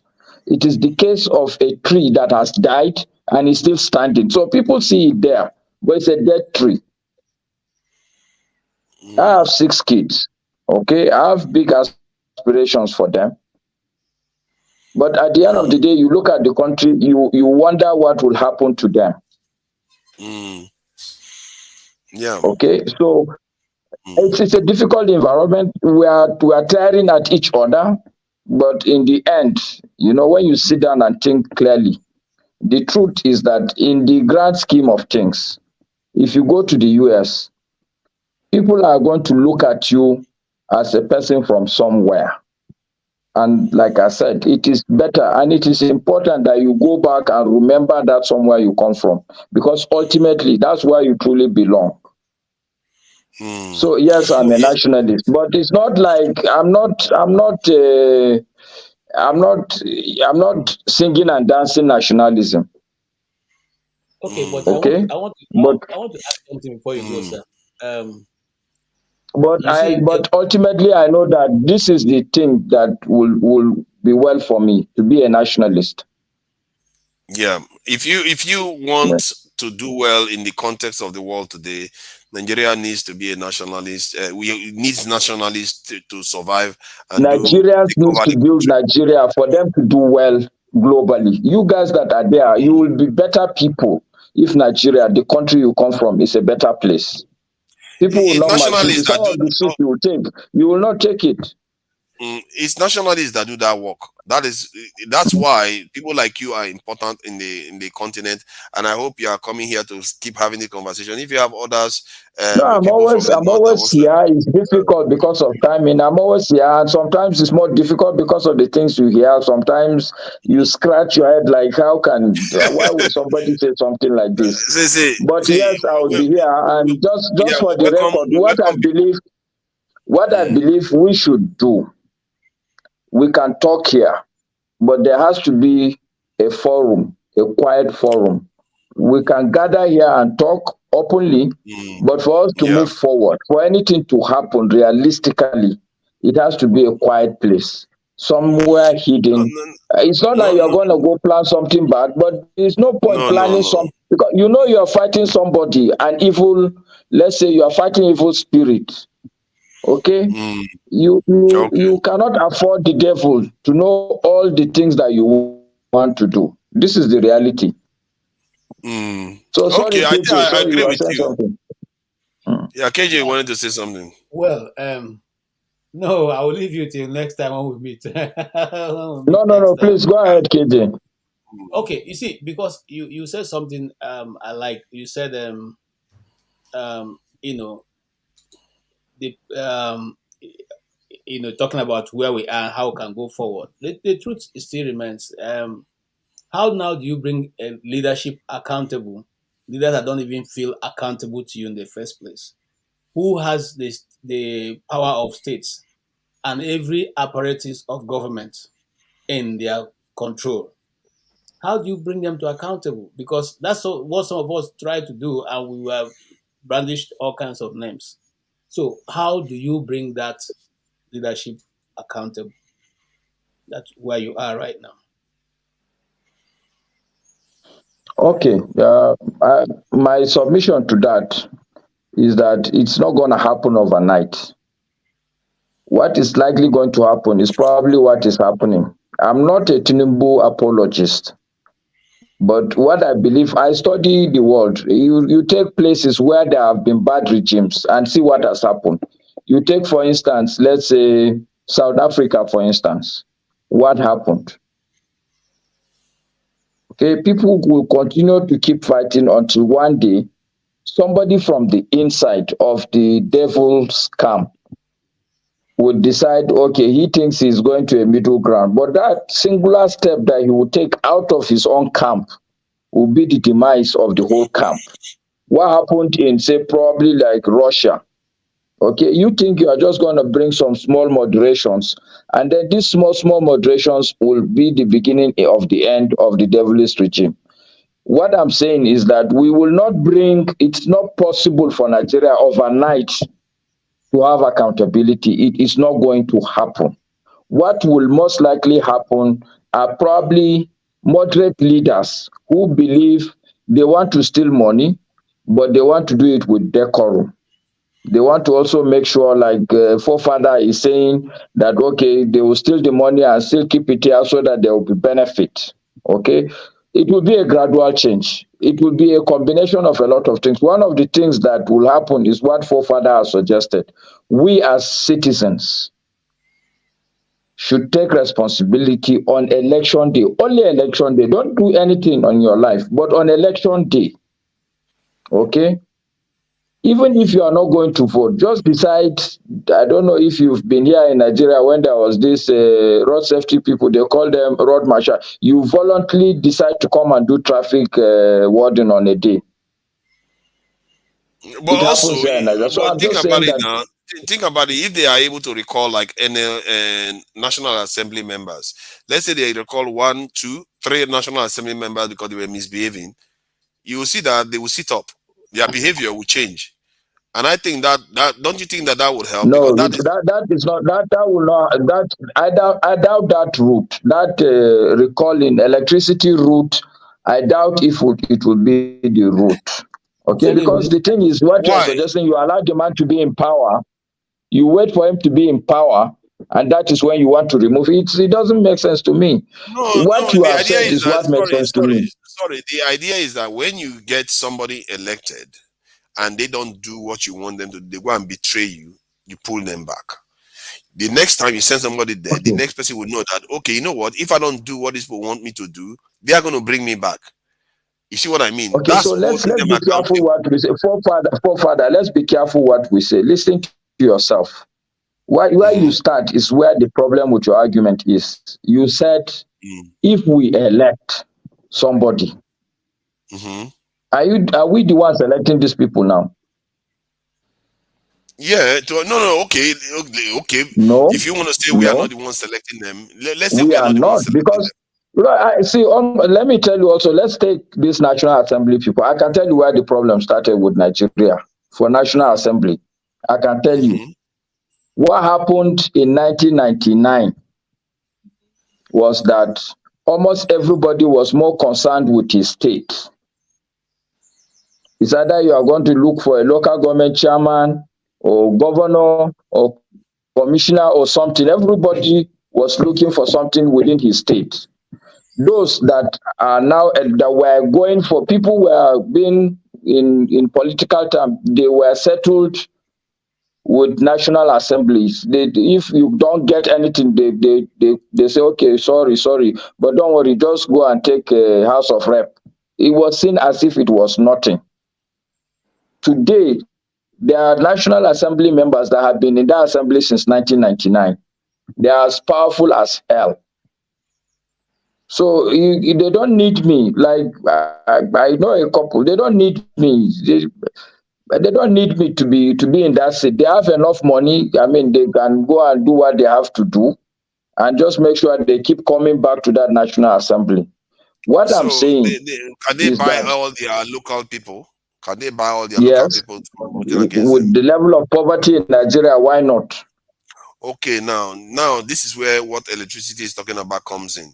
These are people in diaspora that can fund people that are on the ground to do the right thing by their people. So if they are able to pull that one off and say, you know what, this MP, House of Assembly member, he's not doing anything for us. As a matter of fact, he's going to vote for himself to have 114% increase in salary. Let's recall him, or let's trouble him. Right? Let's go and protest against him. Do something to disrupt him. Then, especially if you are able to recall and take them out of office, I'm telling you, it's going to send shivers down all of their spines, because all those You don't politicians, they are know so who you are. You selfish. don't know, it's because you don't know these people. That's why you are using the word No, shivers. your own thing, I think your own way of looking at it is that they are too powerful to be removed from office. But No, what you if see, they Number are one, able to be removed? forefathers. The what he's person has saying, been what he's there. saying is what I've been saying. These people, they have the strategy to keep them in place, and that Yes. strategy in a community doesn't have to be everybody. They will look for some key individuals, just Mm. like some of them will pick people like well, for maybe, let me not call a name so that nobody gives me a name. Just pick one guy who has some gang around himself, and they will give them whatever they demand. I'll give an example. There is a man who helped one former governor of Imo State, Abia State, to execute election. His name is Okosisi. He's dead now. He was the one who single-handedly took Aba and gave to that governor. Okay, because the governor had already lost election everywhere until he got to that Aba Osisioma Ingwa local government area side. and this guy delivered on result that can never be quantified from anywhere. Him alone with his boys. So this is what they do. They may not go Yeah. for the whole state. They will go for a Mm. particular region where they know that the number coming from there cannot be verified, and they use the figureheads there to gather those votes. Okay, And the now same you see, now you just said the right thing there. They go to areas where they can be able to get away with it, but it's not everywhere. The areas you can make people accountable, because how can the citizens not be able to hold their politicians accountable and we're expecting to change? Nothing will ever change at that rate. You have to be able to See, hold them I don't know how accountable. long so far that you've left Nigeria, but I think there's a disconnect between the reality on ground and the way you perceive people. Things are not like that. Number one, the elites, people like me, that can make things happen. Either Mm-hmm. you're looking for how to join them, Mm-hmm. okay, or you are so fed up because you talk to the people, they are not seeing what you're saying, so you just wash your hand and look for what you can do for yourself. simple. That is the reality. But I'm saying, and I'm not saying that all hope is lost. I'm responding to KJ's question. How do we get accountable leaders? I'm saying that there was a suggestion you made, you forefathers, at some point. And it's one of the things that kept me glued to the platform because I felt, okay, in the midst of all the bashing, there are sensible things that are coming out. Where you said on an election day, in your opinion, citizens should take responsibility and don't leave just the police or the army, because this polling station is in our own area. If I take my own polling station for instance, on that day, even before the election, I go to my estate, I talk to 5 people. Let's do this responsible thing on that day. Let's make sure this is what happens Yeah, but from what you've across said, the country. Across the hold on, hold country, on, I hold assure on, you. Masker. Hold on, Masker. From what you've said, you just said that even when somebody has been elected, they can still be flaunt the law anyhow. And you also went on to say that the selection, we don't even have any say in this election. So what is the use of standing in an election day? It's completely useless. If you stand in an No, election no, day, no, no. they It's still not, get no, in okay. anyway. So maybe I didn't explain that point or that part of my reasoning. Okay. Okay. My logic is that there are still good people in every election cycle. There are some stubborn people who are committed in Nigeria. They know that it's difficult, but they will present themselves anyhow across board from local government to the presidency. If you check all the presidential candidates, you find 5 good candidates. Mm-hmm. This I can put it to you. The only issue we have in Nigeria is that these 5 good candidates, number one, without any significant action, they will not get there, either because they will be rigged out of election or simply because people will use money and just intimidate every other person. So people voted for them, but simply because of money. But I'm saying that as citizens, we know these people. And let's take you for instance. You come from a state. I'm sure you at your level, you know a lot of people in your state. When the election cycle is beginning to come, you can begin to canvass that let's rally around XYZ person. The party he belongs to doesn't really matter. And on that election day, you galvanize citizens to make sure they go there and stand for people. The truth also is that people will not want to hear this. But Buhari came into the political scene simply because of thinking like this. Buhari was not a politician. Some people look around and say, okay, all the other politicians are rotten eggs. Let's look for a good person. They saw somebody like Buhari as a good candidate. They went first to convince him that please run, we will support you. And obviously, like I'm saying, because he's an outsider candidate, when he contested the first time, I mean, he was rigged out. Whether he was rigged out or whether money was used, the bottom line is that he didn't get into that position. He only managed to get into the position simply because Tinubu decided, okay, I'm going to support you also. For whatever reason, let's not go into whatever reason, but that was at the end of the day what happened. So I'm saying that even Peter Obi, I'm sure it's not Peter Obi himself that decided on his own he's going to run. I know, I believe some people, credible Nigerians, decided to sit him down and say, look, why don't you do this? Why don't you do that? We will support you. It's the same process. I'm just saying that the support process should be to the very end. So, but of okay, but collecting the result. let me ask. I get what you are saying there now. You've clarified it, but let me ask a hypothetical question. What if 1, 2, 3, 4 MP, this is a House of Assembly member were able to be recalled and replaced? What would that mean to the other? Would it affect their behavior? It will not. So they'll just carry on. They will So, not fear that they are going to be recalled. Okay. I guess it will be interesting to watch that happen. they will see what will happen is that because this is psychology now. Okay, I'm sure you're in Nigeria. You know this thing. They say another man's head na pot. Yeah. In their minds, what they will explain it for some reason that maybe he didn't do this, he didn't do that. That's why he was recalled. Me, I cannot be recalled. And in Nigeria, you know, they say over my dead body, it's not my portion in Jesus Christ. This is the psychology of Nigerians. So we are not people that read logic. What is the northern equivalent of not over They'll my first explain it, and they believe it's not going to be their portion. Because take for instance now, let's technically speaking, the senator in Abuja has been recalled. Yes or no? No, I don't know about that. He has been recalled because if you contest for an election and you lose, what is that? You have been recalled effectively. It's one and the same. Okay, fair point, but the recall is specific There are for many what I'm saying, there are recall many can happen at senators any and House time. of Rep people. Okay, let's even extend this argument. There are a lot of Labour Party candidates that are in the House of Reps. Yes. Which means that there are a lot of House of Rep people that were there and they are not coming back. Yes. Are you suggesting now that the attitude of House of Rep members will change? You know what? That's an interesting point you made there. That's an interesting point you made there. I think it might actually affect them actually. One, I can go and write it down. Go and write it down. What will happen? These Labour Party people, these Labour Party people, you will see how many will be corrupted. Go and write it down. Hold on. I think what one area you want to observe first is that one, it will affect them because now the ones that are corrupt will be out of the way. The corruption level will go down. That's one.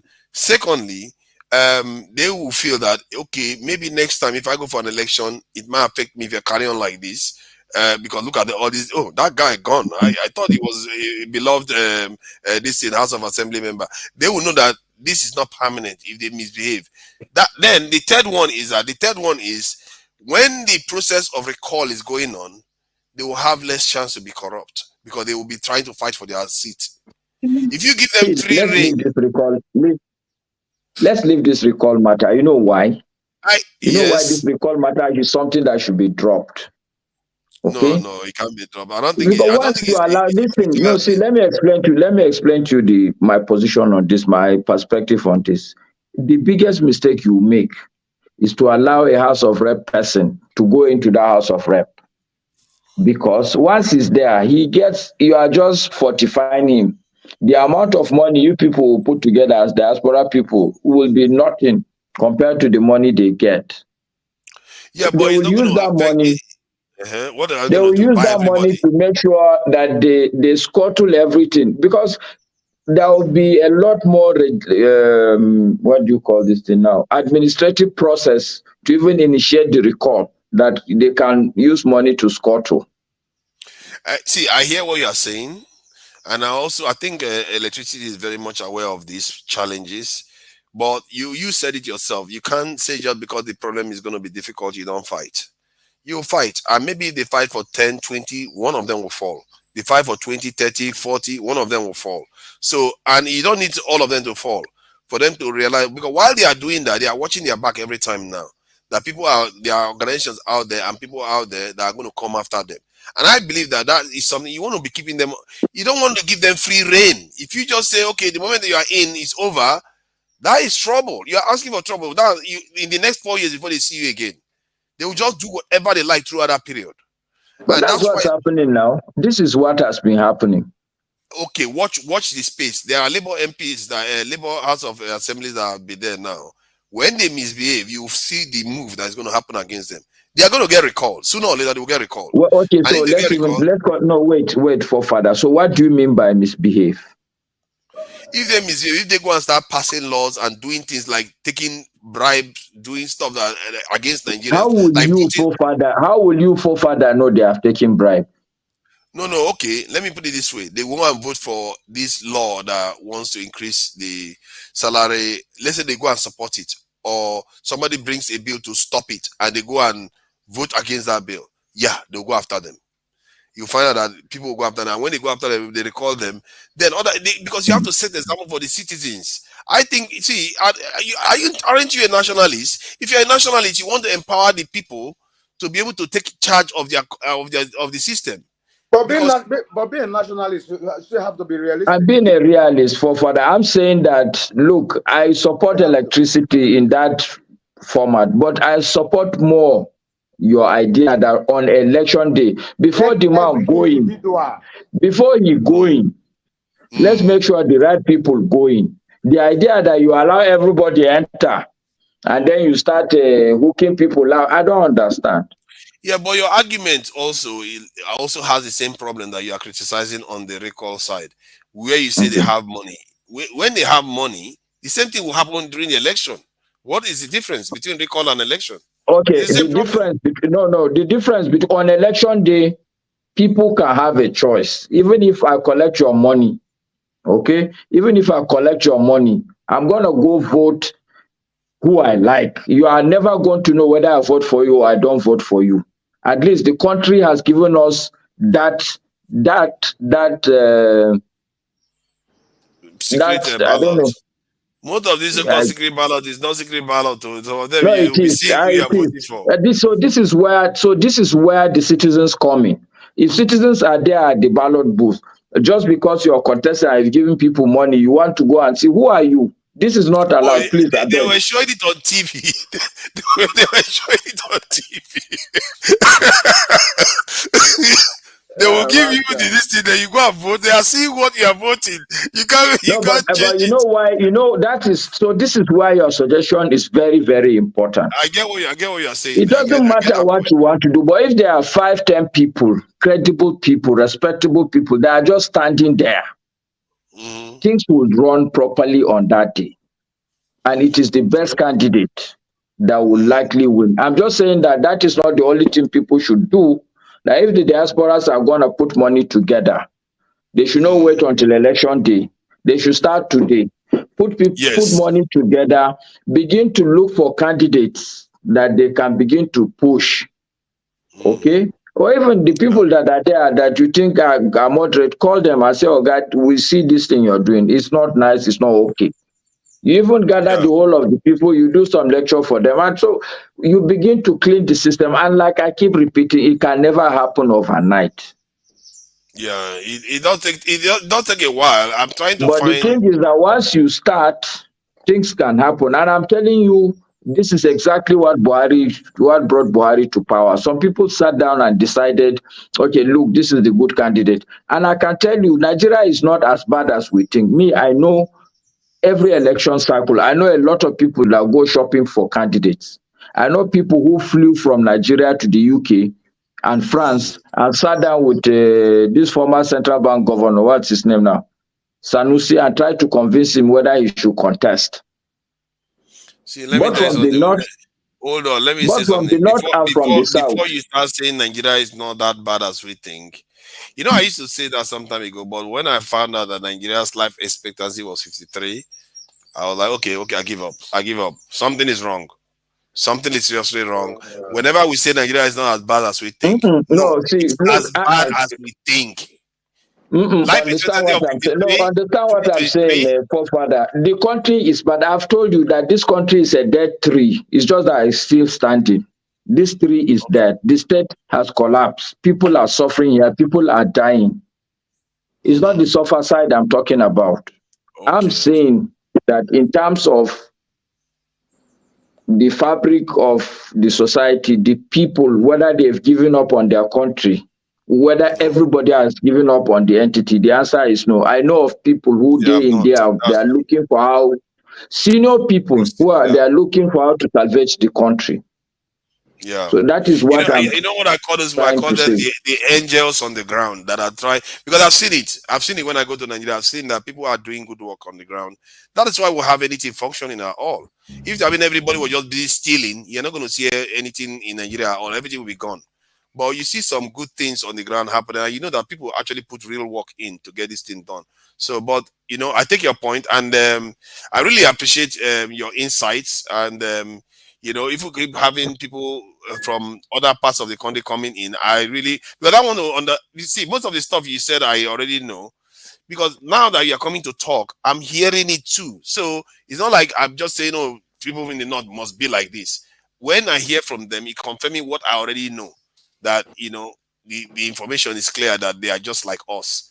I've said this to you. If you take that top off, you throw your Igbo man this thing on and put that Igbo man hat, they are not going to be able to tell you another now until you open your mouth and say something. I'm telling you, because we've been here for thousands of years, but somehow we've decided that, oh my God, some other person's religion should be the reason why we fight each other. This logic for me is crazy. I don't understand it. I really don't get that logic. No, How people can do that. but I know where some of these things are coming from. Okay. Where? Okay. Somebody mentioned, okay, I think it's Mr. T that mentioned it, all this Wazobia issue. Okay. A starting point where I believe, I don't know, this is what I call it monkey philosophy. I tend to think sometimes in a way that a lot of people, most of the people around me may not agree, but I'm sometimes also convinced in the way I think. So look, You're gonna be so this trouble is a now. monkey philosophy. Don't take it wholeheartedly. Take it with a pinch of salt. But my philosophy is that at some point, okay, in this country, there is an overbearing influence on certain tribes. Okay, your Hausa, your Igbo, your Yoruba. And so this colored our national existence. That is And it. the reality is that it is a falsehood. Very, very false. It's a falsehood because the belief for a typical northerner, he will tell you a southerner. What does a southerner mean? No. Exactly. That too doesn't What, match what, the what way is a southerner? Mm. For a typical northerner, every southerner is the same. Okay? Yeah. But if you sit down and ask yourself, okay, so what is a southerner? What does even southerner means? Mean. What Because does a in the northerner south, mean? I have worked in Lagos. In my office, there are Igbo people, there are Yoruba people. And Yeah. you can see the distrust between the Yoruba and the Igbo, the fundamental difference between the Yoruba and the Igbo. So the idea that, so it is simply because we have started off with Hausa, Igbo, so we've lumped the country into a picture that is really false. We are not It's a false picture. homogenic. We are we are we are we are we are the same and not the same. But the difference is not like because you are Yoruba, so you are this type. Because you are Igbo, you are this type. That's not true. Because if you go to Port Harcourt, for instance, if you're northern, when you say Port Harcourt, you think it's Igbo land. Yes. If you say Calabar, you think it's Igbo land. But don't you think that some of our leaders are part of the problem? Because when they wrote the constitution, That was they what I was allowed saying earlier. they did some of this indigenous thing where if you are born in the state, you have to, so even if you are born in that state, let's say a southerner is born in the north, you have to subscribe to where your parents are from. This is Where something your family comes from. this is something that is ancient. If you have a nation, you are supposed to be nationalistic and say wherever you are born, that's where you are from, especially if you grow up there too and work there. They should treat you as people, somebody from there. At some point, forefathers, this is like that in this country.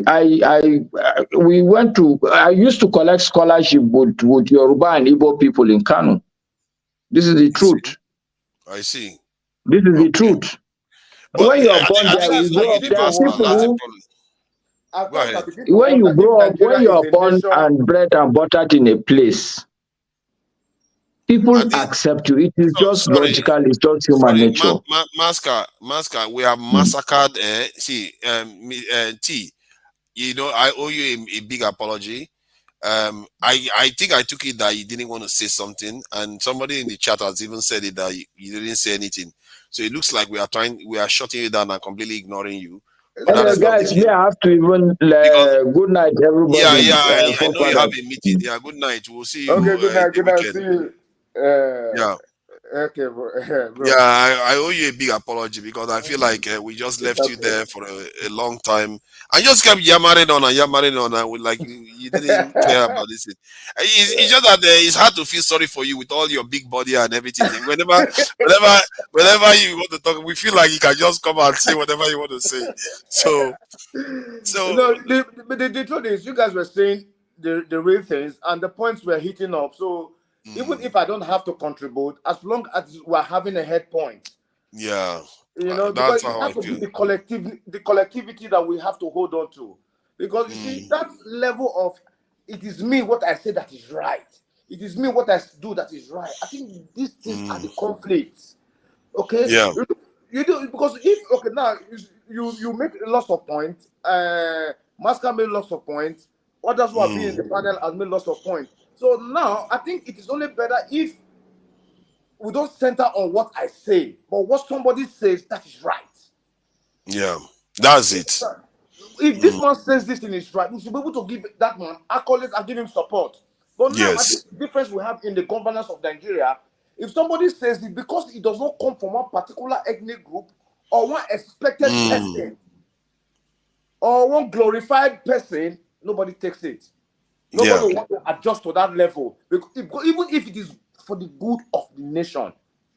You understand? Because what you guys have been saying has been on point. So there's no need for me to intrude, because even though I'm going to say that I'm going to concur or go against. Yeah, you see that's very interesting. I don't know why. I guess the reason why I joined. Normally, I do what you said, because if I don't feel like everything is going well, what's the point? Why should I get involved? You see what I mean? So I felt like some of the point Masca was making, and very, very good point. On Augustine, but some of them were a little bit on the edge, you know. Normal. Who was giving that weird analogy? I think this guy. I think so. I had to just come in to straighten some of all this, because if I feel like something is getting that I don't believe in, I will come and try to join the conversation. Otherwise, I will just if I agree, why not? Just shake it, not my head, and let's walk to do anyway. I'll just be watching them. So, is there anything you want to share with the people before we close out? Yeah, I think what I have to say is, you see, Nigeria, we still have to keep our hopes up. We still have to keep filtering the bad from the good. Then we still have to keep our records, because there's only one thing that I know and understand about life: history is bound to repeat itself. You understand? So whatever we do today, whatever is done by these leaders, you know, there will always come an extinction time, either directly or indirectly. So I think we, the Nigerian people, we should still be hopeful. We should still try and do things that we know that we can do. But now it has to start from individuals. Nigerians as a collective unit, I don't think we're progressing. But I think if, as an individual, if I know that leaving this camp here is not good, that I have to trash it. If I take it upon myself to trash it as a good citizen, I don't need somebody to put a gun or to write it on the wall to know that leaving this thing here is not good. I think if we do things individually, we'll help the situation. Okay? Yeah, because if we complain about the people at the top stealing, if the little man who's the secretary will not lie with his paper and pen, we'll keep sanitizing the house gradually. It's a gradual process. You know, so for me, I would tell Nigerians to be hopeful, but in as much as we are hopeful, but at least we still need to leave that clause of sectionality, that's Wazobia. Because you see, that Wazobia thing I talked earlier is a big thing, is a big problem for the Yeah, it country. needs to go away. It needs to go away. See, You saw how I argued against it, North and South thing that they yes, did. To it. So all those things is just not. It's not even correct. Most it's of it not is just not correct correct. because that's not what the You country know. is. Yeah, it is figuring the nation, just making it Yes, look not like just that divide into it's three, then nobody divide into please. multiple, Yeah, 240 ethnic groups. yeah, Let's do it because like that. even in the north, they have so many different. I was shocked to hear that Kaduna had almost 50-50 Christian Muslims, even in Yes, Kaduna of yes, I all was shocked places. today. I was shocked when I heard. It's crazy. So also, well, it's like we don't even know the country we are in. At Like so all. the real structure of the country we don't know, and we just buy into all this narrative. Wazobia, this This Benue is the north, and Jesus, how can Benue be the north? So be many. not. It shouldn't be Is in the it north. possible? Benin is a southern state. It's ridiculous. So I really appreciate your time. Thank you Very for welcome. coming in, and we've been here almost 7.5 hours. Yeah, all right. Unbelievable. I thought I was going to do 3 hours. Something tells me that Nigerians we our But conversation always goes long because there's so many yes, issues, so many because issues. issues, interesting Mm, topics, and yes, a lot of things to yeah, weigh in. But it has been a yeah. successful day. So I Thank look you, forward to thank see you. you again. My Yeah, regard. we'll be here on Saturday. Okay thank then. you for coming Bye in. now. Bye. Let me. Uh, see. Thank you all for coming in, and I appreciate everyone that has contributed to the discussion today. And we've had very powerful submissions from different people. Everyone actually contributed richly to it. I have to thank Electricity for coming in. I have to thank T for coming in, Masca, Victory. There's Victory. There is KJ. There is who else? KJ. How am I forgetting all these people? There are quite a lot of people that came in. KJ came in. I've said Electricity. Who else? The Electricity. And who else again? Okay, but I'll go to the chat in the meantime. Chioma is here. Chioma, thank you for coming in. Mariam Mountain Man, thank you for coming in. Jude, you didn't have much of a chance to say anything. Thank you for coming in. I really appreciate that you actually came in. I'm sorry that you didn't get a chance to say anything. It appears that you were due to go to somewhere. Augustine, thank you for coming in.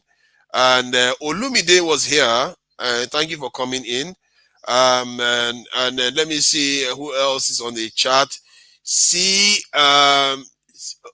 AC Equam, thank you for coming in. Freedom, Freedom Simple, thank you for coming in. Oh my God, Freedom Simple. Oh God, that guy is a troublemaker. Waris Jinadu. Waris Jinadu, thank you for coming in. Yemi Adekamola, thank you for coming in. Let's see who else is here. I think there was this in that's Chioma there. Creeper, thank you for coming in. Who else? Chioma is there. Let's see. Black Experience, thank you for coming in. Black Experience, I think he's always been here. He does show up often. And who else that I have not mentioned? Let's see. Augustine Mwagbara. I think he was on the channel. Fab Foundation African American Black Holocaust Survival. Oh, thank you for coming in. That name is long though. Let's see who else is there. Let's see. I think that should be it actually. The participants are quite just fine. All right, so I've got to close out now. And for what I can say is that in summary is that um, for the country, you can see that many Nigerians have things that they feel that the country is not doing right. That is true. And some don't even require anything. They believe that just by deduction that Nigeria is their own, that they have to put Nigeria first no matter what happens. No matter, even if Nigeria is not that good, they put Nigeria first. You heard the argument of Masca, that you have to put Nigeria first. Even if he went on to say some things that were not working well in Nigeria and the fact that Nigeria is not doing very well, but yet he still put Nigeria first. And that is something that one has to admire, because if you cannot put the country first, but are happy to put the homeland of some other person first, what are you saying to your fathers, your forefathers, and your great grandfathers, the ones that have gotten you here? And personally, I subscribe to that. I was one of those people that used to think that if the country doesn't do anything for you, why should you care about the country? I've begun to realize that it's like saying if your family doesn't do anything for you, you shouldn't care about the family. If you don't care about the family, who is your family? You can go and try to create a new one, but you can't go and create a new one in another family. You will do that, the family that you created it in, you don't own that family because it's not yours. You're just part of it. And if you are one while they are a whole bunch, and that is a big difference. Sooner or later, you will just appear, disappear, and they will still be there. In other words, you are just gone extinct. Your whole family is gone. And I don't think Nigeria deserves that fate for this reason. I've seen other nations. I've studied other nations. I've seen all the hell they put their citizens through. Nigeria has not had the opportunity to do that to Nigerians. Yes, things are bad in Nigeria, but the government, the way they do their own evil to Nigerians, or if you want to call it, the way they perform their own incompetence and leave Nigerians the way they are right now, is not the same as what other nations have inflicted on their people. We are talking about the millions of casualties, millions of casualties that they inflicted on their own people. The Nigerian government have not done that. And the Nigerian people have not done that. I don't know why I'm calling the government. The people haven't done that. The people are a good people. They do their best to try to be nice to each other. Some of all these divisions that you see is something that is manufactured by the leaders and manufactured by instigated by the people that our leaders listen to. We have to think deep about this. I know I'm a kind of rambling about this, but every Nigerian has to think and ask themselves, how is it you can be able to abandon where you are from? Completely abandon it and think you can build somewhere else. Somewhere that some other person put the hard work to build. Not you, not your forefathers did it. Some other person's forefathers did it. They fought hard to put that country together, to put that land together. It's attractive to you now, and you want to run down there thinking that that's where salvation exists. There is no salvation in that. You will never gain the respect you want. History has suggested that you will never have it. Look at the African Americans today. Do you think they are happy with their lot? They're not happy. They know they are prisoners. And our fellow Nigerians are happily throwing themselves into it because they think it's salvation. Maybe at first it will be, maybe second generation, third generation. If the other side, the dominant society gets stronger, they will exert their power again. They will exert it and you back to square one. And if Nigeria is not there, Africa is not strong, we'll be in trouble again.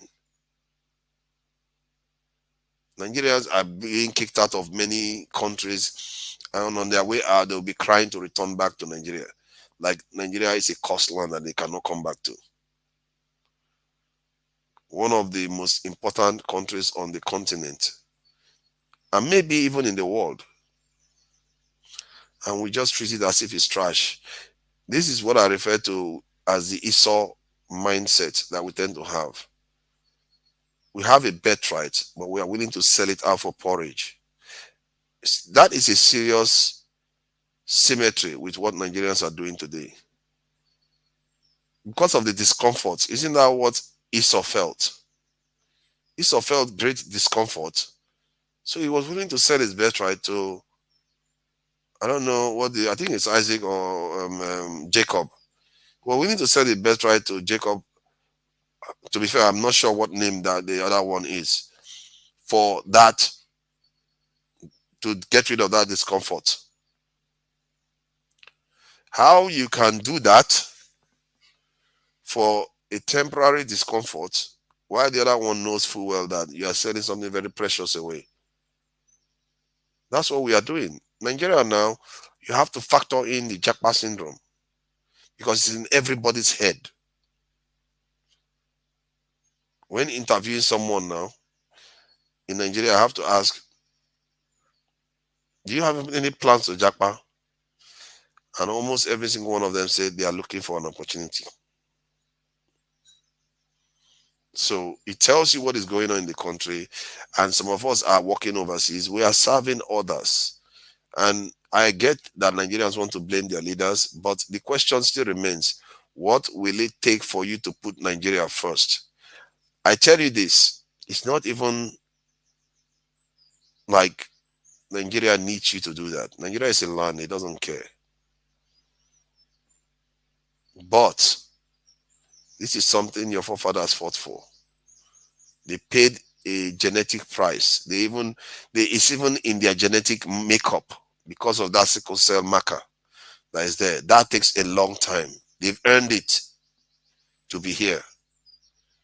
And our people just giving it up is basically like that of Esau. We have to see beyond our discomfort and do the hard work. It's our lot. We don't have a choice. It's our lot to do the hard work to build a nation. We can't leave it for others to do. We don't have a choice. If you say you have a choice to abandon it, good luck with that one. Abandon it. Just know what you are doing. You are abandoning your nation. You are abandoning your people. You are abandoning your heritage. Everything that leads you to be who you are, you are abandoning it. Your entire bloodline, what makes you what you are, you are abandoning it. This world, we are all in transit. The meaning of this world, it's not that complicated when you think about it. You know, why do you think people just have children and the children has children, everybody has children, and so that they can be able to travel through time, passing information on, passing knowledge on through time. And suddenly you want to give all that up because you feel like your people has not earned your respect, and you go and hop on some other ship and hope that that is going to work for you. If that works for you, what do you think is going to happen? You're going to have, let's say, a child in the West. Tomorrow, chances are that that child will have another child with somebody from there, not from your bloodline, not from Africa, not from where your mother is from, not where your father is from. You're going to have a child with some other person that is from that side. And guess what? The chances increases over time of that child that you've just had and the child's child, all of them marrying into the other side and procreating with the other side. In 10 generations, by my calculation, your footprint in terms of DNA will be less than 0.1%. That is crazy. In just 200 years, you will be as if you never existed. You know how you have some family members, you have one generation after the other, then one person is born 2 or 3 generations later and they find, oh, this person look like somebody, great grandfather or great grandmother. No, you're not going to see that anymore. It's gone. There's nobody that is going to look like your mother anymore. There's nobody that is going to look like your great grandfather anymore. They are all gone. Most of our people don't think about this aspect because they just think that, oh, we just live and let live. No. Generationally, there are consequences. And I'll tell you, the people that are doing some of all these things and understand these things, why do you think they fight? Why do you think they fight so hard to protect their own? Because they don't want to engage in a situation whereby they lose out. And we are losing out right now. We may be doing a lot of procreation on the continent, but we are losing out overall. The whole world is leaving us behind, and we cannot have Nigerians keep abandoning ship every single chance they get. You heard what Masker said. You can't always expect the people that are putting the trouble and making your life hard in Nigeria to make it easy for you to come back. They are not going to make it easy for you to come back. You have to make a conscious choice to come back. You have to make a conscious choice to get involved in what is going on in your land. It is yours. It has been given to you by the heavens itself.